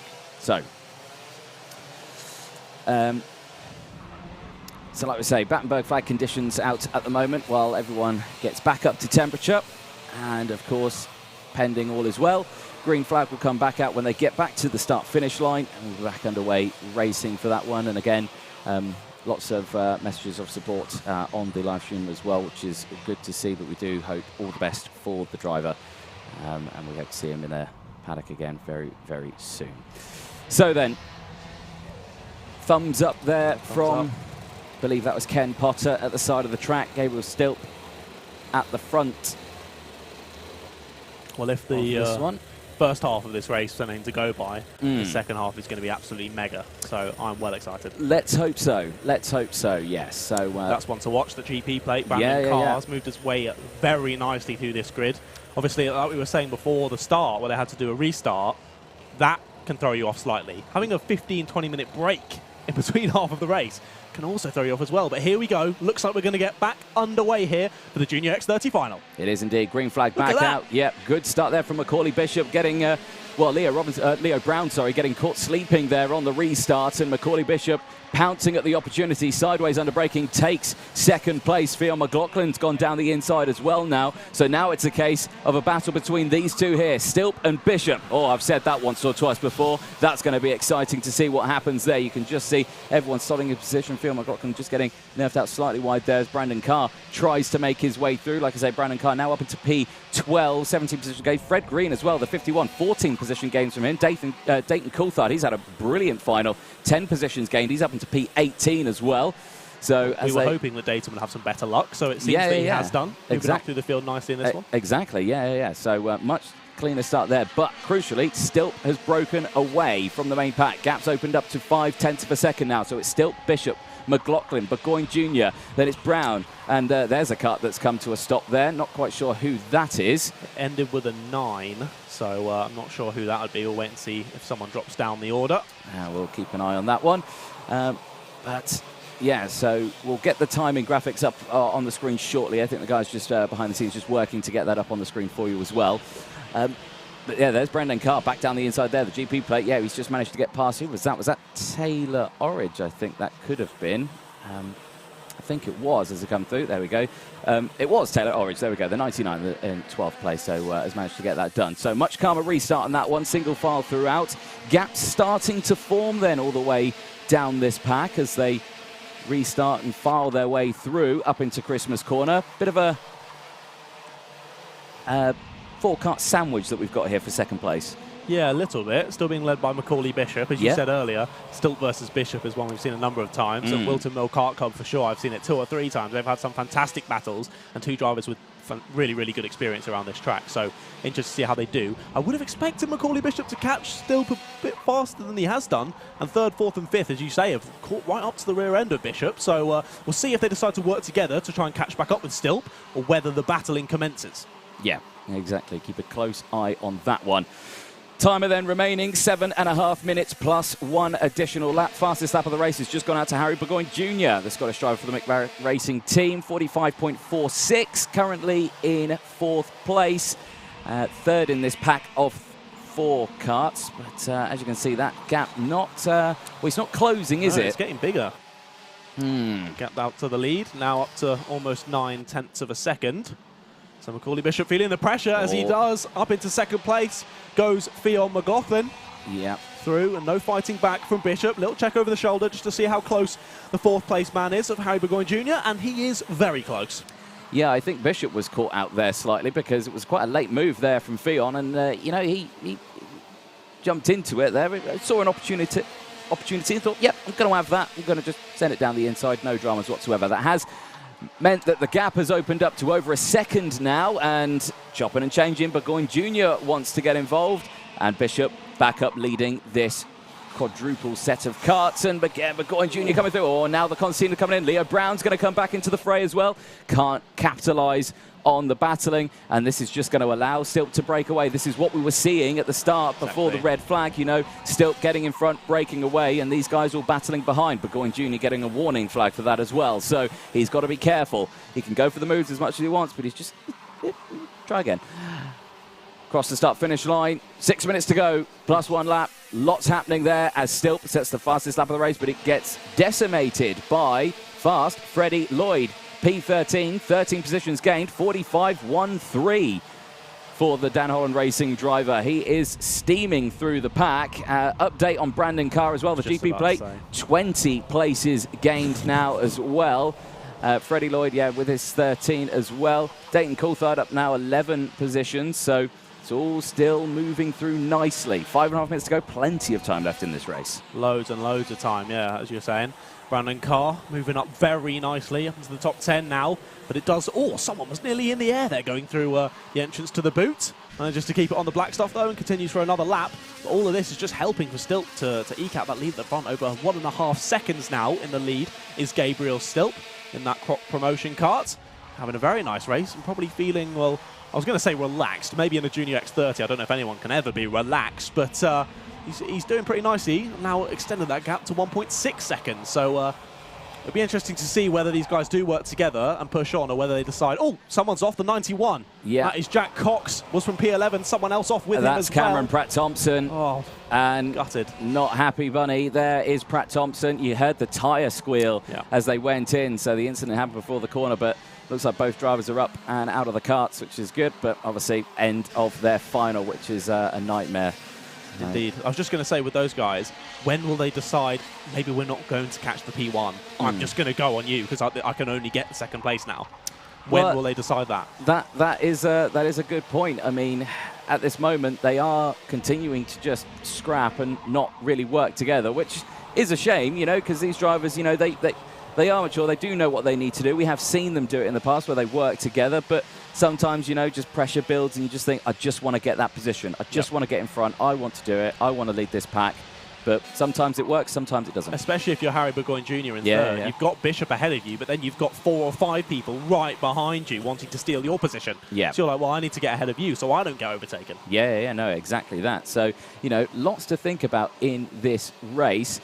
In terms of the virtual championship, Stilt will lead this one by 938 points. McLaughlin not changing. He goes up with 903. So the only thing that's changed really in the top 10 is Josh Agambar has got past Zach Green in terms of overall points, 782 from the 772. The 68, Harry Burgoyne Jr. there, went for a late move into Christmas, didn't quite work out, then lost the momentum and ended up losing 2 positions.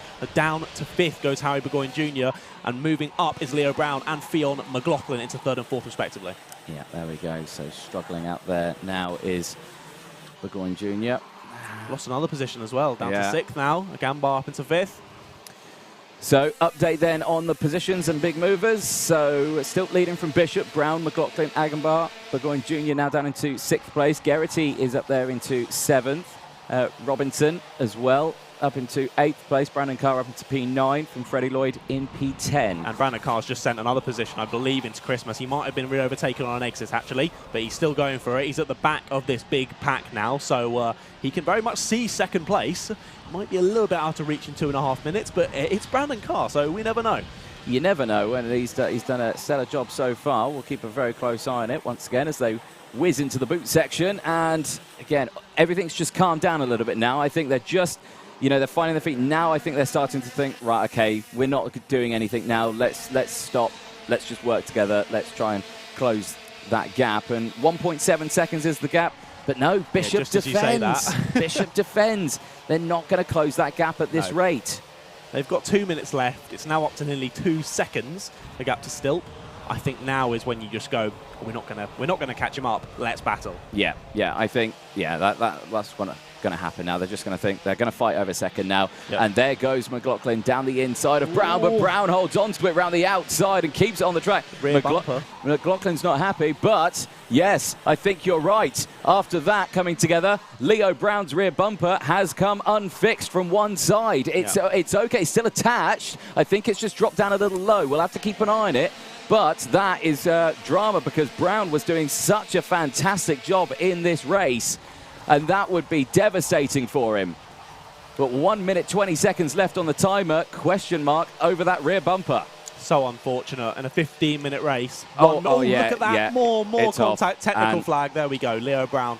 Technical flag will have to come into the pits. As I was about to say, 15 minutes session gets ruined in about 2 seconds just with one move. So super frustrating for Leo Brown, but it is what it is, and he's going to have to come into the pits. Yeah, he's not seen that technical flag yet. He'll see it when he crosses the line.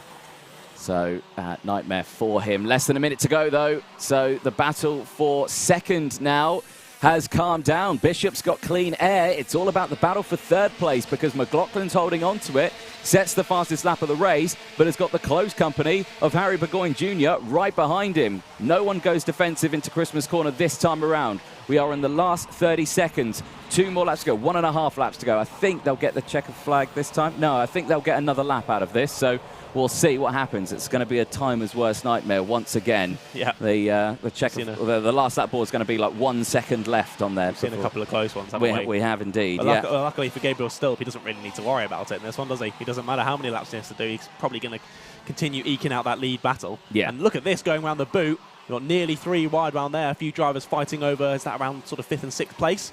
Yeah, crucially, Brandon Carr is in there as well. Very much involved with that, isn't he? So up into P7 now is Brandon Carr, doing an absolute stellar job. And has Leo Brown come into the pits? I don't think he has yet. I don't think so, but change there for 3rd place as Burgoyne Jr. gets past McLaughlin, and McLaughlin now going round the outside as Agambar dives back down the inside. Here comes Brandon Carr around the inside of both of them. Can't quite get the 2 moves done, but gets the 1 move done, moves up now into P6. So excellent driving there. Timer strike 0. Last lap board's going to be out this time for Gabriel Stilp, who has checked out. 2.2 seconds clear from Bishop. Bishop now 1.5 seconds clear from Burgoyne Jr. But McLaughlin is right behind as everyone just freight trains Brandon Carr out of the way, and Carr almost clipping that tyre barrier on the exit of the boot section. What's happening with 3rd place, though, because that's closing, but it's not as close as this one for 4th place, as back down the inside looks. Oh, Leo Robinson, but he can't quite do it. It's getting tasty now between these drivers, isn't it? This is getting super tasty. anyone could end up at the front of this pack by the end of this race. Oh, we've got a couple of drivers off a Christmas corner as well. Didn't quite pick up the numbers there. We've got a few guys dropping down the order. We'll update you at the end of the race, but continuing to watch this battle through the final part of the lap. You can see how close they all are, squeezing up on each other. But as we come round the final corner, it should be Gabriel Stilp who will take the checkered flag, and he puts his fist in the air. What a win for Gabriel Stilp in the number 42 in the Junior X30 final. Macaulay Bishop comes across the line to finish in second. Then it's Harry Burgoyne Jr. finalising your podium. Then Phil McLaughlin in fourth, Josh Agambar in fifth, Leo Robinson in sixth, Taylor Orridge seventh, Brandon Carr ending up in 8th, despite getting nerfed wide at the final corner there, just starting the final lap. He fought back nicely to P8 there. Cian Garrity there in 9th, and Freddie Lloyd rounded out your top 10. But yeah, a slightly disjointed race there due to the accident that we had earlier. Again, hopefully our driver is all okay, and we wish him all the best. But what a race to finish. Gabriel Stilp, incredibly impressive there. Won that one by 2.16 seconds. Absolutely checked out. And to be fair to Macaulay Bishop, we were so busy watching the battles, we didn't really even notice him pull away from Harry Burgoyne Jr. and the rest of that little battle. But I'll carry on past P10 as the drivers enter the pit lane, but it's looking like nose cone watch. Everyone is about okay. They are indeed, so the top 3 make their way through. We'll talk through the rest of them. P11 was Jack Hobson, then it was Charlie Morrison-Jones, then Fred Green, Lewis Bird, Rylan Ekberg, then Jack Cox, Zach Green, Jack Nettleship, Isaac Phelps, then Henry Jocelyn, Dayton Coulthard, Riley Bishop, Cian Gamiao, then Morgan Moore, Leo Brown, Cameron Pratt-Thompson. Didn't finish the race, neither did Leo Brown, neither did Nathan Clifford, neither did Eden Spanswick, neither did Flynn McDermott, neither did Jack Mowat. So a few people out in that one, 24 finishers in total. And we will soon be handing down to DJ, who's rushed off into the paddock to talk to your top 3, as we have got someone getting a nose cone penalty. That's the number 53. Who is that? That's Zach Green. Finished 17th place in that one for the Jamie Green Racing. Sadly, is going to be getting a 5-second penalty, which will likely put him around 22nd place after all that is said and done, depending on if anyone else gets penalties.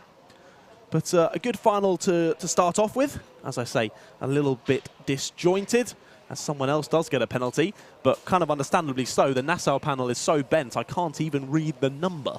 So I think it might be the 46 of Cian Gamiao, as it does start with a 4. It is indeed. I've just seen it come through. So Cian Gamiao getting a 5-second penalty there as well, most likely. But again, Junior X30, a great final, and that's their racing done for the day. A great start to the finals. As was said earlier, because of that crash, we're now running about 30 minutes behind schedule. So if you have a schedule at home, you got to just add 30 minutes to any times that are on your sheet, and we'll be finishing a little bit later than expected this evening. But good racing that we've seen out there. Hopefully that will continue into the rest of the finals. Following up after the interviews, we will have the Senior X30 final, then it will be the IAME Cadet final, then the Bambinos, then the Junior TKM, and then finalising the day with the TKM Extreme final. So make sure you don't go anywhere. We've got lots of racing to come. If you're enjoying the Alpha Live stream, make sure you drop a like. We always like seeing you guys like it and saying in the comments how much you're enjoying it, how much you're loving the stream, and obviously particularly the commentary. I mean, that's pretty understandable. And yeah, if you would enjoy it, as I say, subscribe. We had lots of other things going on the Alpha Live channel this weekend as well, which I will just get up now, as we do every weekend now. It's ridiculous the amount of things we have on the Alpha Live channel. There's really no reason to not subscribe. If you like motorsport, you're going to like everything. But I'm going to send it over to DJ now, down in the paddock. Thank you very much, John. Yes, down in the winners area, Gabriel Stilp. Well, congratulations. That looked like a nice, chilled, casual Sunday drive for you. Yeah, the first start we managed to get away, but then the red flag came out, so we, had to kind of had to do it all again. Yeah, and then we did a Battenberg, and then we went nice slow, and I managed to get a good start off the Battenberg, and then didn't have to defend up at Christmas, and managed to just get away from there.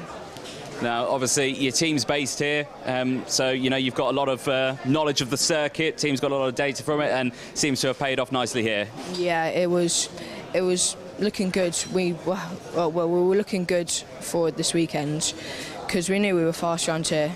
But Burgoyne was really fast. Like, he won all the heats, won the pre-final, so we thought he'd be like right at the front, maybe like gonna win. We thought we were gonna win, but then he didn't get a very good start. Yeah. So I managed to get away. Yeah. So it was a good effort from you. Anyone you'd like to thank? I'd like to thank my mechanic, Grice for the engines, whole of the team, Mum and Dad for bringing me, and I've already said the team. There you go, mate. Well done. Gabriel Stilt there, race winner for Junior X30. I'm not going to stand on the weigh-bridge because I'll reveal my weight. Anyway, Macaulay Bishop, second place. Did you expect that? No, it was good. We found a bit of pace in the final, so was able to compete a bit better. So yeah, it was good. It's quite unlucky. I got a nose cone on the first start, so put it back to sixth. But I'm happy with the result considering we was very slow throughout the weekend. Yeah, so despite that, you know, you still managed to claw through. Good result for you, good points as well, because it's very tight at the top three between you guys, isn't it? Yeah, it's good points for the championship, so it should be good to fight for the championship at PF, so good. Yeah. Anyone you'd like to thank? All of DHR, my dad for taking me, and Grice for the power. Spot on. Well done, Macaulay Bishop there, second place. Let's chat to, well, Mr. Burgoyne Jr., you look like you've had a workout there, mate. What a result that was. Yeah, it was all right. Yeah, tough old race. Talk us through it. Well, basically, the start was going well, and then the red flags came out, and then after that, we got back going, and we got up to fourth, and then I went for a move, and they just let off the brake and rolled into the corner. I couldn't go past them, so I got passed by two other people, by Finn and don't know who the other one was, so it was a good race. But yeah. Dramatic last couple of laps, wasn't it? Yeah. Yeah, a lot of workout. Anyone you'd like to thank? Yeah, my mum, my dad, Shocks, everyone at McBarrett, and everyone at home. Yeah, spot on. Well done, mate. Congratulations on P3 and your top three drivers there. You can see the rest of the drivers all go down there in Park Ferme. They are now being released, which means that the next race is probably coming up in just a moment's time. But before that, we'll head back to the commentary box. John, back to you.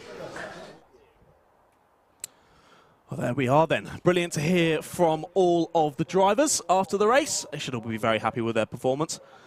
And a top three finish in a Junior X30 British Kart Champs final is pretty amazing. So they should all be very, very proud of themselves.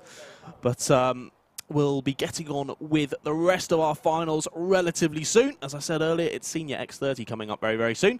But we'll have a little natter before then. DJ's going to make his way back to the commentary box.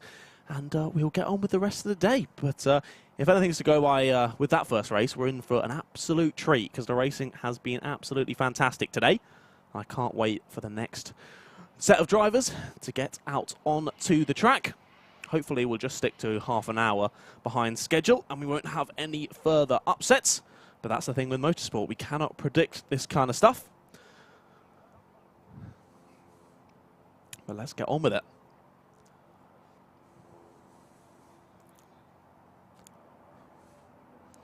As we look at the beautiful Whilton Mill circuit, we've got a few minutes until the Senior X30 final, so we're going to throw to a few adverts.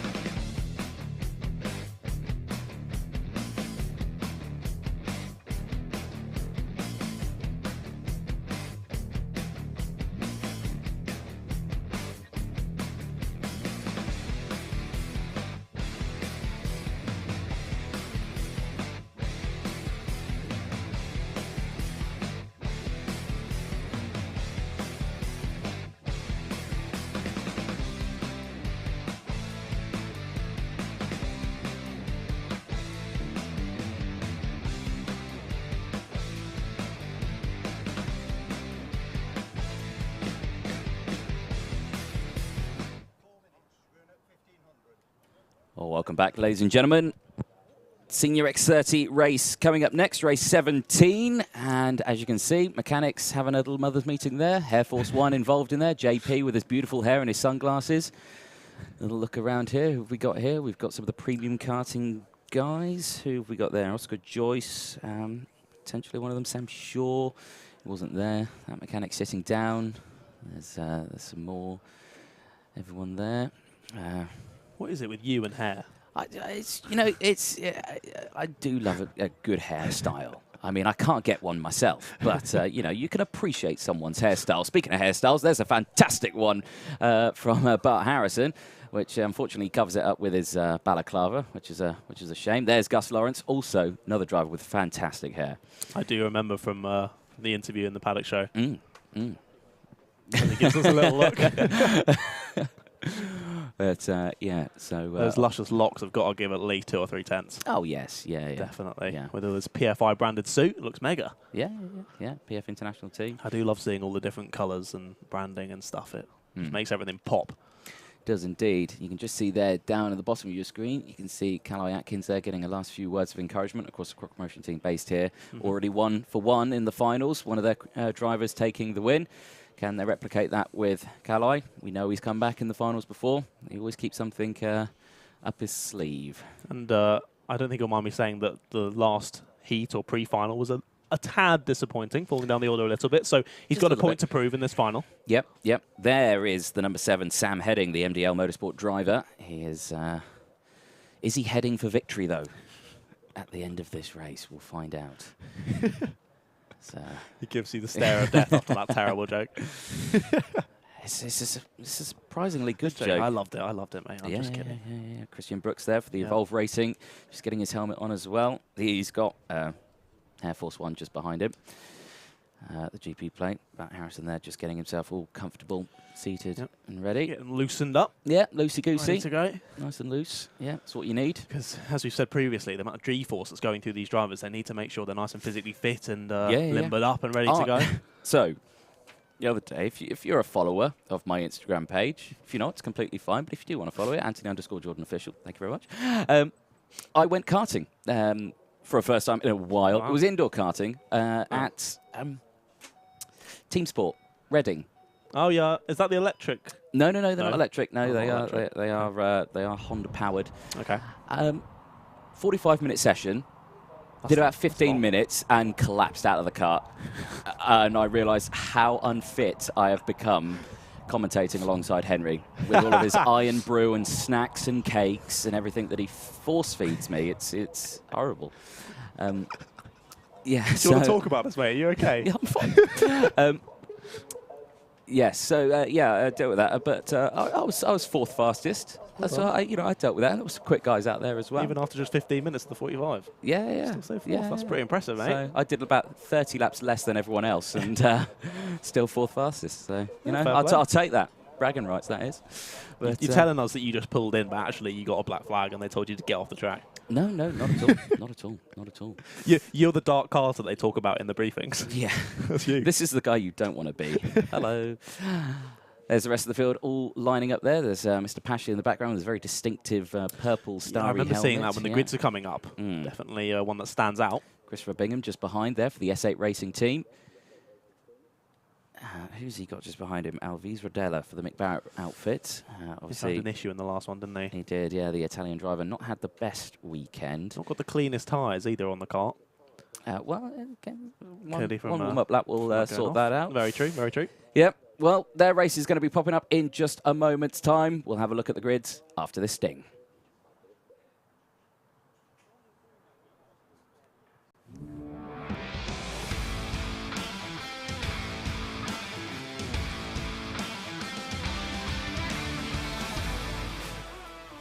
Senior X30 final about to take to the circuit. Here is how they are going to line up for their 15-minute plus 1 lap race. Gus Lawrence and Sam Heading will start on the front row. Gus Lawrence He's had a clean streak, 3 for 3. Can he make it 4 out of 4? Bart Harrison and JP Slater will start from row 2. Marcus Littlewood and Christian Brooks go from row 3. Calai Atkins and Air Force One himself go from row 4. Lewis Mackey and Archie Tillett go from row 5 from Harvey Ryby, and Sam Shaw on row 6. Aaron Walker and Connor Clifford go from row 7. Michael Rapsey and Oscar Joyce round out row 8. James Pashley and Alistair Cresswell go from row 9, from Christopher Bingham and Louis Johnson-Cool rounding out the top 20 drivers out on track. Alvis Rodella and Thomas Fleming on the final row. What can Fleming do from there? This is not a usual place we see Fleming. He's not had the best of weekends. It's not his home circuit, but it's the team's home circuit. Dan Holland Racing, based here, of course, at Whilton Mill. They've got a lot of knowledge. They've got a lot of advice to give their drivers. And Tom Fleming's not a driver who needs advice. You know, he's the number 3 seed, 3rd in the British Championships last year, and at the back of the grid in this one. So, shocked to see. Looking forward to this one. This is the one that we were saying. Oh, yes. To keep an eye on. On the Alpha Live Instagram, you see Chris McCarthy, myself and yourself.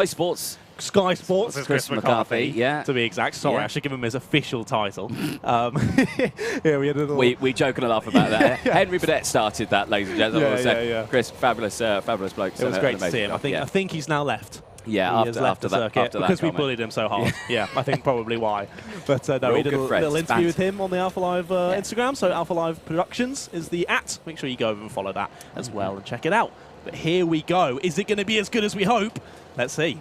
Let's hope so then. Round the final corner. Are they going to tease us with a false start, or is it green flag first of asking? It is green flag. We're off and racing. Great start from Gus Lawrence. He swooped into the lead. Great start from Bart Harrison, as well as everyone goes through 3 wide in the mid-pack section as we screech up in towards Christmas Corner, and a change to the lead. Bart Harrison down the inside. This is the first time any other driver has led a race this weekend other than Gus Lawrence. Down in towards hairpin, the Ashby hairpin for the first time, and again Lawrence just looking for a spot to try and get past, and he can't quite do it. He sticks to the outside line, but he can't regain himself. A little further back, Marcus Littlewood's got into 4th place as well as the rest of the field come through. One of the BMR carts, a big look over the shoulder and defensive into the boot section for the first time. He can't quite make the move, can Gus Lawrence? He holds on to it.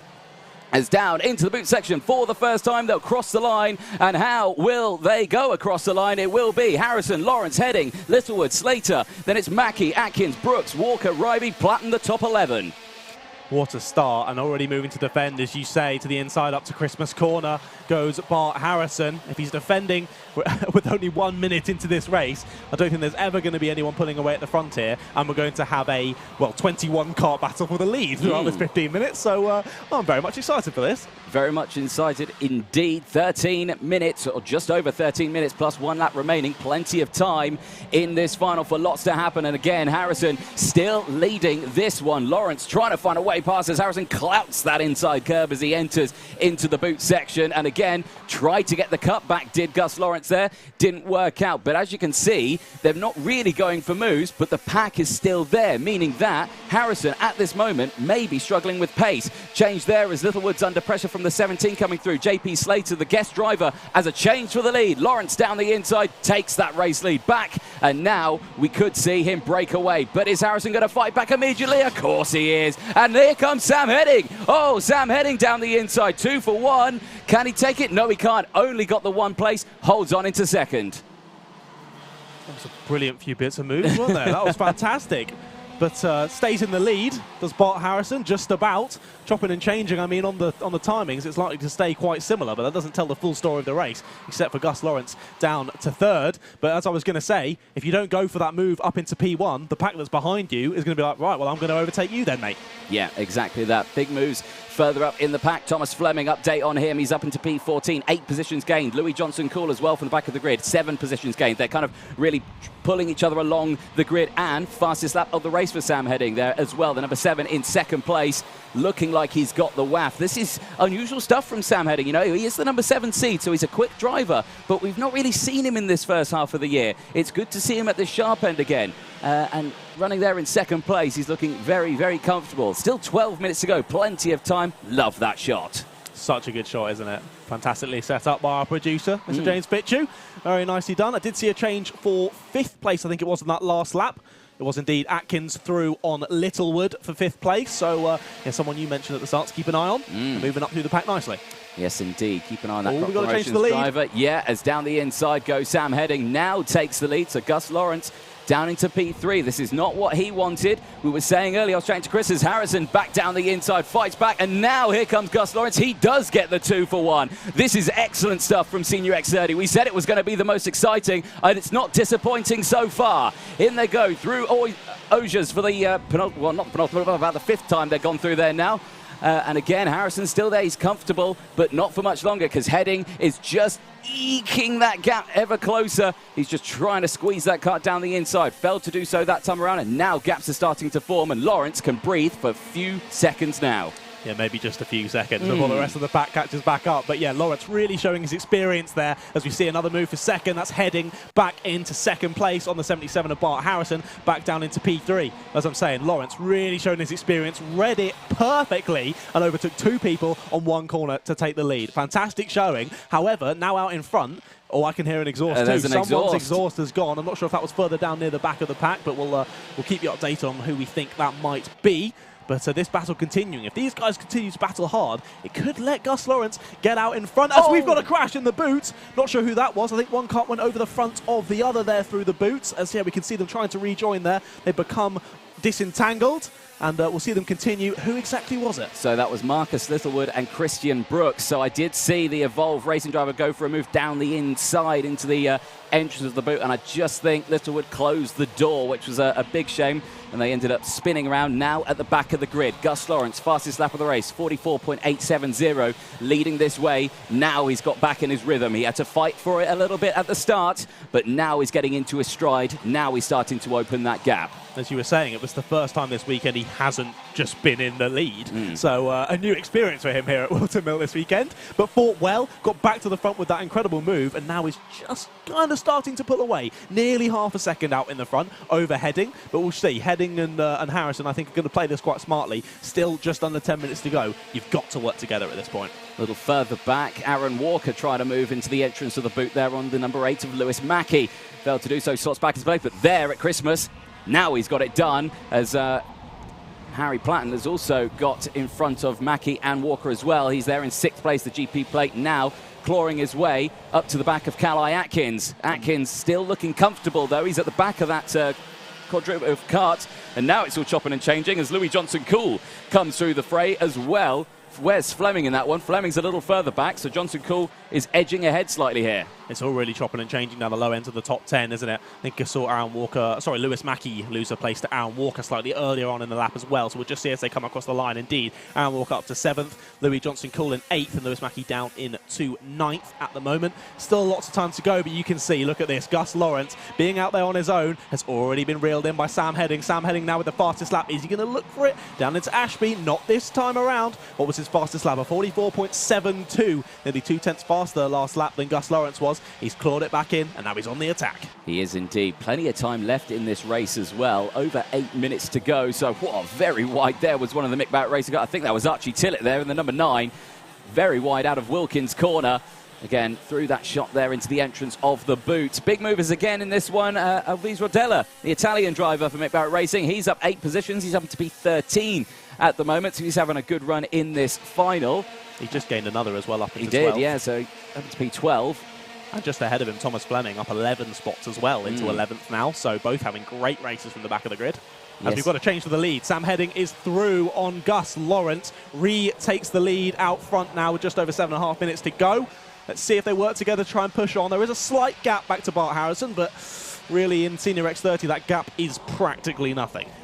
Yeah, it is pretty much nothing, because if Gus Lawrence goes for a move, that gap's gone. Exactly. Quite instantly. So, yeah, they've got to be careful here. Now it becomes a game of chess. At this time, about 70, 80 miles an hour at a game of chess. So, a little bit faster. So, what does Heading do? Well, he's leading. He doesn't need to do anything. He just needs to stay where he is. He's absolutely fine. Gus Lawrence, though, what does he do? Because he's not really stuck with him. I think he's falling back towards Bart Harrison here. Again, we were talking earlier whether or not the tyres came into play. Did he manage them?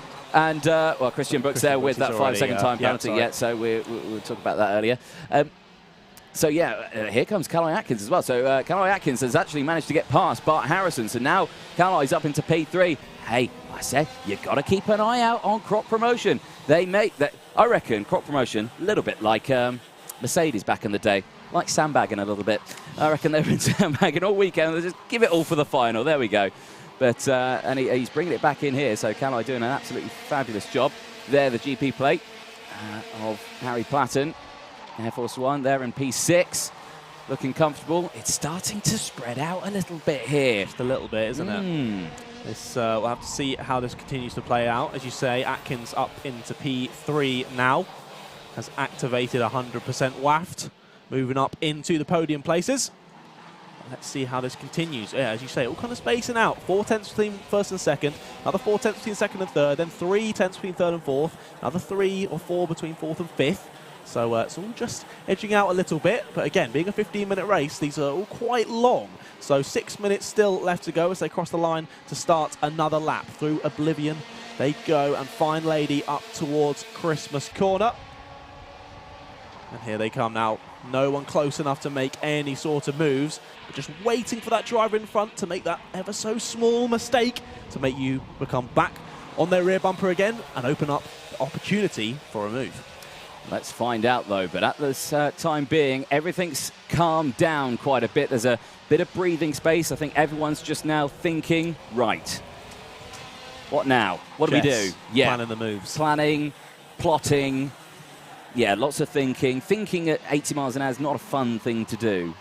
It's quite tough, but a lot of these drivers have huge experience. Driving these karts is like looking at the back of their hand. They know it so well. Oh, yeah. But it's still incredibly mentally and physically tiring. And to then be planning moves on top of that really, really can take it out of them, especially across 15 whole minutes of racing. Yeah. Fair play to them. But there you see Atkins, fastest lap of the race, 44.570, still in P3, 2 tenths off of that O plate now. Let's see if he's going to go for a move in the next couple of laps. I think it's on the cards. It very well may be on the cards, yes. Keep an eye on that number 41 kart in third place. You can just see him there right behind Gus Lawrence. And look at the closing distance under braking. Calais, so much more comfortable under braking here. And that could play very much into his cards here as they go up into Christmas Corner this time around. You saw how much he closed up under braking into the boot. Is he going to go for a move this time? He doesn't look close enough, and no, he's not. He's going to stay behind, so no move this time around.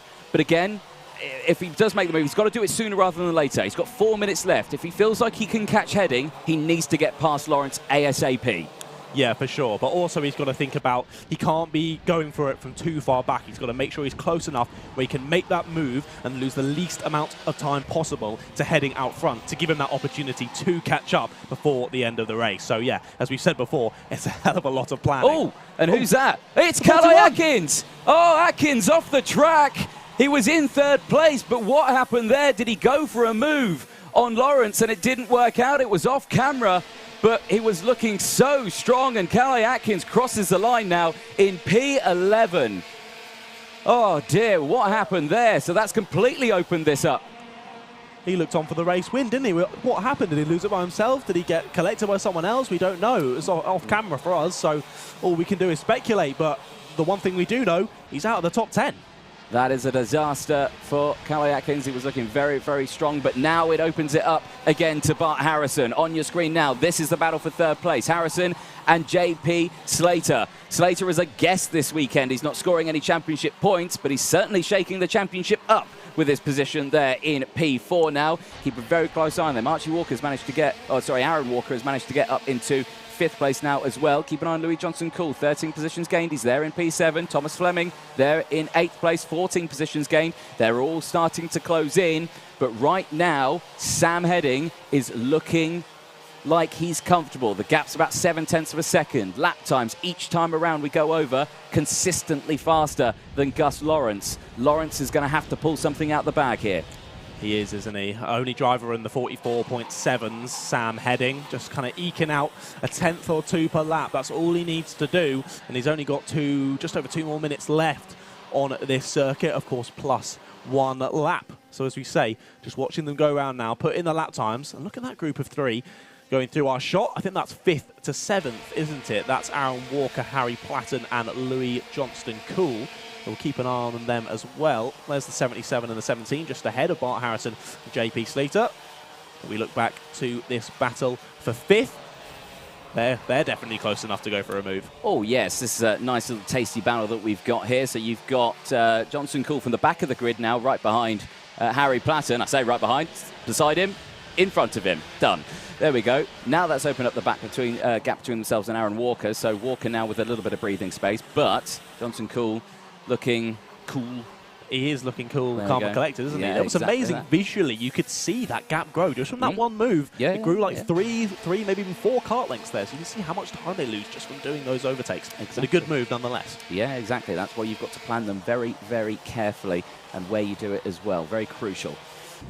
Just over a minute to go, plus 1 lap. Sam Heading leads the way by 0.7 of a second. It's fluctuating, it's ping-ponging between himself and the O-plate of Gus Lawrence. Bart Harrison still there in 3rd place by 1.7 seconds, just behind Gus Lawrence. JP Slater there in 4th. From Aaron Walker, Louis Johnson Cool, Platten Fleming, the battle that we've got on your screen currently. Archie Tillett's just behind this. Lewis Mackey's just behind this. Calais Atkins, after a spin from 3rd a few laps ago, now recovering, still there in P11. Harvey Ryby's there, Sam Shaw, Cresswell. Cresswell's first year in X30. He was in TKM last year, came 2nd.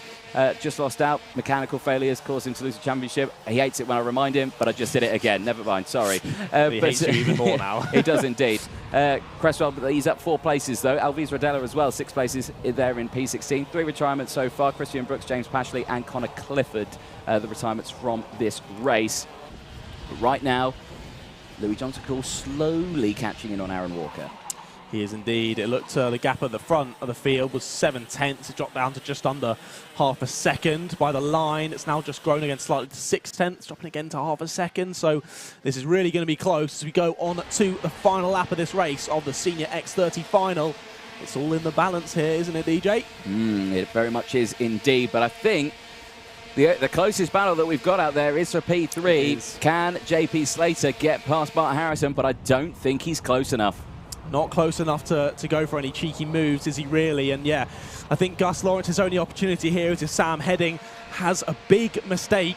Still about 0.6 between them at the front of the field. We're going to see them come around Ogiers into the final section of the lap. We're still looking at Bart Harrison and JP Slater. Will they be able to be close enough? Will JP be able to go for a move? I don't think so, but here's your number 7 coming around the final corner, and Sam Heading is going to take the checker flag, and he's going to win the Senior X30 final. What a win from Sam Heading, coming up through the field very nicely to take that one. Over half a second clear of Gus Lawrence and the O-plate in 2nd, then Bart Harrison in P3 there. Good race from him as well. JP Slater not in the championship. It's still incredibly quick at Red Waft Racing, having some serious waft there in P4. Then it was Aaron Walker, P5, up 8 spots in that one. Then Louis Johnston Cool in 6th, up 14 spots. A great race from him. And Harry Platten on the GP plate, that was in P7. Then it was Thomas Fleming in 8th place, also up 14 places. So some brilliant racing from the back of the grid there from Johnston Cool and Thomas Fleming. Then P9 was Archie Tillett. Then it was Calais Atkins in P10. Managed to gain 1 extra spot after battling for the lead there. We really thought he might be on for the win there, myself and DJ, but not quite happened. A little bit of a kerfuffle there at the boot meant that he was not able to get up to maybe where he should have been. But there we see the drivers go through. Looks like the top 3 nose cones are just about okay. But we'll see if DJ is ready for me to hand down to him in the pit lane. Well, it doesn't look like he's quite ready just yet. So I'll keep chatting about our finishers for that race. We'll look down past P10. Onto P11 is Lewis Mackey in the number 8. Then it was Harvey Ryby, Sam Shaw, Alistair Cresswell, Alvis Rodea having a decent race, up 6 spots there. Then it was Michael Rapsey, Marcus Littlewood, Oscar Joyce, and Christopher Bingham ended everyone that actually finished the race. Christian Brooks, James Pashley, and Connor Clifford sadly did not end up finishing that race for one reason or another.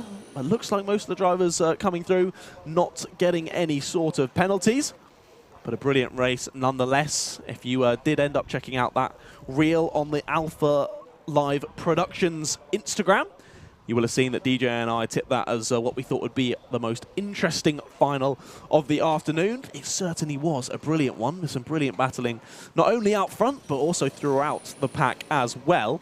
But that doesn't mean you should go anywhere, because although we thought this was going to be the best final, that does not mean that other finals are going to be bad. Not by any stretch of the imagination. If the heats are anything to go by, they're going to be very, very, very interesting.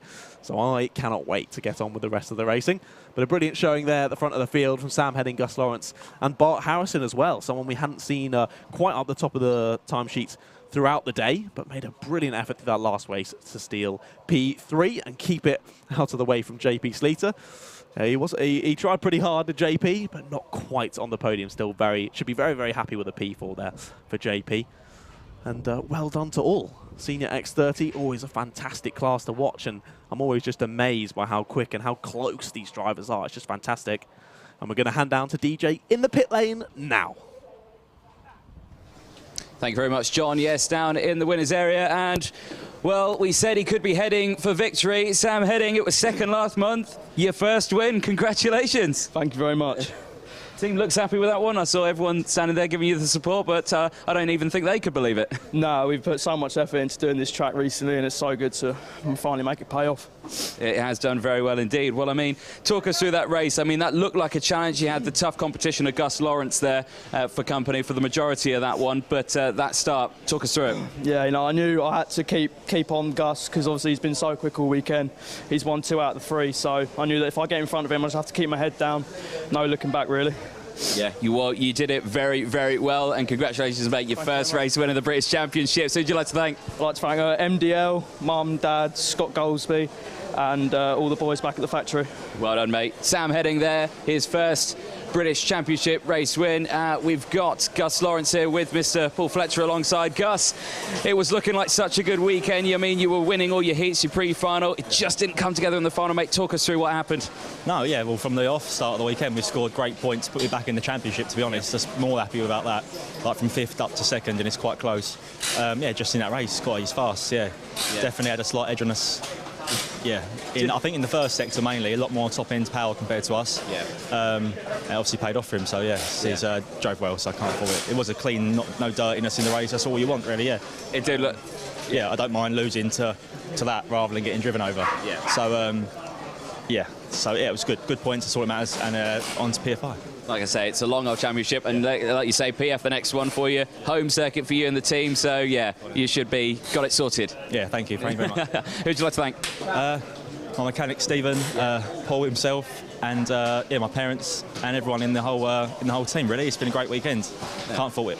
Yeah. Brilliant, well done, Gus Lawrence there, P2 in the Senior X30 final. Let's chat to Mr. Bart Harrison. Bart, well done, mate. P3, did you expect it, because you had Calai Atkins come through the pack on that one, but a spin sees you finish in 3rd? Yeah, it's been a tough weekend. We after the heats we were 8th, so it's quite good really, considering the pace we had, and the team did a great job to get us on the podium today, so yeah.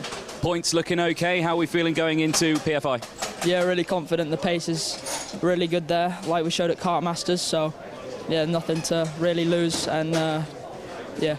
Who'd you like to thank? Team, everyone, Jack, Joe at Aventus Power, my mind coach Louise Keith, and my body coach Mark Baxter. So everyone. Spot on. Bart Harrison, congratulations, 3rd place in the final here at Whilton Mill. More races coming up. Don't go anywhere. But John, we'll head back to you in the commentary box. Lovely to hear from all the drivers there after that Senior X30 final. Brilliant to see how positive Gus Lawrence is. You might think he might be feeling a bit hard done by there after leading practically every lap of this weekend in the Senior X30 final, but no, it's really positive and great to hear how happy he was with the racecraft from the other drivers, and P2 is still incredibly impressive across a Senior X30 grid. So yeah, well done to all those drivers, and as you say, on to PF International in not too long of a time.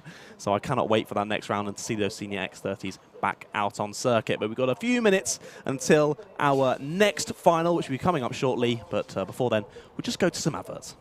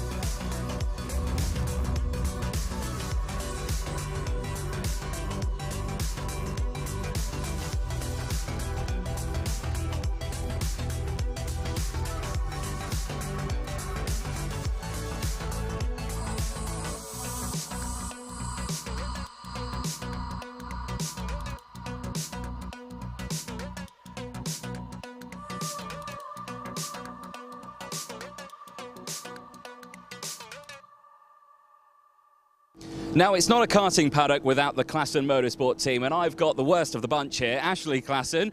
Firstly, welcome to Whilton Mill. How are we? Yeah, good, thank you. Good, all good. You had the TKM Festival last weekend at Kimbolton. We saw you on the live stream that was there, but how was that weekend for you?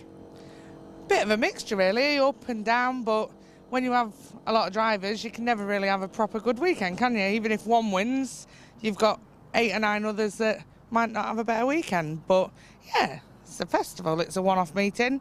It's always going to be a hard one because you don't get points for the next rounds, but yeah, it was a good laugh. It was a good laugh. Now, the Motorsport UK British Championships is a completely different kettle of fish, isn't it? Yep. Championship, not a one-off event. Obviously, team boss, well, yeah, you're in charge of everyone here, aren't you, Ashley? But yeah, I mean, how does this compare really to anything else that the TKM race in?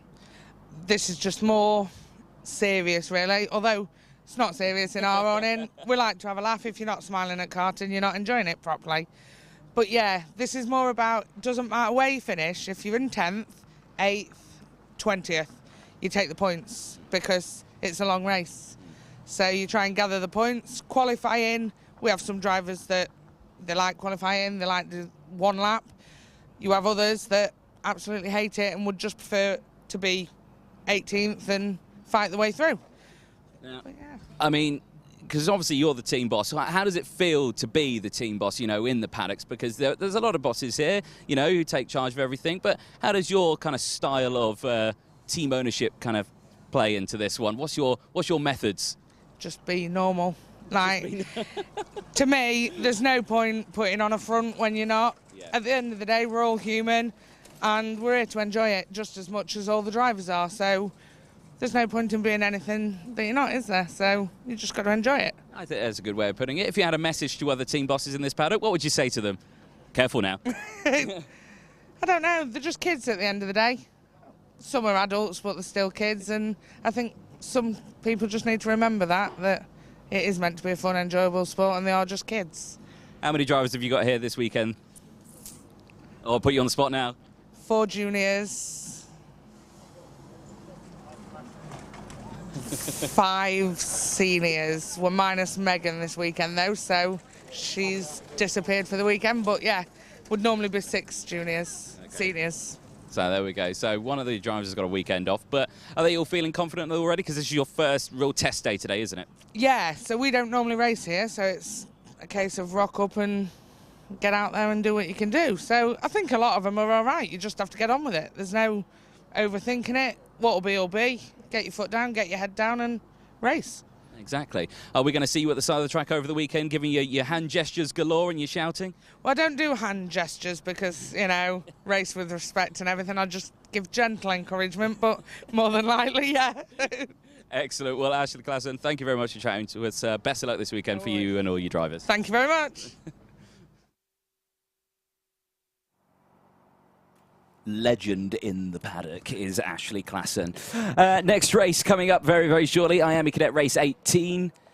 And I believe we are ready to get going. So, John, this is going to be a good one as well. Stay tuned. IAME Cadet coming up next.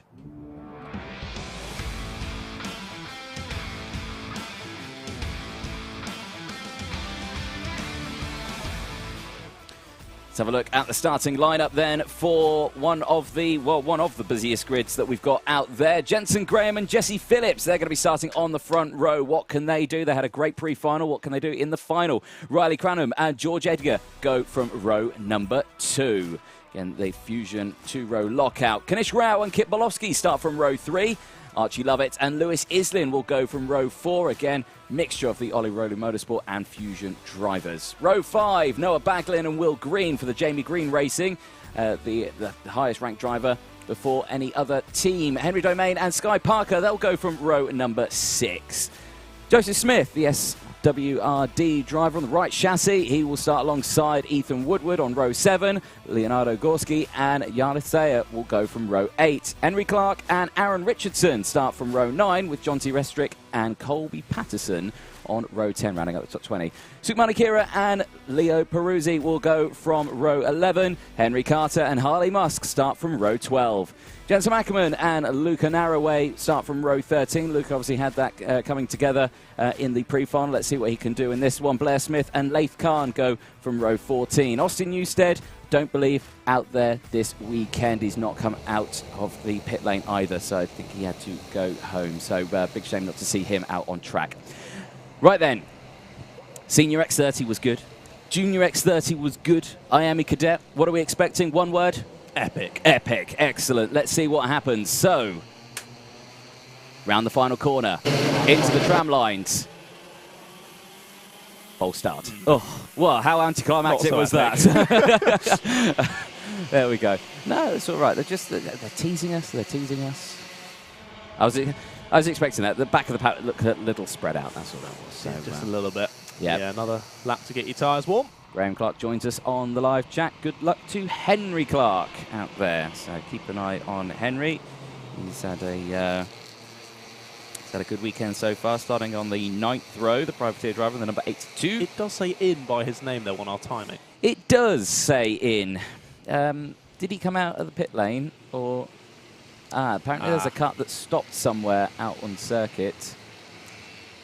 Sorry, Graham, we might have just commentators cursed in there. Yeah. There's So someone at Christmas Corner who's pulled off the track. We'll just wait to confirm if that is Henry Clark or not, but it does look likely, doesn't it?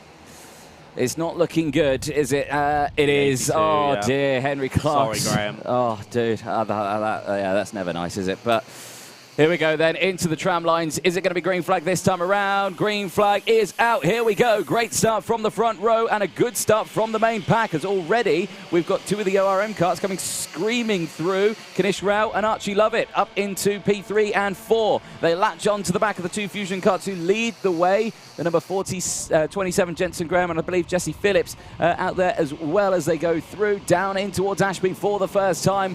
No one diving to the inside bar apart from the 54 there. Will Green for the Jamie Green Racing outfit. He dives to the inside of the Ashby hairpin but slots back into place. This is where we start to see the IAME Cadet class really come into its own. They'll chop and change. They'll find their position of where they want to be, and then they'll latch onto the back of each other, and then they'll race like that all the way to the last couple of laps. Already you can see there the drivers just latching on as they go through the boot section for the first time across the line, and here is how they will line up as they exit the final corner. Graham from Cranham, Rao, Lovett, Phillips, Baglin, Bolofsky, Islin, Edgar, Domain, Smith, Green, Parker, Carter, Ackerman, the top 15. Jensen Ackerman, what a start from him, 10 places gained, and what a start from Blair Smith, 11 places gained. Great stuff from the drivers there. Yeah, brilliant start to this race, and all very respectful racing out there. So we might see a move from the 22 there. Kanish Rao looks for it on Riley Cranham, but doesn't go for it this time. Down into that bottom right-hand corner. As we go down into Osiers. Still no moves going for it. Noah Baglin in the 63 gets a little warning flag as well. Needs to watch those moves, does Noah. But they had the left-hand side of the grid. Got a great start, didn't they? Pushed on forward and allowed for a couple of people to make some good moves up the field. And this race continues. Look at that battle slightly further down the pack. We've got people going 3, possibly even 4 wide through the boot there, going 2 by 2 and then 2 by 2 again through the final corner. As we've said a couple of times today, not recommended, but they're doing it anyway.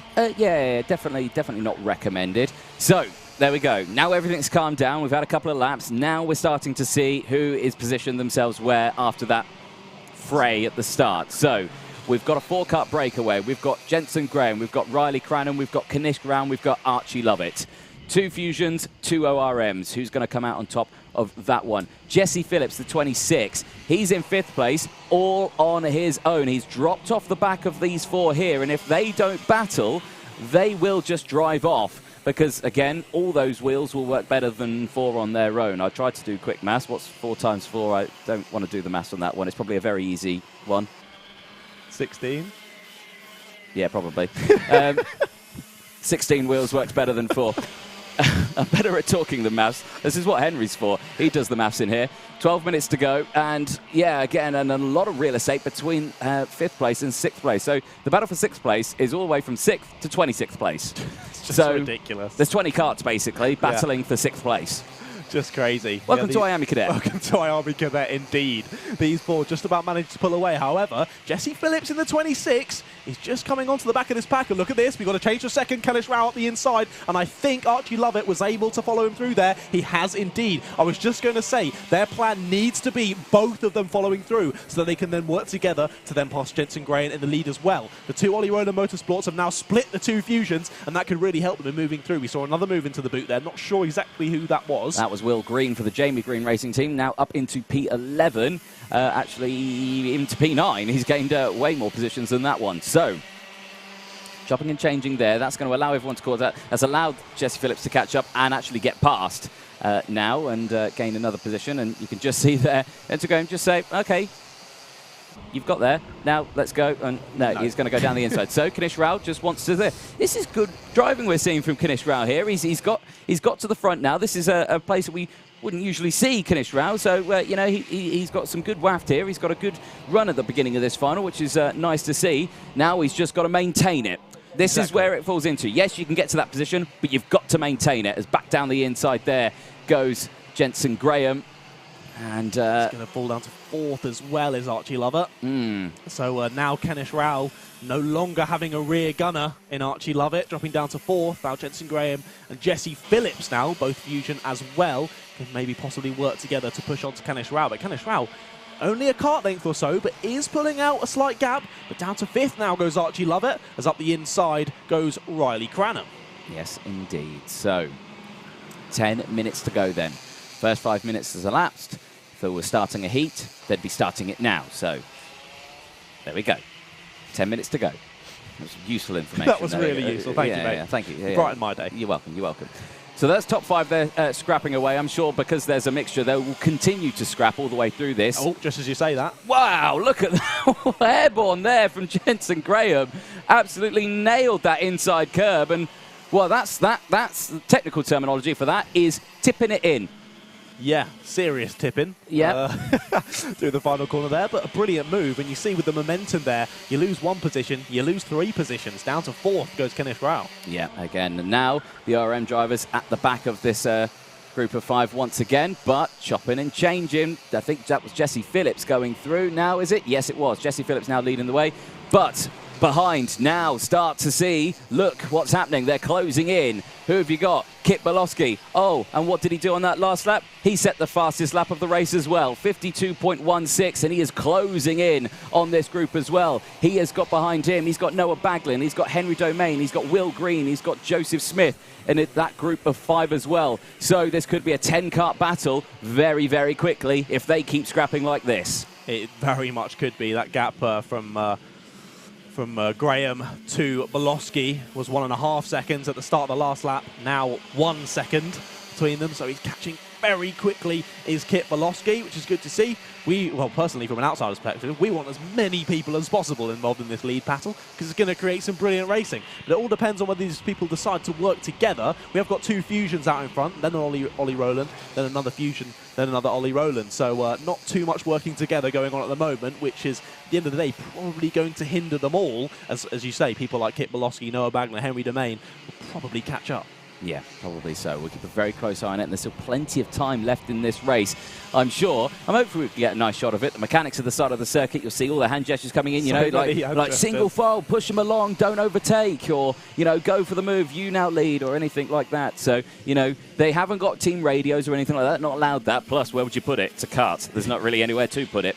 But they have to use the hand signals at the side of the circuit. Whether or not the driver will actually pay attention to the hand signal, and it's, I think, spotting the right mechanic as well for Exactly. you. I thought it might be a little bit difficult, especially when you're going quite fast in the kart and you're about millimetres from someone in front of you and millimetres from someone behind you. Yeah. Not sure how much you're focusing on the side of the track, but they like to give the hand gestures out anyway. Yeah, I think the driver's main thing they look out for with the mechanics is probably the funky hairdo, the sunglasses, and how much tan they've got. So I think that's what they look for. 7.5 minutes to go then, and group still closing up left, right and centre. Update further down, George Edgar is leading the pack from 11th place down to 16th. He's got Lewis Islin, Blair Smith, who's up 14 positions, Blair Smith. Great start to his race. Just had a change for P3, mate. Jensen Graham up the inside of Kanish Grau for 3rd place as they come across the line, start a new lap. Lovely stuff. Ethan Woodward there in 14th place. He's got Henry Carter for company, 8 places gained as well. Sky Parker there in now 15th, so he's just got past Henry Carter. Laith Khan, good start to his race, is in P17, 11 positions gained, so he's making good progress.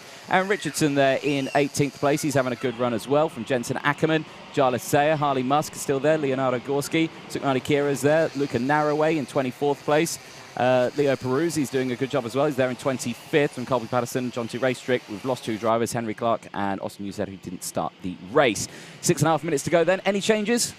Nope, not that time around. All staying in single file at the moment. Just as I say that, looks like there's going to be a move into the boot. There is indeed. That was a late one up on the curb. There's the 27, the Jensen Graham, not quite able to make the move stick and might actually lose a position because of it. Squeezed out onto the grass and loses 2 through the final corner. That's Kanish Grau and Archie Lovett back up into 3rd and 4th respectively. Jensen Graham down to 5th. And look who's there now. Kit Bolofsky has closed in, so we're going to have an extra driver getting involved now. Even the timing agrees with me. It says, oh no, this is a group of 6 now that are racing for the race lead. So keep a close eye on that one as well. You've got Domain, you've got Baglin, you've got Will Green, you've got Joseph Smith, who are also a little further behind. They're going to start closing in now, as streaking out as far as possible to try and gain as much momentum out of the Ashby hairpin as possible. But so far, Jesse Phillips is controlling this race.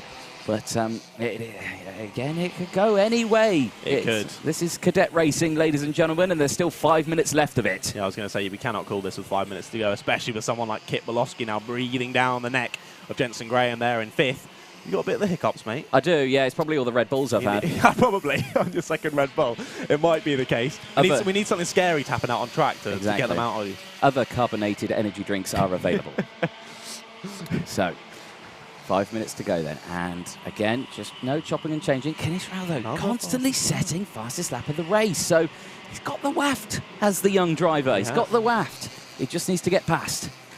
He does, and that can only really rhyme if you've got a northern accent, can't it? It does, yeah. I fail. I don't. That's one thing I lack in life. There we go. So as I go through, but again, Lovett's just closing in as well. Luca Narroway with a warning flag. I'm pretty sure I saw him with one earlier, so I don't know if that's a repeat. As you said his name when you were running through the order, he did get one earlier. So again, not sure if it's a repeat of the same one or whether that's a new one. It is. No, because the 72 got a warning earlier. Gotcha. That was the 27. So just another repeat of what we saw earlier there for the driver. Yeah. Here they come through to finish another lap. Oh, look at this now. Definitely a big pack now, isn't it? And there's Kit Bolofsky. Thought he might have closed in a little bit faster, but here's 2 moves into Christmas corner. Change for 2nd and a change for 4th. Kanish Grau through on Riley Cranham and Jensen Graham through on Archie Lovett. Yeah, Graham will have seen that happening and thought, yep, I'm going to go on that. And now... Look at that. Oh, dear. Got to be careful. Kanish Grau there. A little bit of a tyre touch there. Now, it wasn't much, nothing malicious there. It was just he was trying to get back on the circuit, and it was just that little touch. And, yeah, when a rim hits a rim, it's exciting. It makes sparks. But when a tyre hits a tyre, it's ping, and up in the air it goes. So he was very lucky there just to keep all 4 wheels on the ground. He did lose a couple of positions for that one, but it has allowed everyone to close in. Green, keep an eye on Smith. They are going to close in. We're coming into the final stages of this race. Lots can still happen. There they are, the next group just behind. Indeed, yeah. Luckily, Kanish Grau had more lateral movement than vertical movement from that bit of contact between the tyres, so just lost positions rather than going out of the race completely. And again, has been setting fastest laps, so still watch out for them there down in 6th. Has lost about, what's that, about half a second, 3/4 of a second back to this pack now, but very quickly can catch back off if Kanish continues to put in the laps that they have been doing throughout this race. But the man we've been speaking about, Kit Bolofsky, very much involved in this pack now, isn't he? Yes, he is indeed. He has caught up to them. And the 4 behind there also, just that they're not battling at all, that group behind. They are staying in that positions. They're just locked in with each other, knowing that these guys in front, they are going to start battling. They're going to start swapping position. I mean, they have been all the way through this race, and that's why they've closed up as much as they have. And again, another change there. Back down the inside, Jensen Graham on Riley Cranham gets that done. Kit Bolofsky now with the fastest lap of the race, 51.800. keep an eye on him, because you can see they'll just go for one big move as back down the inside goes Riley Cranham. Says, no, I want second place back, thank you. But there goes Kit Malowski up to 4th place. Looked like Archie Lovett might try and retake it through Osiers, but not quite happening. Up to 4th place goes Kit Malowski, and he's got his sight on that lead. Looks like a change at the front as well. Jensen Gray and Riley Cranham through on Jesse Phillips. I think we missed that one. So here we go. Across the start-finish line they go. The disembodied voice in my head, I think, has gone slightly mad. I mean, he's starting to talk about geese in our ears. Well, I know what he's talking about. So basically, what he's trying to say, ladies and gentlemen, because you can't hear what he's saying, it's kind of like a Tour de France sort of thing. Gotcha. It's they're punching in the slipstream. Well, he's not very happy though about the situation. Yeah, he's saying, "What are you doing? Yeah, go! What are you doing?" That is quite literally what he just said underneath that helmet. Yeah, may have said something else, but we won't repeat it. There we go. They're only young. Out of Osiers they go, look over the shoulder and just think, right, yes, okay, yeah, we've got it now, helmet, go. Yeah, stop scrapping. Stop looking back at me, look forward and go faster. Jensen Graham with a warning flag as well, just for good measure. Not sure what it was for, but there we go. Cross the line he goes then. So now it is still that group of 6. There's the next group, and then another group just further back with Lewis Island, Blair Smith, Ethan Woodward, Henry Carter, Sky Parker. George Edgar, he's not had the best race in this one. He's dropped 12th position. He's down in P16 for the time being, and through goes 1, 2, 3 of them, and Jensen Graham goes from 1st to 4th. Now Kanish Rao, because of this battling, is very much back involved in this pack now. Pack of 6 going on. And just to point out, the 27 of Jensen Graham does have 2 warnings on our timing screen as well. Does need to be careful of that. Still out in that leading pack, though. Down to 4th now, though, for Jensen Graham and then number 27. But this pack getting very tasty with only 15 seconds to go. Will they make it to the flag before that timer runs out? I think they will. So we're going to see 2 more laps here. Yeah, I think we're going to see another 2 laps. Baglin with a warning flag as well. So they cross the line with 6 seconds to go. Last lap board will be out this time then for these drivers. And this is where the dinner bell starts to ring. And this is where supper shall be served. But to whom will get there first? Let's find out. Out of Christmas Corner, down in towards Ashby Hairpin. 17 laps completed. We're on lap 18. Ooh. And again, a dive to the inside there as Kit Bolowski now takes the lead. He's whistled his way through this pack and has managed to get himself at the front. And can he stay there? You know, he's had good pace all the way throughout this. Can he just now start to pull away if no one goes to the mood? And yeah, you can see there, Riley Cranham's just like, no, don't defend. Go. Don't hold me up. Don't do all that, because again, the drivers behind will just close in. So yeah, he's just got to stay there and now go. It's a fusion 1, 2, 3 across the line. Bolowski, Cranham, Phillips, Kanish Rao, Lovett, Graham, Will Green, Baglin, Smith, Domain, Islin, Blair Smith are your top 12. Who is going to take it? John, take us to the flag. Oh, this is going to be a crazy final lap. I'm not sure if I trust Riley Cranham saying, look forward, mate. I'm not going to overtake you. It's the final lap now, so I wouldn't be trusting anyone if I was Kit Bolowski. He moves to the inside to defend, as he should do. No one manages to get out the inside. The GP plate still pressuring for Riley Cranham. Forced out wide is the 88. That's Archie Lovett getting passed by Jensen Graham there. Still staying as it is, though, as we go down into Osiers. Few people moving to the inside. Getting squeezed out wide there. There's 22 moving up a place. Kanish Rao back into 3rd place onto the podium. Can there be a move down into the boot, though? Going to go wide as Kanish Rao. GP plate gets up on the curb. It's going to lose a bit of momentum. Can Kanish Rao get underneath? He's going to ride him up top. He's still on his engine. He's still on his engine. The 22 and the GP plate going towards the wall. It's all going to get chaotic at the flag. But who's going to take the win? It's Kit Bolowski. What an end to that one. A fantastic race. Kit Bolowski driving through the traffic and ended up 8-10.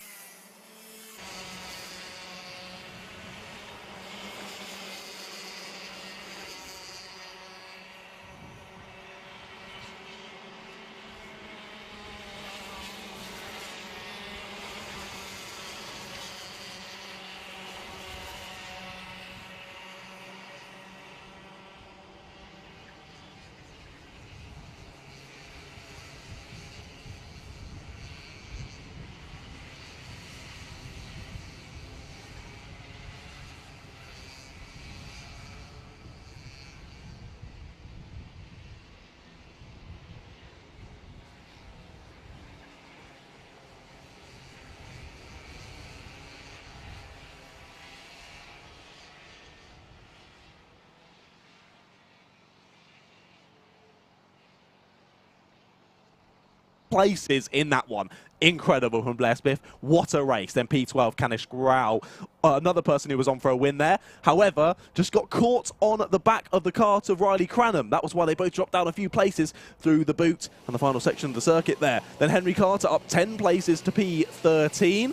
Then it was Ethan Woodward in P14, then Sky Parker, George Edgar, Aaron Richardson, Leith Khan, Jensen Ackerman, Yala Sire, then Harley Musk, Luca Narroway, Leonardo Gorski, Leonidas Peruzzi, then Colby Patterson, Sukmani Kira and John T. Restrick, and then we had 2 non-finishers in that one, which were Henry Clark and Austin Newstead.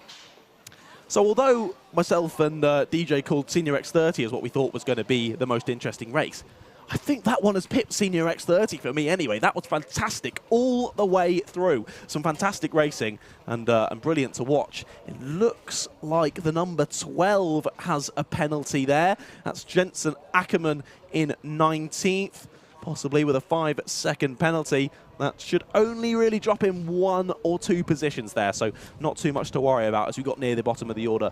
The field spread out slightly. Unlike the front of the order where we had the top 12 within 3.5 seconds. But we're going to hand down to the pit lane now and see DJ with the top 3. Thank you very much, John. Yes, down in the winner's area, and what a dramatic end to that one. Drama at the final corner, but we have got our top 3. The man here who had to fight his way through that entire pack, Kit Bolowski. I'm going to need to come up with a nickname because your hair's getting in the way of everything, but get your suit off first. Go on, you look like you're struggling. Go on, sort it out. There we go. Top quality TV, this, ladies and gents. Kit, what a race, well done. That was the hardest race ever, especially when I got stuck behind Noah. Yeah.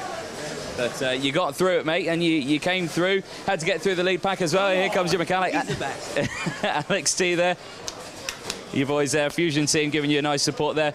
But what a race. Talk us through the start of that, because, I mean, looked like a challenge. The start, wasn't great. Went far back, big gap. Then got stuck behind Noah with him defending. Got past them, and then it was a challenge to catch up by seconds. Yeah. But it paid off. You got through it. Who do you want to thank? I'd like to thank him, Alex T. He's got off somewhere. And also my dad, my mum, my sister, all of Fusion, and also Tommy Moffat, and also everyone. Yeah. Yeah. Well done, Kit Bolowski. Congratulations, race win on that one. Jesse Phillips, you got a cheesy grin on your face. Talk us through that one. Second place. Did you think that was going to go that way? Well, the start, me and Riley got away, and then we were just going away fine, and then up into Christmas, Jensen must have overtaken Riley, and then Jensen overtook me in the next corner, so that was unexpected, but then it turned into a bit of a hack after that. It was Fusion and ORM everywhere, and then at the end, we came out with a bit of luck coming out of the boot. So then, I mean, I'll take second. Yeah, second's good result, good points as well. Who would you like to thank? Well, Jake, my mechanic, Fusion, Shocks Engines, Riley for pushing me, and Aspire Sports with Nessie. Brilliant stuff. Congratulations there. Jesse Phillips on second place. Mr. Lovick, come on over, come on over. Third place. Well done, mate. Did you expect that? No, I didn't. Came out of nowhere, didn't it? The team looked pretty happy with you. They came in, gave you a nice big hug there. What a race that was. Talk us through it. So on the last lap, Kanish and Cranham gone over the top of each other, what made me third. So bit of stroke of luck for you on that one, but yeah, it was quite dramatic. I was at the start of the track and all I could hear was all the mechanics going, no! But you came through and your mechanic shouted, yes! So yeah, I'm sure you can be really happy with that. Yeah. Who'd you like to thank? Our Motorsport, my mum and my dad, and Armours. Brilliant stuff. Well, congratulations, Archie Lovett, third place. Yeah, good. Brilliant stuff there. Well, great stuff from IAME Cadet, again showing us that they have got the talent, and again, future F1 drivers are in this paddock somewhere. Where are they? It's one of these drivers. More racing coming up. We're nearing the end of the day. John, we'll head back to you. Great to hear from the drivers there. Fantastic to see all the support from the Fusion Motorsport team for Kit Bolowski, and he deserves it. What a win. What is it with Anthony Jordan and hair? It's the first thing he mentioned. This driver's just gone through the pack brilliantly through the final laps, and yet the first thing he mentions is his hair. To be fair, Kit's hair was very impressive. I was surprised he could see through it in the helmet, but he definitely could because he made his way through the pack so beautifully and went on to win that race. So well done to Kit Bolowski on that win. Fully deserved. And like DJ said, these are the guys and girls that we could be seeing in Formula One in the not-so-distant future. So fantastic to see them out there racing right to the end, and with some drama at the end of that one. What a brilliant race it was. Now, we will have the Bambinos coming up very shortly out on track. But before then, we're going to go to a few advertisements.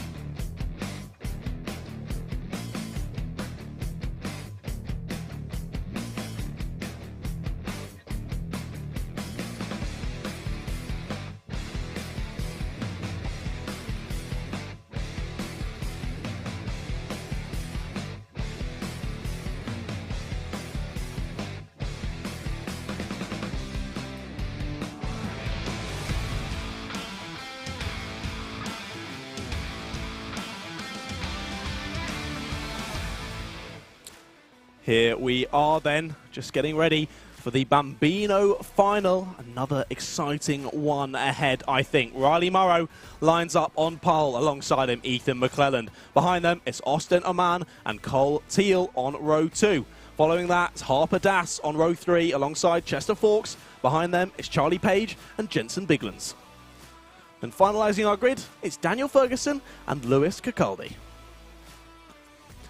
And as if by magic, DJ returns to the comms box. Hello. Welcome. Thank you. How was that? That was a good interview. Did you hear me saying, what is it with DJ and hair? Because the first thing you mentioned to Kip Bolowski was his hair. Well, again, look at it. It was an impressive maid, I'll give you that. How does he see where he is going? Yes, all also that hair that. in his face. It surely must all be tucked back in the helmet. It probably is, yes. I suspect it probably is. But, another exciting one ahead, I think. Yeah, Bambino racing. Love a bit of Bambino racing. This is the third to last race, isn't it? Because we've got Junior TKM and TKM Extreme after, so I was hiccuping. That Red Bull is really that getting Red to Bull, you, it's kicking in the system. But it's keeping you awake, though. So yeah, that's yeah, good. Not that you need that. The racing's fantastic anyway. Oh, yeah, the racing's kept me awake all the way throughout this. So, brilliant.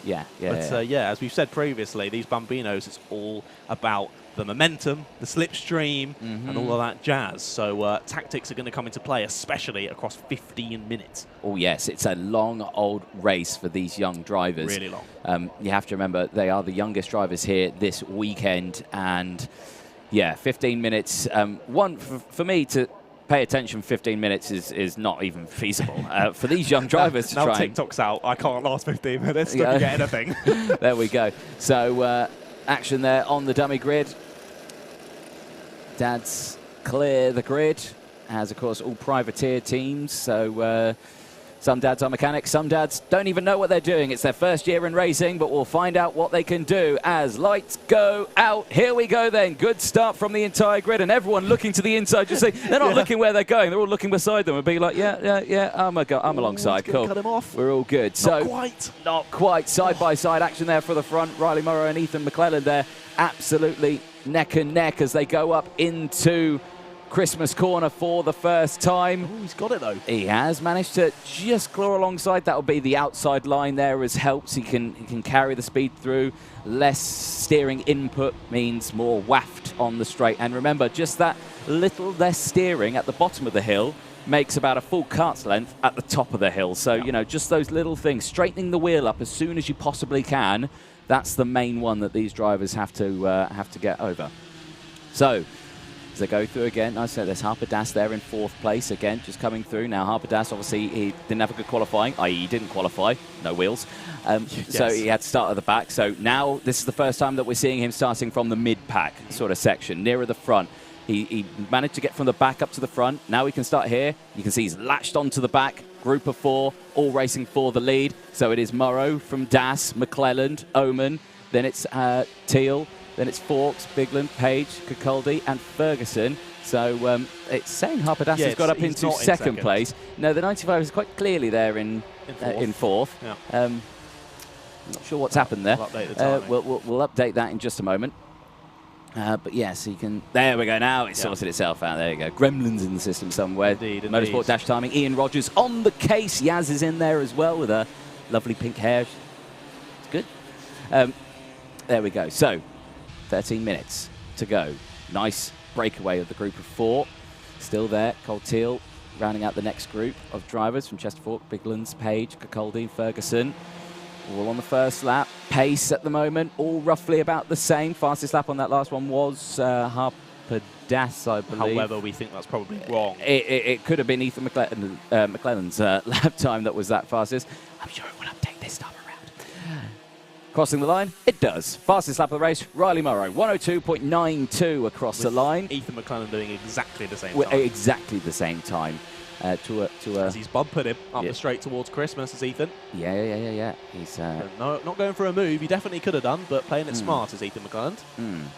But it looks like Harper Das has fallen off the back of the pack slightly. I'm not sure he's just had a bad corner. Yeah, potentially so. Just again, may have taken a corner a little bit tighter than usual, and again, it's just really struggled. Then up the hill. Then the turn one is probably the most important corner on this circuit, purely for that run up to Christmas. Definitely. Purely for that run up to Christmas. And like we were saying earlier in the heat, to take a very different line to a lot of the other karts through that first corner, don't they? They can take it a lot tighter on the entry because they are going at such a less amount of speed. That slight turn-in doesn't affect them quite as much. But these two, I was going to say, beginning to break away a little bit. Harper Das already right on the back of the number 7 of Austin Oman. Whether they can now work together to catch back up to the leading two, or whether they'll end up breaking into two pairs of two, we'll have to wait and see. But still, just under 12 minutes to go. let's see what they can do. It'd be curious to know, obviously, if they can work together and push that over. It's just a case of who, like you say, who's the faster out the two pairs. That's all it's really going to be. There's another pair just in the background of shot as well. That would be Cole Teal and Chester Fawkes. Riley Murray, again, fastest lap of the race, 102.85. And Ethan McClelland, exactly the same lap time, 102.85. The drivers behind, they were in the 103.3s. So, yeah, quite a sizable bit slower on that last lap. Also practically the identical time but yeah, as well. again, identical between the two of them also. Championship standings going into this final. Riley Morrow leads it. I mean, he's had maximum points in his round one about heat. We can get the virtual standings up as change for third place. Harper Das goes through. There is the virtual championship just ahead of you. This is how it would stand if they'd finish as they cross the line kind of now. It might change now that Harper Das has gone in front, but I don't think it will. Not quite close enough on points, I don't think. No, but his number did change, but he didn't gain or go up. But yeah, Riley Morrow would lead in the championship. He's had a pretty solid season. The only person who has taken a final from him was Chester Fawkes. That was at the first round. Other than that, it has been Riley Morrow for the rest of the season. He leads with 322 points, obviously updated on there, of course, with the results from this, from Austin O'Man, Chester Fawkes, Harper Das, Cole Teal. You know, it's been a good year for all of them. They're all fairly close in the points, and that's why, again, we like Bambino Racing. One more round to go as well. This is, of course, the penultimate round of the championship, so I don't think we're crowning one here. Obviously, there is no way I could be able to do the maths for that. I mean, you couldn't do 4 times 4, mate. I mean, yeah, exactly, exactly. So there's no way I'm going to try and organise. Like, these numbers go up to like 65. I mean, that's a big number, ladies and gents. So there's no way I could be able to do maths for that.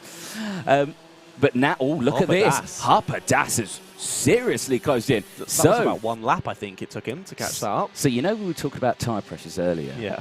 And whether or not they come into play. Has that happened here again? Has you know, started on, I don't know, like I don't know how it works. But we're talking from absolutely no experience. Well, I'm not a mechanic. No. I'm not a mechanic. I'd love to mechanic at one point, like, you know, spend a day with it, doing the spanners. I reckon I'd do a good job. But yeah, so again, something's happened there, and I think, pressures have had to come into effect, and he's caught back up. But we did see this in the pre-final as well. He caught up, and then he dropped back again, did Harper Das, and then he caught up again. So we'll just have to see what happens here. It's a learning lesson. All these drivers are learning. It's some of their first years in karting, some in their second years as well. A bit of a it was a love tap, just to say, let come him on. know he's still there. Yeah, just still there. But he's got to be careful. He's got a warning flag. I'm not sure if it was for that, but Ethan McClelland with a warning flag and hand in the air from Riley Morrow certainly thinks that's what it was for. Yeah. But yes, across the line, I think it was just a reminder saying I'm there. Just a hello, mate. Yeah. But no, it's impressive from Riley Morrow to be that dominant throughout this championship, through the season. Like, that's impressive. Like, even though these drivers are this young, they're all still at an incredibly high level. And impressive to be that dominant throughout the season and continuing to lead this one. Because I remember you interviewed most, if not all, of these drivers during your Paddock show, didn't you? Was it Riley Morrow where you said, who's going to win? Was he the first one that went, it's me? Yeah. I think they all went, it's me. Oh, dear me. Oh, they're the off the track. That is Daniel Ferguson, and that kart has come to a stop on circuit. Also, as well, Lewis Cacoldi. He's also retired. He retired 2 laps ago. I'm not sure. He's coming to the pit lane, so I'm not sure what's happened to Lewis. Scottish driver. He's had a long drive to get here, and unfortunately his final has ended up in the pit lane.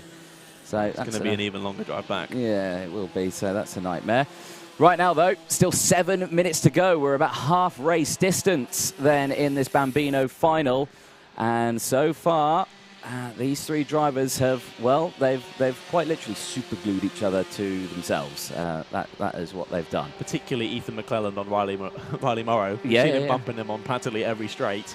Just letting them know that he's there. Yeah. But when's one going to go for this move? Because they've been close enough for the past, well, since the start of the race, really, to go for the move. So just patience. Waiting, biding their time. It's a waiting game. What you do at this sort of stage in the race is you're just learning.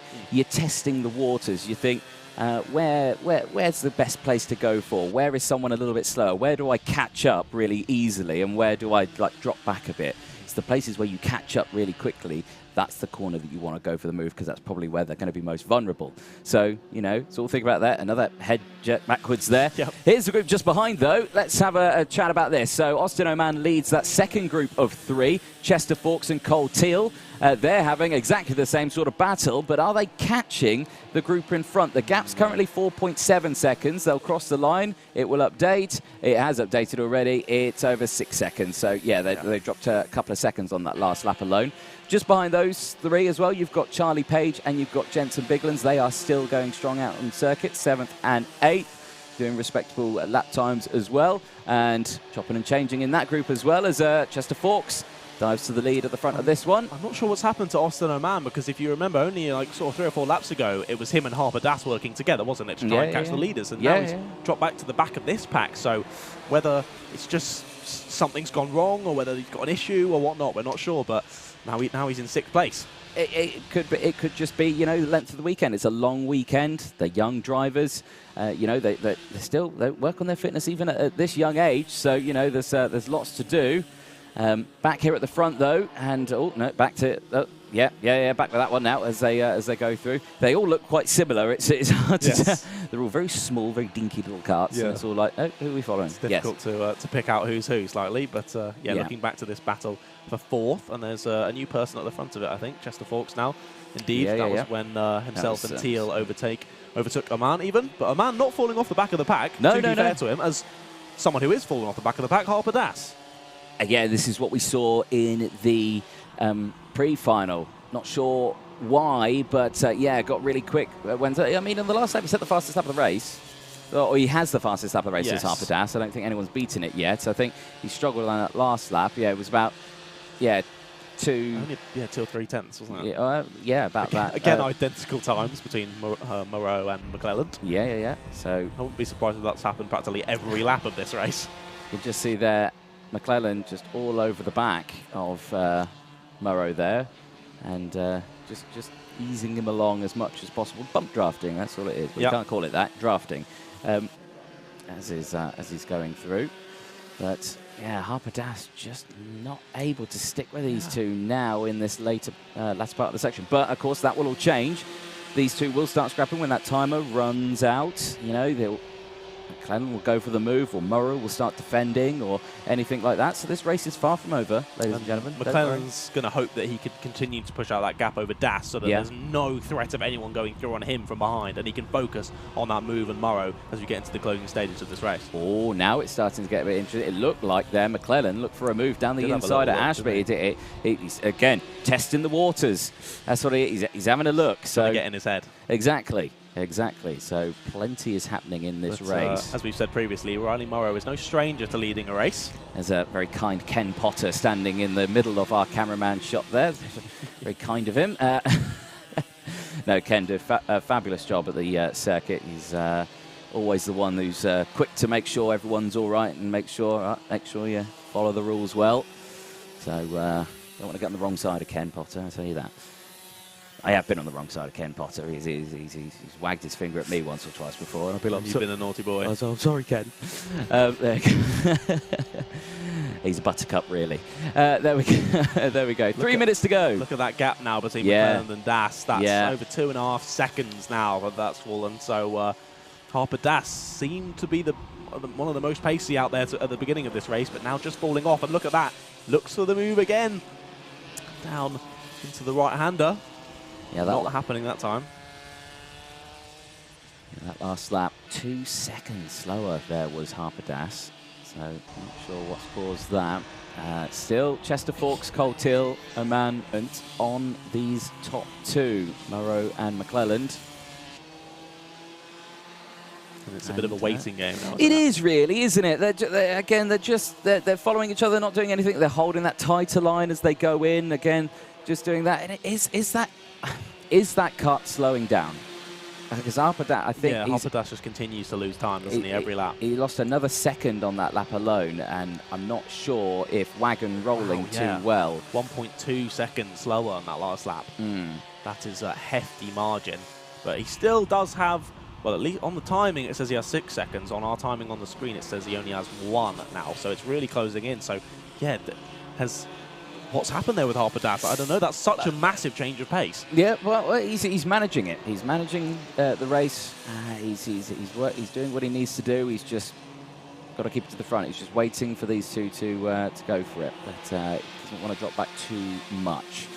But he's nearly in the clutches of Chester Forks now. The Chester Forks could be looking for a podium. Chester obviously has Cole Teal right behind with a small gap now back to Austin Oman. Yeah.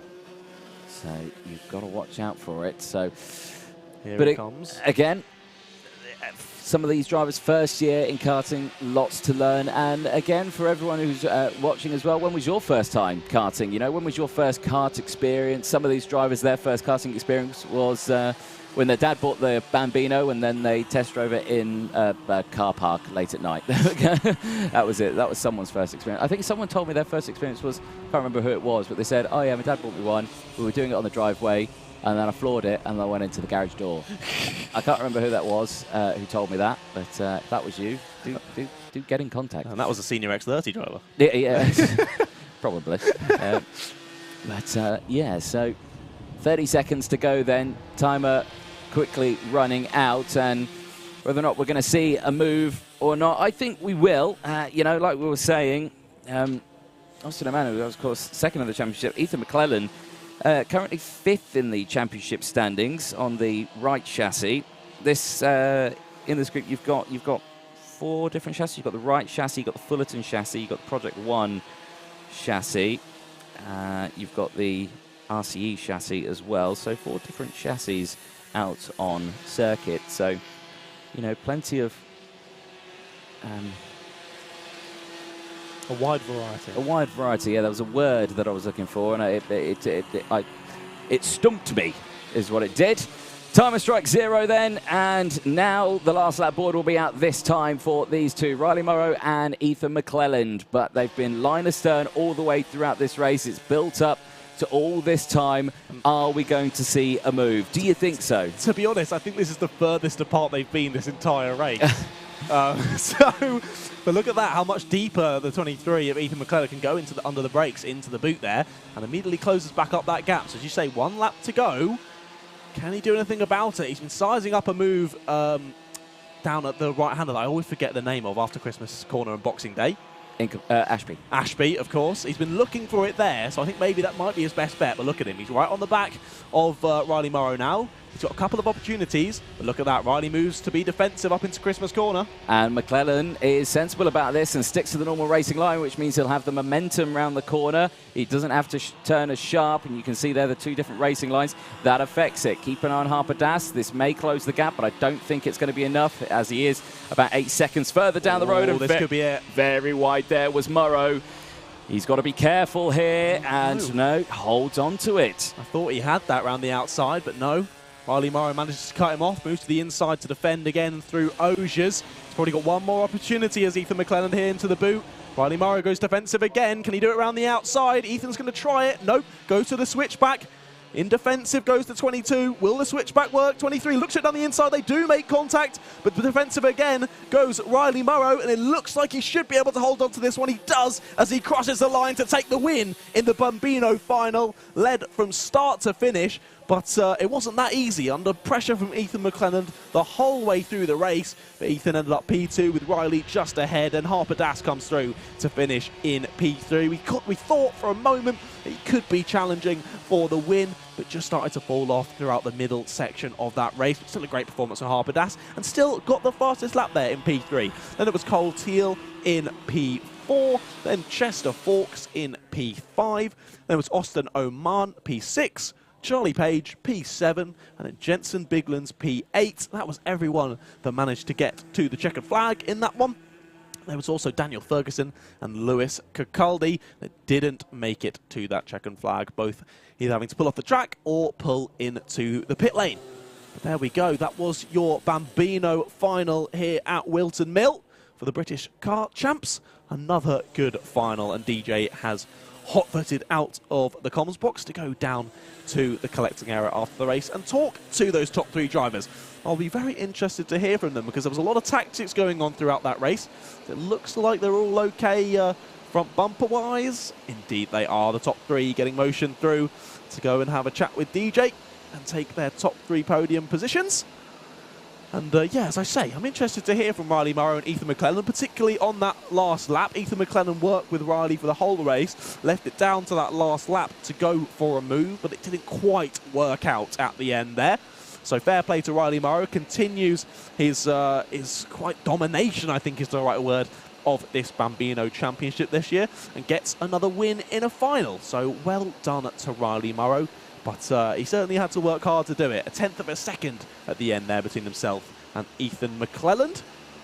But as I can see the cameraman down in the pit lane, in the collecting area, I'm sure that DJ will be ready to chat with those drivers soon. Of course, these drivers so young. These interviews are going to be interesting. Of course, in the Bambino class, they're all between 6 and 8 years of age, which is just ridiculous to see them out on a racetrack and fighting that closely. As I say, a tenth of a second after a 15-minute race. It's just ridiculous. And like we were saying before, Riley Morrow and Ethan McClellan were lapping almost identical lap times practically every lap. It was unbelievably impressive from those two. So all the drivers on the grid there should hold their head up high after that one and taking more experience through into their further races. And as DJ said earlier, I believe that was our penultimate round of the Bambino Championship.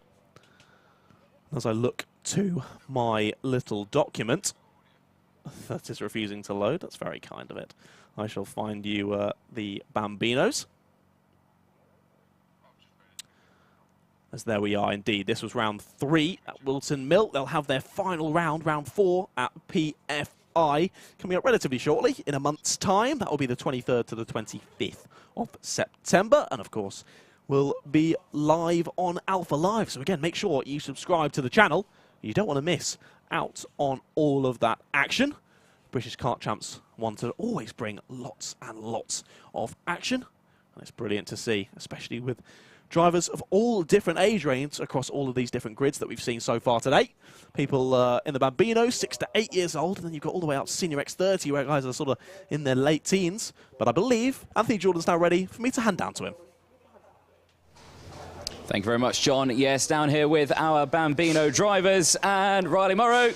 Cheesy grin on your face there, mate. Well done. Thank you. Well, we spoke to you in the Paddock show last night, and I'm pretty sure you said, I'm going to win. Yeah. And it happened. It was very hard against Ethan and me. There was a few little touches now and then, but it was good, fair racing. It was a brilliant racing, wasn't it? It was a close race all the way throughout. Who would you like to thank? My dad. Your dad. Good on the spanners. Yep. He's done well, and so have you. Well done, Riley. Well done. We'll see you at the next round. Thank you. Excellent. Let's chat to our second place man, Ethan. Well done, second place. You happy? Yeah. Yeah? Was it a good race? Did you enjoy it? Yeah. You were right behind Riley all the way through that. Is he tough driver? Yeah. Yeah. Are you going to beat him? Yes. Yeah. You're going to do it the next round? Yeah. Yeah. Who would you like to thank? My dad. Your dad? He's done well? Yeah. And so have you. Well done, mate. Ethan McClellan there. Let's chat to Harper. Harper, well done. Tough race, a long race as well. How did you find it? Good. Yeah, it was okay. I mean, talk us about that. You were with these two. What happened? It just started up the hill. It just started slowing down. Yeah. So well, it happens. It's learning, isn't it? It's you know, racing. It's a tough business, and you know, Dad's doing a good job. He's doing all your spanners, isn't he? So who do you want to thank him? Thank my dad, Justin, and Mark. They've done a brilliant job for you. In third place, you can be happy with that one. Nice cheesy grin. Are you looking forward to the next round? Yes. Excellent. Well, congratulations, P3. Thanks. There we go, our top 3 drivers there. Brilliant stuff from them. Obviously, their first year of karting, so lots to learn still, but they do show us some brilliant, brilliant racing. 2 more races to go. John, we'll head back to you. Great to hear from those Bambino drivers. So well spoken at such a young age. It's brilliant to hear from them after that Bambino final. And I'm going to sound like my mum, but oh my goodness, they're so cute. They're so cute. Brilliant to see such young drivers out there racing so closely. But well done to Riley Morrow, Ethan McClellan and Harper Dass for being on the podium there. But as we've got a few minutes until our last couple of finals in the TKMs, we're going to have another look at the dry to wet video. Take a look. Welcome everyone to the Dry to Wet Challenge. The challenge is we've got two drivers, we've got Noah Baglin, we've got George Edgar, we've got their mechanics as well. The challenge is they've got to replace all four wheels on the kart from the slicks to the wet tyres, and then the drivers have got to get their race suits on, wetsuits and helmets on as well. So the drivers look kind of ready, but you're not going to start, okay? The first people are going to start are two back here. We've got Jake Walker, or aka Hibbard, and then we've got Mr. Toby George here as well for Noah Baglin's kart. Now, chaps, the rules are one drill, all four tyres. You're not allowed to let the driver help you. You can't help the driver. And then, as soon as you've done the wheels, pass over to the drivers. Are you ready? Are you guys ready? Are the crowd ready? Excellent. 3, 2, 1, go! Give him some support, guys. Support. Shout, scream, advice. No, no, no. George can't go yet. He's got to wait until the tyres are done. Where's the support? Come on. Get the communication, right. Oh, we've already got a wheel off. There's a wheel bouncing away. We've already got one wheel done so far. Jake Hibbard's doing a good job so far. He's done a good job so far. One wheel. Get in there, Mr. Cameraman. Get the action in. There we go. There's a good tactic going on there. Excellent. Yeah, that's another.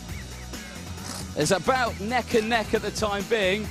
Jake a little bit closer to finishing. Oh, it's a nut down. And I may have helped him a little bit there, but we'll brush past that. So we're 3 for 3 on Fusion. We are nearly 3 for 3. Jake's got some waft here. Toby doing a good job there. That wheel's is on. Nearly done. Oh, he got tangled. Oh, the nuts come off here. George. At the ready. Hold on, at the ready. Oh, he's done. Go on. Yeah, got it done. Right, so now George is getting his wetsuit on. Toby's letting you down here, mate. How do we feel? Go. Suit on. Oh, he's struggling. Come on. Oh, George hasn't got his suit on yet. He hasn't got the suit on yet. He's struggling with his foot. He's on the floor. Go on, Noah. Oh, he's got it on. Go on. You got to get the helmet on as well. Go on. You see? It's nearly done. Got to get your helmet on. Got to get it. Go on. Get your helmet on. Quick. Winner! It's not done. There we go. Well, through a technicality, and it's actually raining now, which is incredible. Well, Noah, you came into this one not thinking you were going to do it, but you did it. Yay, well done. George, it was so close. Technically, you have done your wetsuit up, but it is actually raining now. But that was, Jake did well there, didn't he? Yeah. Mate, it was so close, but you're happy with that still? Yeah. Bit of fun. Yeah. Excellent, well done, mate. Well, congratulations to Noah Baglin, George Edgar, and of course, two mechanics as well. Well, I'm knackered now after that one. I think we'll go back to something else.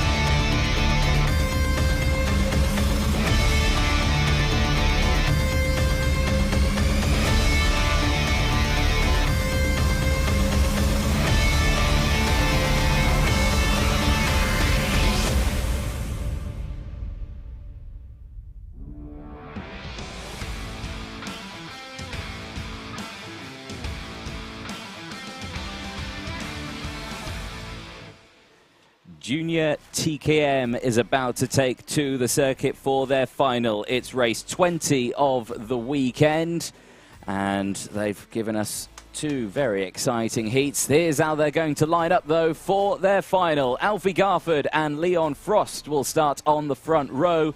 Joe Cheek and Tyler Harris go from row number 2. Dara McInerney and Olivia Jakins go from row 3. Jake Humphrey and Yihan Kalichern start from row 4. Ollie Rands and Leo Robinson go from row 5, rounding out the top 10. Luke Bate and Sasha Bagley go from row 6. Aidan Mitchell and Jack Stewart go from row 7, from Seth Hathaway and Oliver Bourne on row 8. Oliver Bowen and Joel Hull, I should say, go from row 9. And Patrick Leaf will round out the grid on row 10. 19 drivers. Comments coming in. Big thanks to Dad and Tim Wilson Motorsport for getting me out on my Heat 2 on another Birla chassis. Let's go Jake Humphrey, number 51. So, I believe that's referring to TKM Extreme, but nonetheless, it's a lovely message, so we'll read it out anyway. Indeed. And with this kind of stoppages that we've had, it's been quite a while since you guys have been on track, hasn't it? Jake Humphrey is out in this one. Jake Humphrey is in this one. Sorry. Shout I've just out read Jake his Humphrey. name, and I forgot already. There we go. It's been a long day, ladies and gentlemen. This is quite warm in this I was going to say, I can't believe it's already the second to last one. I know, yeah. We're nearing the end of the day. quickly. Yeah. P1 saying doing it now equals no. You should be subscribed anyway to P1, yeah. There we go. They've closed up a bit now. They have. JR27, come on, Dara and Aidan into the tram lines. Green flags off. Here we go. Good start. And away we go. And it's a good start from Garford. He's held on to that lead. Frosty has to go down into P2. Dara McInerney, you can just see him there now battling for 4th place. As round the outside comes Joe Cheek to get past Leon Frost. Does so successfully. Tyler Harris still there in P4. And now trying to look like he wants to go for P3. Sweeps to the outside, but can't quite do it. Slots back into place. There you can see Yihan Kalichern, the E-plate, diving down the inside of Dara McInerney there. Moving up now into P5. And Dara now in a really bit of hot water here. He's got to try and close that inside line as now everyone tries to come through. Olivia Jakins is in that pack as well. And there's some more drivers. Also, Jake Humphrey looking like he's one of them. Out of the final section of the track, again looking to the inside, there goes Tyler Harris, can't quite do it, crossing the line as they end lap 1. Garford leads from Cheek, Frost, Harris, Kalichern, McInerney, then it's Humphrey, Rands, Robinson, Jakins, Bate and Mitchell. The top 12 karts out there, clear breakaway for the top 4. Indeed, as we're going to see a change to P3, it looks like down the inside goes the 88, that's Tyler Harris, past Leon Frost. And we did see at the end of the last lap when you were saying that Dara McInerney nearly got overtaken by the whole rest of the pack, managed to cover them off and then gave the point forward to let's work together. Don't know if anyone's going to listen to him, but moving back up through the field nicely and now right on the back of that pack of 6 for the lead. As we say, change of 3rd as the only change this lap. Continuing to lead is Alfie Garford in that number 1 kart.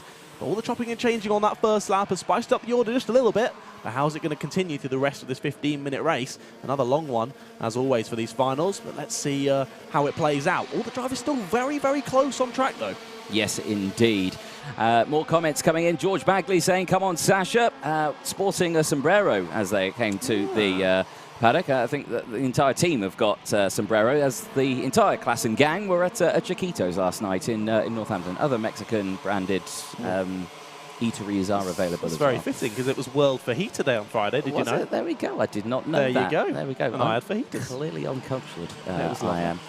Here we go then. So still heating up here as the sun bakes down on the drivers. Temperature, I think, has gone up slightly this evening at the circuit. The sun's come back out, It's been up and down, hasn't it? It cooled down in the middle of the day and now it's heated up once again into the evening. The sun is low. It's in the driver's eyes. Iridium visors coming in very handy. Definitely need those iridium visors. Yihan Kalichern up a position. That one up 4 positions already in this race. P8 to P4. So a great race for them so far. Still there in P4, and all that chopping and changing has made it so that now the pack is just the pack. The entire field now, I think, involved in this battle for the lead. So let's see how this continues through this one. No one throwing any crazy moves or realizing they need to work together because this race is so long. But yeah, it all staying relatively calm at this point, but possibly the calm before the storm, I feel. Yes, yeah, I think that's a good way of putting it.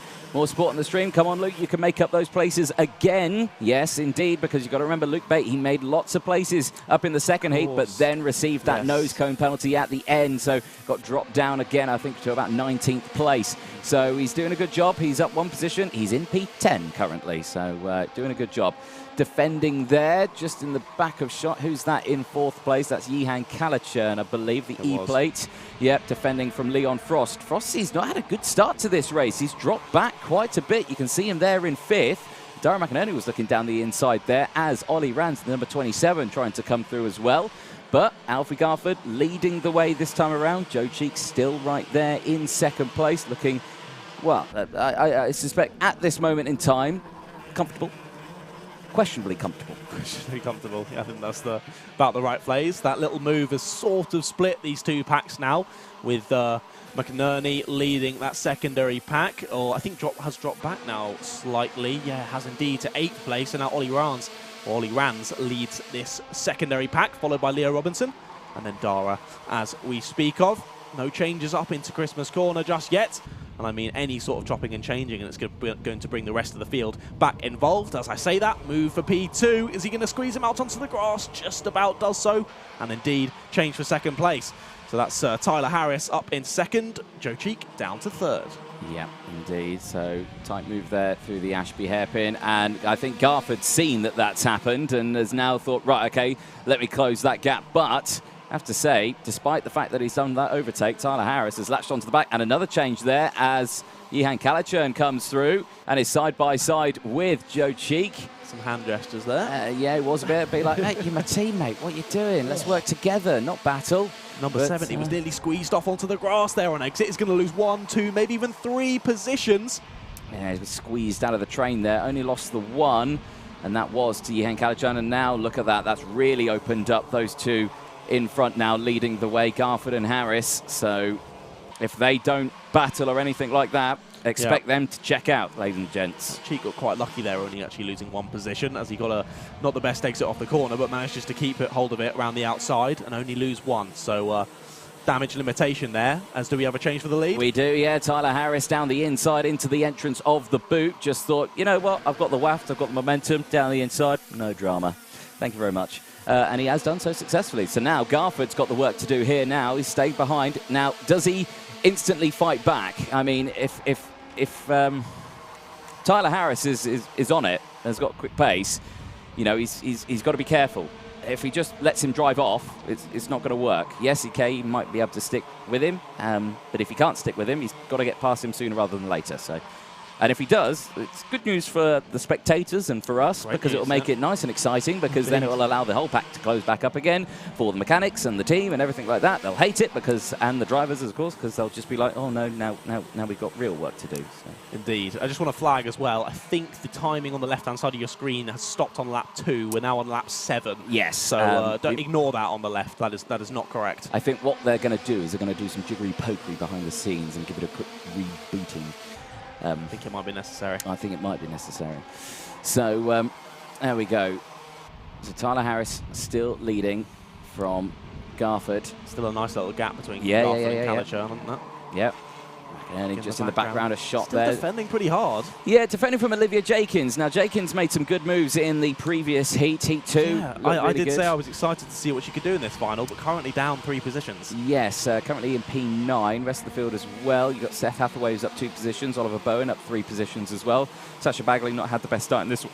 Also down 3 positions, down into 15th place. Yes, that was a hiccup. I think you need to cut out those red balls, mate. Oliver Bourne, Patrick Leaf was up 2 places as well. Jack Stewart's not had the best start. He has dropped 4 places. And Joel Hull also down into 19th place as well.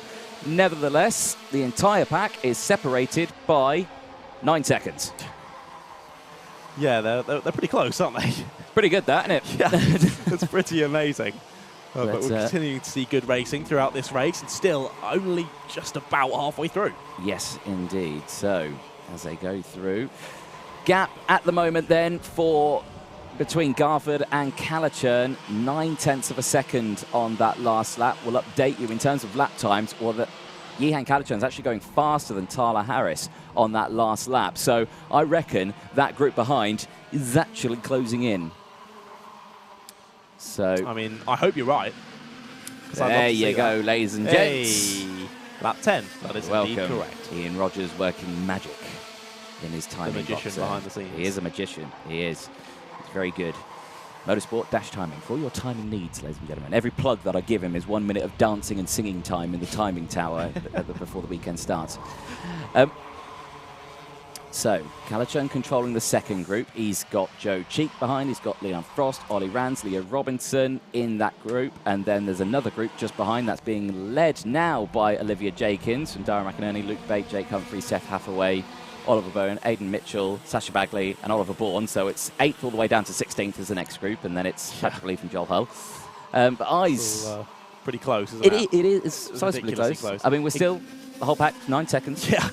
It keeps ebbing and flowing between certain drivers. The momentum keeps kind of changing. It looked like Frost was looking for a move on Cheek, and then he didn't quite make it work, and then Cheek was looking for it on Calichon, so I'm just not sure who's going to go for the move here and when.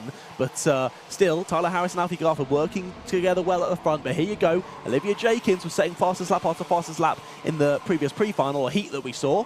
Now, continuing that in this race, a 47.52, now the fastest lap from Olivia Jakins. Let's have a look then at the virtual championship, ladies and gents, because it's looking a little bit interesting. There's been chopping and changing as one driver who is currently leading this race has really shaken up the standings.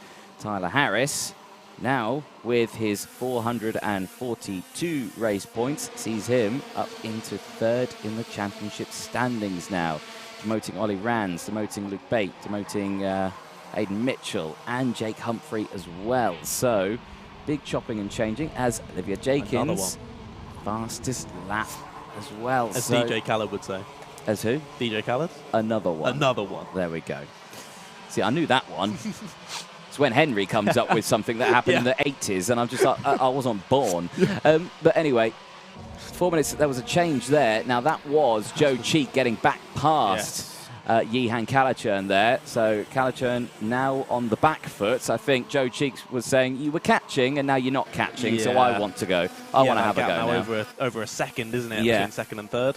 4.5 minutes plus 1 lap. Plenty of time to close that gap. True. And look at the gap he's got already from the back of that pack. So it's pretty impressive. Joe Cheeks, man on a mission. And behind, Steam Train about to go through on the E-plate. Actually, only one ended up going through. Oh, possibly 2. Squeezes to the inside and is going to make the move stick. It's at the 27. It is indeed of Ollie Rands making it through. E-plate tries to fight him back, but Yehan, with no answer there, has to feed back in. Now under more pressure. So yellow. I think we have a yellow flag, a full course yellow out now. Full course yellow. 2 drivers are off there. So there's 2 karts off here, and then there's someone off at turn 1 as well, which is why the Battenberg flags have come out. So the race has been neutralised. Nothing that we can see as I'm not sure who is the driver. Okay, so it was the 55 and the 12 there. What's happened at turn 1? Yes, there is indeed a driver sat on top of the barrier. So Aidan Mitchell was the 14 and Oliver Bowen was the 55 who was at the Ashby hairpin, and it's Sasha Bagley, the number 61, who's had an incident at turn number 1. So fastest corner on the circuit, really. Quite literally. Pretty quick, that one. So yes, so it's never an exciting one when you realise that wall's getting a lot closer. Yeah, it's there. Yeah, so hopefully Sasha is okay. Obviously, race neutralised. So this basically is a virtual safety car. Everyone has to slow down. This is excellent news for Leon Frost and Ollie Rands and Yihan Calichon and everything, because they've got another attempt at being with that lead pack. Tyler Harris doesn't like this. Alfie Garth doesn't like this. And who's that going slow? I think it was. There is Sasha Bagley. Clearly in some form of discomfort there. It was Oliver Bowen slowing down and letting the pack back through. Was the person going slowly there. Okay. So hopefully Sasha is okay there. Medal kick teams will go check her out. But as you can imagine, in some form of discomfort there. Right then, so neutral flag conditions. Obviously, when everyone is happy and the track is clear and everyone feels like it's all good to go again, we will have a green flag start. Ollie Rands. No? What did he do? Pointing forward to Leon Frost saying, catch him back up. You're falling too far back. Catch him back up. I don't want to be caught napping when this Battenberg flag goes back in. I think that's very fair. Yeah. Very, very fair. You want to be as close, because this is a blessing for these guys. As you say, the leaders had a nice little gap, about 1.5 seconds, and that's completely vanished now. I think they have to maintain some form of gap between them. I don't think they're allowed to completely close up. But it does, it's not like it was before. There is still some advantage, but there is still a gap between them. So They have to maintain a certain lap time. Understood. They can't be cheeky and just like, I'm just going to catch back up. Even though he has now done that. But anyway, I'm not too sure. Hey, Gal, I think he can close up. Yeah, lights are off. We're back green and racing and in towards turn 1. Anyone caught sleeping? No. There's so everyone goes through. No gap between them, mate. No, exactly that. No, they've really closed that up. So now Tyler Harris immediately goes defensive and round the outside. There goes Garford and manages to hold that one. Brilliant move from Garford, and Tyler Harris immediately fighting back. Here comes Joe Cheek round the outside, though. He's going to try and copy the move. Oh, they're so close. You couldn't even fit a kitten's whisker between the both of them. Out of the Wilkins corner they go, and Joe Cheek now leads the way. And what a move that was. And you've got to be careful now because Leon Frost is closing into this battle. Tyler Harris to the outside now. Watch for the cutback as he goes into the second half, and he does go for the cutback. He's got his nose down the inside of Garford, and Garford gets swamped by the pack. Rans is going to come through as well. No, he can't. He stays behind. Here comes Yihan Kalachern down the inside, but he can't make the move either. We're in the last 30 seconds of this race. Last lap board will be out this time around, and this has shaken the whole race up. But Joe Cheek now leads the way somewhat quite comfortably. There's a sizable gap now between him and Tyler Harris there in second place. But Frosty now back up into P3 as Ollie Rans looks to the inside of the Ashby hairpin. What a move around the outside there. That was unbelievably impressive. I was so amazed. I got up so fast. I got lightheaded. It was an amazing move. But continues to defend as the number 17 first. Continues to hold it as of now anyway. And again, I think that the timing on the left-hand side of your screen has stopped again. So ignore that too. We will keep you updated on who is leading as we come around the final corner to start the last lap of this race with basically the entire grid in one train. Yes, indeed. Let's take them to the flag because this is going to be brilliant. Now, the last lap board has come out, so that doesn't say it on your screen, but I can confirm this is the last lap. It gets updated. There we go. Thank you very much. Timing. They sorted out. So Joe Cheek leads, but not comfortably because Tyler Harris, he went for a move into the boot section. Garford defends. That's crucial. That's going to give them the gap now that they're going to need to battle their way. Tyler Harris, he will look behind as squeezing there does Ollie Rans on Yihan Kalachern further back. Again there, Joe Cheek went defensive. Watch for the switchback. Here comes Tyler Harris on the outside line. Watch for the switchback as they go into the boot section for the final time. Down the inside there goes Tyler Harris, squeezing, and squeezes all the way to a potential race win here across the line. It is Tyler Harris by 1/100th of a second across the line from Joe Cheek and Alfie Garford. What an end to that one. We couldn't have predicted it to be any closer. Before that Battenberg flag came out, those two were leading by quite a sizable margin. And then after, of course, the Battenberg flag, they all closed up. And what a final 2 minutes that was. Continuous chopping and changing between everyone in the top 10. That was fantastic. But just nicking it at the line there, Tyler Harris. Just denying Joe Cheek of that win. And there's your confirmation on screen now. Provisionally, of course, we've got to wait for them to come through and see if there are any nose cone penalties. But what a final lap there. Some incredible moves from the drivers. They should all be super proud of themselves. And confirmation there on your screen. 1/100th of a second separated Tyler Harris and Joe Cheek across the line there. Alfie Garford rounded out your top 3. Then it was Leon Frost in 4th. Ollie Rans in 5th. Leo Robinson in 6th. Yihan Kalachern in 7th. Sorry, Yihan Kalachern, I should say. Then it was Luke Bate in 8th. Then Olivia Jenkins in 9th. Then Seth Hathaway in 10th. Dara McInerney, I completely forgot how to pronounce that for a second there. I'm so sorry, Dara. Was in P11. Then it was Jake Humphrey in 12th. Oliver Bourne in 13th. And Joel Hull, Patrick Leith, and Jack Stewart and Aidan Mitchell rounded out all of your finishes in that one. Oliver Bowen and Sasha Bagley sadly did not finish that race. But there I do believe the top 3 are all going through okay. You see the number 7 pull over to the side. That's Leon Frost. Number 30 coming through as well as, oh no, who is that? Is that the 95? It is indeed of Luke Bate. So happens again to Luke Bate, moves himself up through the field well, only to get himself a nose cone penalty. And 5 seconds in that one, with them all being so closed up, that's going to drop you right to the back of the pack. 16th position, that will be after a 5-second penalty. So super frustrating there for Luke Bate. Clearly has the pace to move himself through the field, but just keeps getting those nose cone penalties. So just something to work on, but they're all learning every time they go out on track. So something to work on for Luke Bate. Certainly has the pace to move up through the field, and that's what really matters at the end of the day. But the drivers are going to be putting off to the side, and DJ is going to be down there very, very shortly to give an interview with Tyler Harris, Joe Cheek, and Alfie Garford, your top 3 from that race out there. And then we will be soon moving on to our final of the day. I can't quite believe it. It's gone so quickly. TKM Extreme will be coming up very, very shortly. I'm excited for that one. Of course, they were the ones that started the day. But of course, DJ's ready now, down in the pit lane.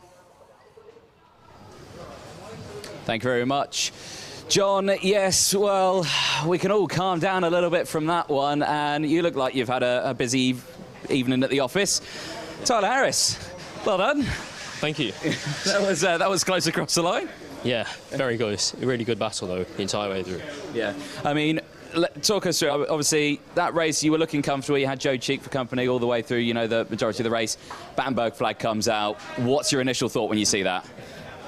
I think it'll make it more challenging. That's what I thought at the time, because it closes everyone up together to be a close battle. Because also, there was only a few minutes left to the end, so it was make it very close. It made it kind of like a last 3-lap sprint race, really, didn't it? But you came through on top, side by side across the line. That move just into the boot section there, just fantastic. You got the switch back, just squeezed it down the inside. A nice move there.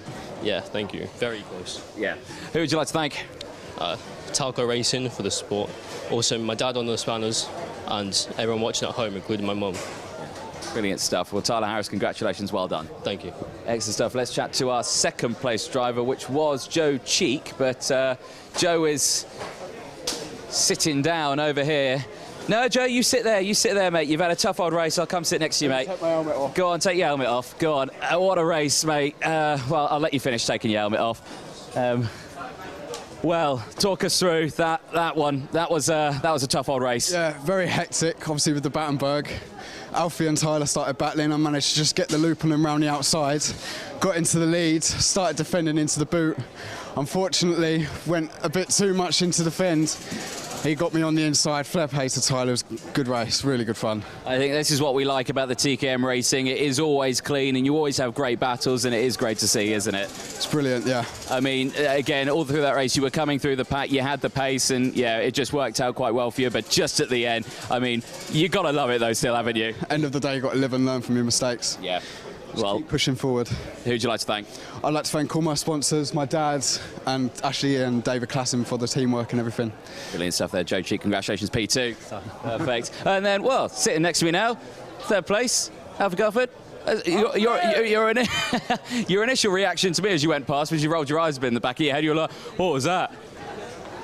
I mean, it's an all right result, but we're not in the championship, so we're going out to try and win races, but what can you do? You can't rewind the clock now, so. But it's all right. It's all right. It was good fun. It was good fun. That's the main thing, isn't it? Karting's always a good one. Your dad's over there looking at us with a stern look on his face. Have a look over there. He's not smiling. He's smiling now. There he is. Give us a wave. There we go. But yeah, you know, he's done a good job, and you know, you can be happy with P3. But the main thing is we are here to race to have fun, and yeah, and I think as you've said there, you've had fun. Yeah. That's it. Yeah. Who would you like to thank? I would like to thank my mum and my dad for making it possible, and Wera Tools, British Kart Championships, putting on a great event. My sponsors, Next Base, Dashcams, and Motorbase, they're helping us out this year. We couldn't do it without them, so, and you. And me. Oh, cheers. Thank you very much. There you go. Well, a cracking result, mate. Third place, Alfie Garfield. Thank you. Or Garfield. Is it Garfield? Garfield. Garfield. All right, cool. Good stuff. One more race to go, guys. It's TKM Extreme coming up next. We'll head back to the commentary box with John. Oh, even DJ got a thank you there. Look at that. Commentators getting some love. It's brilliant to see the competitiveness between the drivers, but also the respect. And just like, yeah, I came second at Joe Cheek, but it was a brilliant race and I really enjoyed myself. And yeah, just that respect between the drivers is always fantastic to see. What a race it was in that junior TKM class, being spiced up by the Battenberg flag about 2 minutes from the end. Brilliant end to that race, and I hope that this final of the day is going to be just as good. TKM Extreme will be coming up very shortly, but before then, we're going to go to a couple of adverts.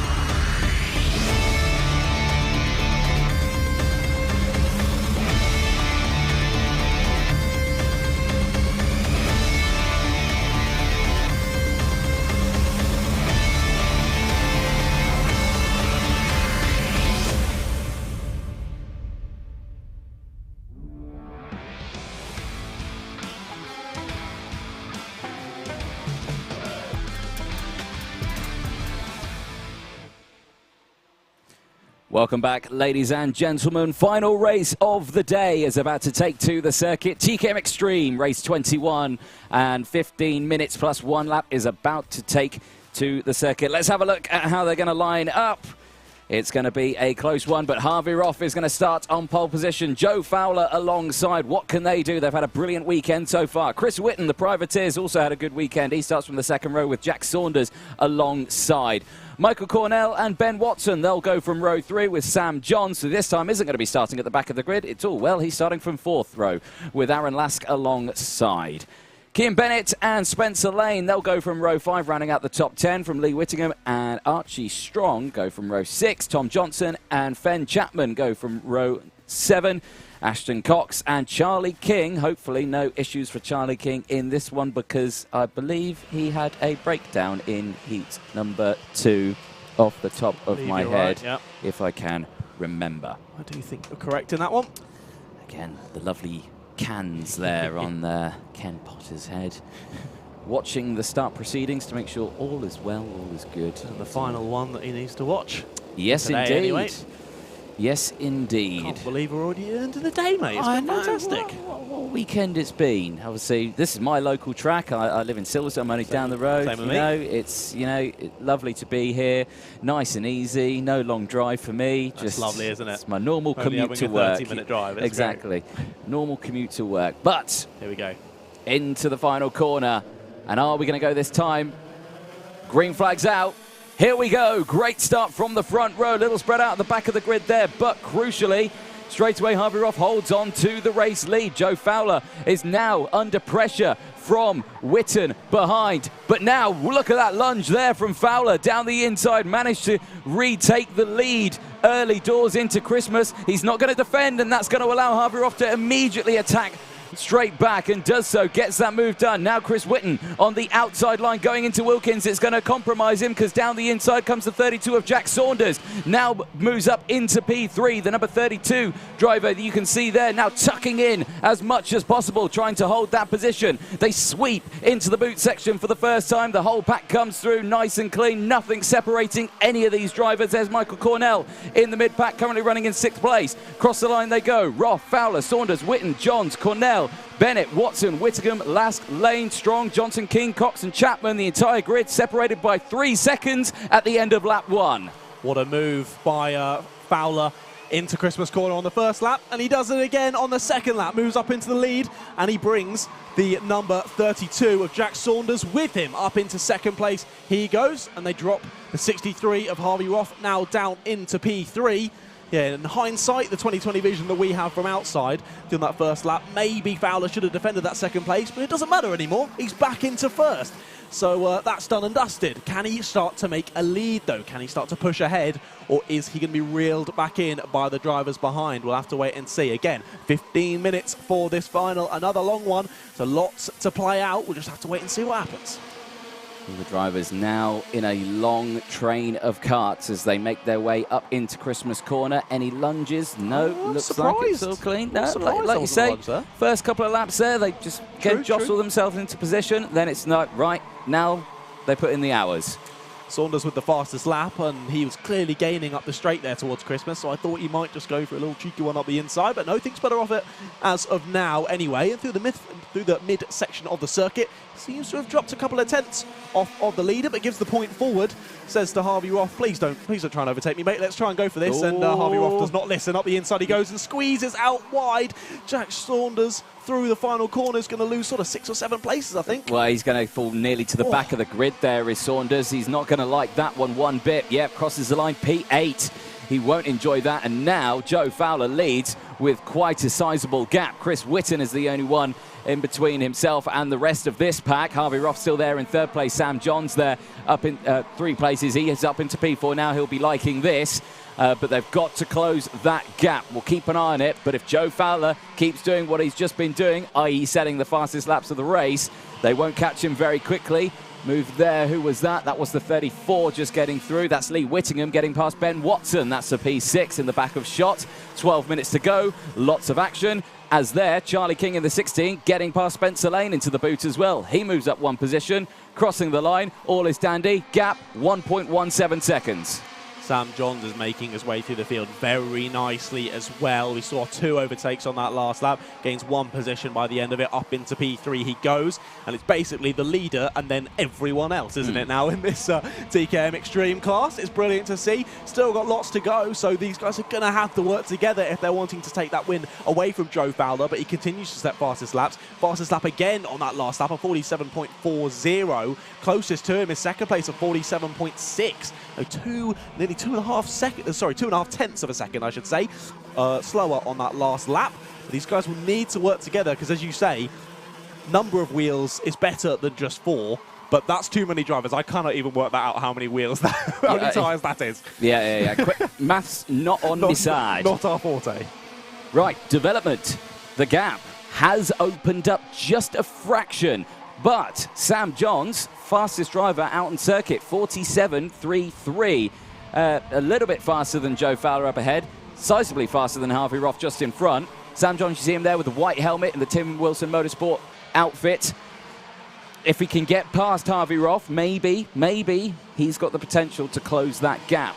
But if he can't get past, that gap may open more and more. But it looks like Harvey Roth has actually opened up from that pack behind now. There was a bit of a shake of the head from Sam Johnson. He came off of that middle section of the track. Clearly didn't quite take it as well as he thinks he should have. So although setting the fastest lap last time, that now goes back to Joe Fowler after that last lap. And actually, tell a lie, it's actually Harvey Roth in second who now steals it. It is a full 10th faster than Joe Fowler on that last lap and has closed the gap again to 1.1 seconds. So keep an eye on that one. It's still plenty of time. Chopping and changing there. Momentum changing. Sam Johns was once quickest on circuit, now is losing a position, but retakes it back at the next corner. Back up into third he goes. Yeah, it was Whitten who was going for that move there, the number 5 seed from last year. Looking like he wants to make moves in this one. And again, he just, testing the waters there. Went committed to the move, but then didn't defend to the next one. And that opened it straight back up for Sam Johns to fight back. Now, Sam Johns has won a race before, you know. The Welsh driver supporting. If Henry was here, he would be happy. But Sam Johns, you know, he won the round at Warden Law. He was very happy with that one. And if he could win this one, I'm sure he'd be very happy with this one. But he's got lots of work to do, but plenty of time to do it, as quite clearly a gap there. And back down the inside. There goes Chris Whitten. Sam Johns on the outside, squeezing. No, he holds on to it. Keep an eye on just behind, though, because you've got Ben Watson, you've got Lee Whittingham, you've got Michael Cornell getting involved as well. And down the inside there goes the 95 of Ben Watson. Gets past Chris Whitten. And Whitten now in this sort of mid-pack area. He's going to struggle now because he's going to have everyone wanting to overtake or get onto that train. So they all slot into position. 8.5 minutes to go. Now it's all slightly calmed down as they finish this lap. But now Sam Johns has got some clean air. Now can start to try and catch up to the back of Harvey Roth, who is, ladies and gentlemen, closing in on Joe Fowler. That gap now less than a second. Indeed, he's closing in about a couple of tenths a lap.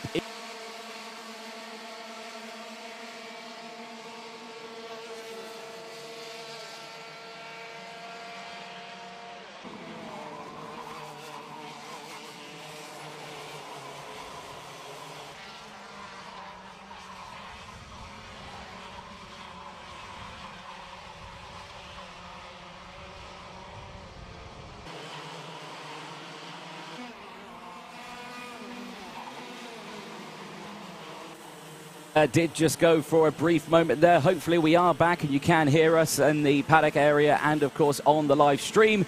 7.5 minutes to go. And like we say, Fowler leading the way still, but that gap, increasingly closing. 0.7 of a second. Last lap time, 47.4 by Fowler. It was a 47.2 by Harvey Roth. Roth has won a lot of the races here this weekend. So, you know, he's got the I say this weekend, today. They've had all their racing today, haven't they, in the TKM class. So, both heats and this final. No pre-final for them. So, nothing to really shake up the grid for this race. It's all done on their classification points that they got from Heat 1 and Heat 2. As down the inside there goes the recovering Jack Saunders in that number 32. Remember, we saw him get slightly helped wide. That's as much as I'll say, into the boot section. But now he's starting to make his way back through the field, which is excellent to see. Crossing the line, tucked in as much as possible. Everyone tucking in as much as possible. Apart from that chap there, he was bolt upright there, just like, no, this is how I sit. I don't know who that was. He doesn't care about the human DRS, clearly. See him move down to Christmas corner as well. That's nearer the back of the pack, near sort of the end of the top 10, I believe that was. As we look back forward now, this is the 5 pressuring the 27. That's, of course, Chris Whitton on Sam Johns. Now form their own sort of little pair. And we'll see if they decide to work together as they split off from the bigger pack behind, whether they can now try and catch up to second place of Harvey Roth and also first place of Joe Fowler. But not quite doing anything just yet. You saw there a very subtle shake of the head from Sam Johns as that gap between himself and Harvey Roth is extending. It's over 2 seconds now is that gap, but it's not over yet, Sam, because remember, if Harvey Roth can catch Joe Fowler, to which he is doing so because he set another fastest lap of the race, he took 3/10 out of Fowler on that last lap. The gap is now less than half a second between those two for the race lead. If they start battling, you keep working at it, you'll catch up. Exactly. I was going to say that gap at the front is no longer half a second. That's maybe 1 or 2 tenths now. He's almost right on the bumper. Is Harvey Roth on Joe Fowler. So we'll keep an eye on that, whether it's going to move. As you can see, they're going through the front, the sort of side of the shot. And down the bottom of your shot there, they are right nose to tail now, our front two. 0.3 of a second between them. So as you say, any battling between those two and the couple behind will begin to catch up. And if it's really, really heavy battling, possibly the whole rest of the pack too. There you are, I can see them. Harvey Roth again, fastest lap of the race. He is closing in on the race leader as they head into the Ashby corner now. You can just see them at the top of your shot there. Sam Johns, Chris Whitton, keep an eye on that gap. It's still 2.6 seconds, but they haven't started battling yet. All he's done is catch up. He's now got to try and get past, but Fowler will defend it. Fowler has had a great start to this, and I think he's done it. I think he's done it already. Has Harvey Roth managed to get past? We'll have to wait and see when they come back into shot. No, he hasn't. He stayed there. I thought he'd got past. So now, closing in, final 4 minutes left of the race. Lots of time, an eternity in karting in words, really. English, good England there, as they come through. But again, you just see there, Fowler just saying, just think about it, think about it. You may think, you want to overtake me, but you don't want to overtake me. No, you want to. Why would you ever want to do that? You want to push me along. yeah. And we did see Harvey Roth as well, though, going up the straight towards Christmas corner. Big check over the shoulder as well, just seeing where he was in terms of placement compared to Sam Johns and Chris Whitton in that pack behind. Realises he has quite a nice gap between there, so can probably just wait this out and go for it nearer the end of the race. No need to waste any time, but we'll just have to wait and see when he goes for it. Still has the fastest lap, does Harvey Roth, so clearly a lot of waft in that car. Yes, indeed. Chris Whitton is your current championship leader in the point standings at the moment, but Sam Johns is closing in on the points. He's only about 50 points behind. Aaron Lasker's gone down into third in the standings. Ben Watson, he's gone up into fourth. Harvey Roth has gone up into fifth in the standings as well. Spencer Lane, he's dropped down into the 8th place spot. Spencer Lane currently in P12. Someone who's in the top 10 of the championship. It's not been a good weekend for him, but he is a very quick driver. The number 7 seed. He may be struggling with something this weekend. We're not too sure. Last 3 minutes of this race, and where are the two behind? 2.5 seconds for Sam Johns, Chris Whitton. This battle on your screen is Ben Watson down. So it's basically the battle from 6th downwards, 6 to 13th. Yeah. It's just ridiculous, isn't it? So many karts involved in this battle, and it really could go any way. They're all so close on pace around that level of the field. And I mean, to be honest, throughout the entire field, they're all within the sort of 3 or 4 tenths of each other every single lap. Now, nothing. Development, ladies and gentlemen, at the front of the pack. Harvey Roth has taken the lead. There you can see it just in the top of your screen. New race leader, Harvey Roth, now leading the way from Joe Fowler. We're not sure where the overtake happened, but it was off screen. So now, what is Joe Fowler going to do? He's going to instantly fight back. Of course he is. He goes down the inside at the exit of Pitts Bend, retakes the lead now, and this is going to heat up. Warning flag out for Harvey Roth as well in the 63. So something. Maybe that overtake was a little bit more monstrous than we thought so. And now it's starting to heat up. Oh, look at the switch back there. He threw in the dummy, did Harvey Roth, but he couldn't quite make the move. Now, keep an eye on Sam John. This is what Sam Johns wanted. He wanted them to start battling, and look, out of one lap, they've taken a whole second out of them. Now the switchback. Wow, look at the direction change there from Roth. What a move. But look at Fowler. He's going to fight back as much as he can. Takes the wide line, tries to get the cut back. Now he'll have the momentum. He'll go to the outside here into the boot section. Now he'll get the switchback. Watch it as they come into this section here. No, he can't do it. He goes to the outside. Here comes Sam Johns. Look at that. They've now closed up. It's a four-way battle. Johns around the outside. One position gained, and he's got the momentum. He was slightly off the track, but he was on track limits because of the curbs. Now as they go through again, Sam Johns fighting for that race lead. He's got the momentum, but closes the door. Does Harvey Roth. Now Chris Whitten comes into play. Whitten on the outside of Johns. He now takes P2 away, and keep an eye on Fowler, because Fowler now has got to fight back furiously.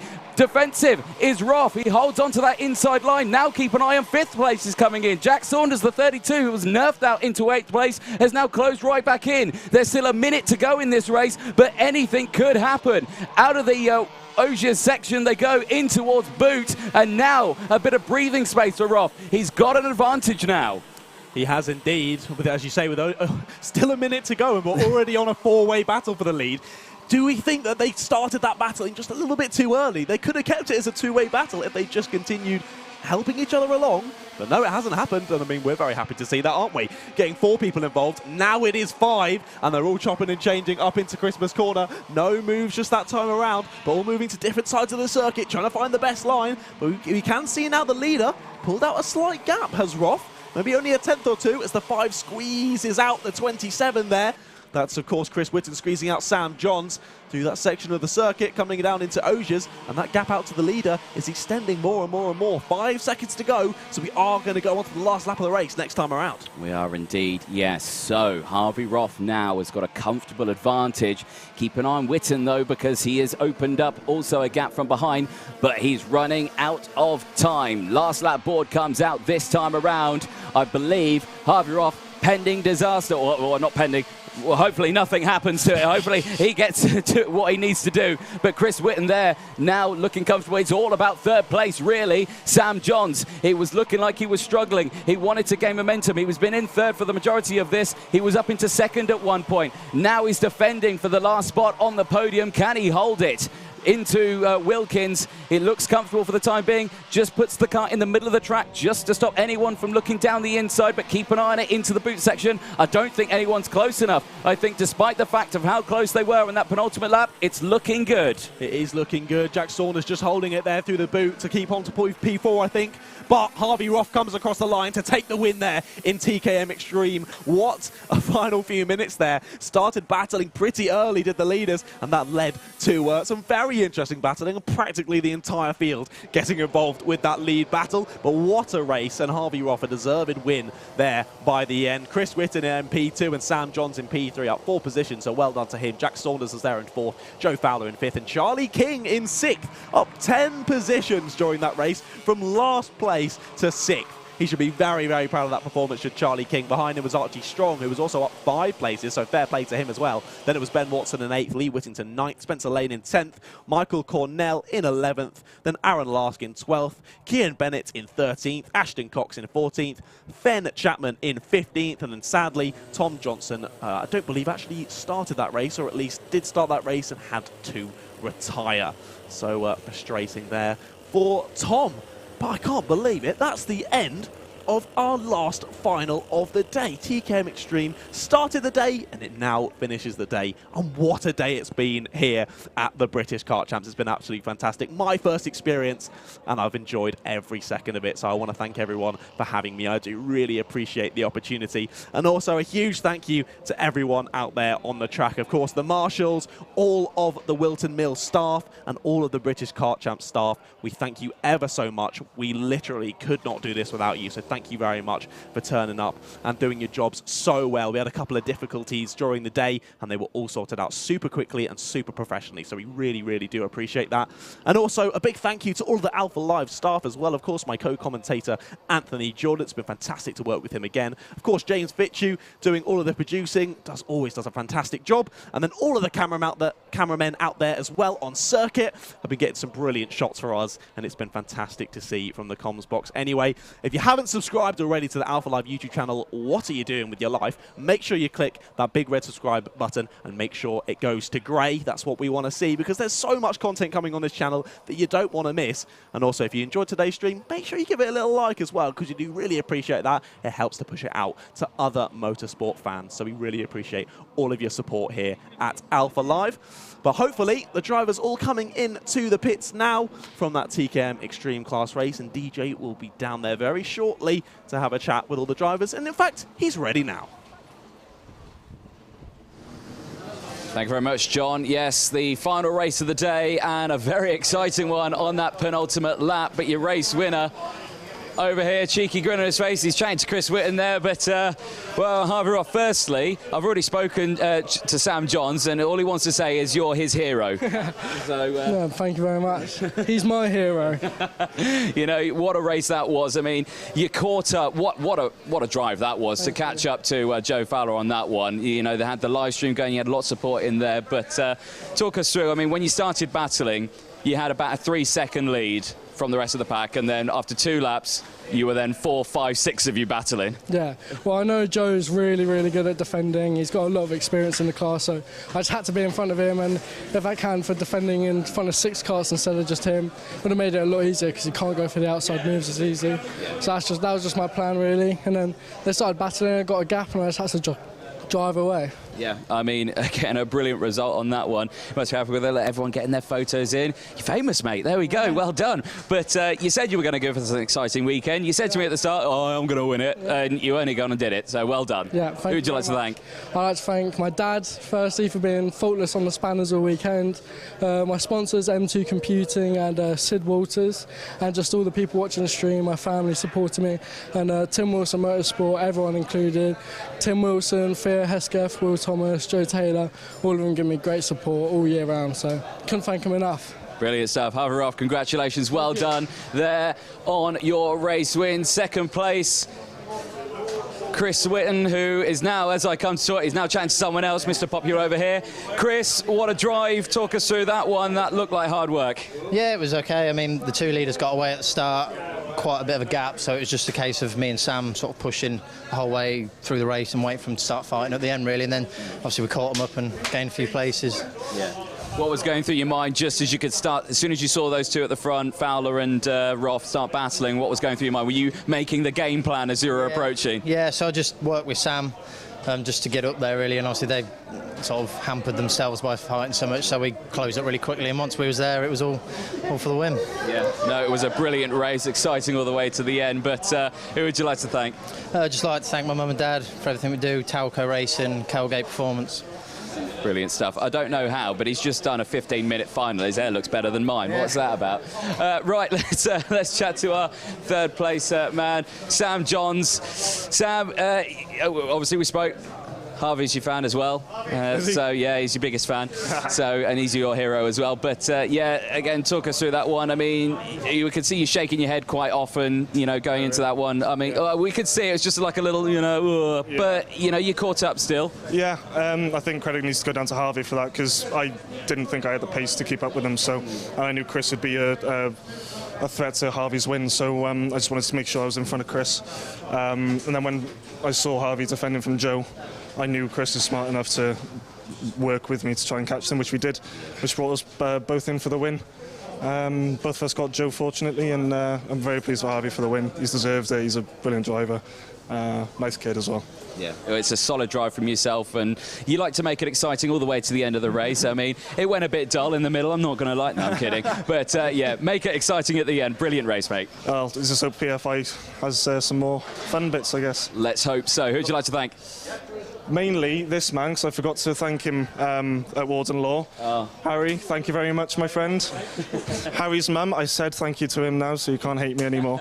My dad, Tim Wilson, Theo, Will, and Whilton Mill for putting on a really good event. This good track, this, I like it. Yeah. It's a fun track, isn't it? Well, congratulations, third place, Sam Johns, well done. Cheers, thank you very much. Excellent stuff there from our top 3 drivers in the TKM Extreme, and again, what a weekend, and unfortunately it's over before it really feels like it's even started. Again, a huge thank you to everyone helping organise this from Motorsport UK, for the guys here at Whilton Mill, to everyone at Alpha Live as well, all the camera crew, all the producers, everyone like that. It's been an absolutely fantastic day. Thank you to all you, the viewers, for getting your comments in and getting involved with all the polls on there as well. And a huge thank you to my co-commentator who replaced my karting wife, to John Ratcliff out there. But from everyone here at Whilton Mill and the Wera Tools British Kart Championships, it's goodbye for now.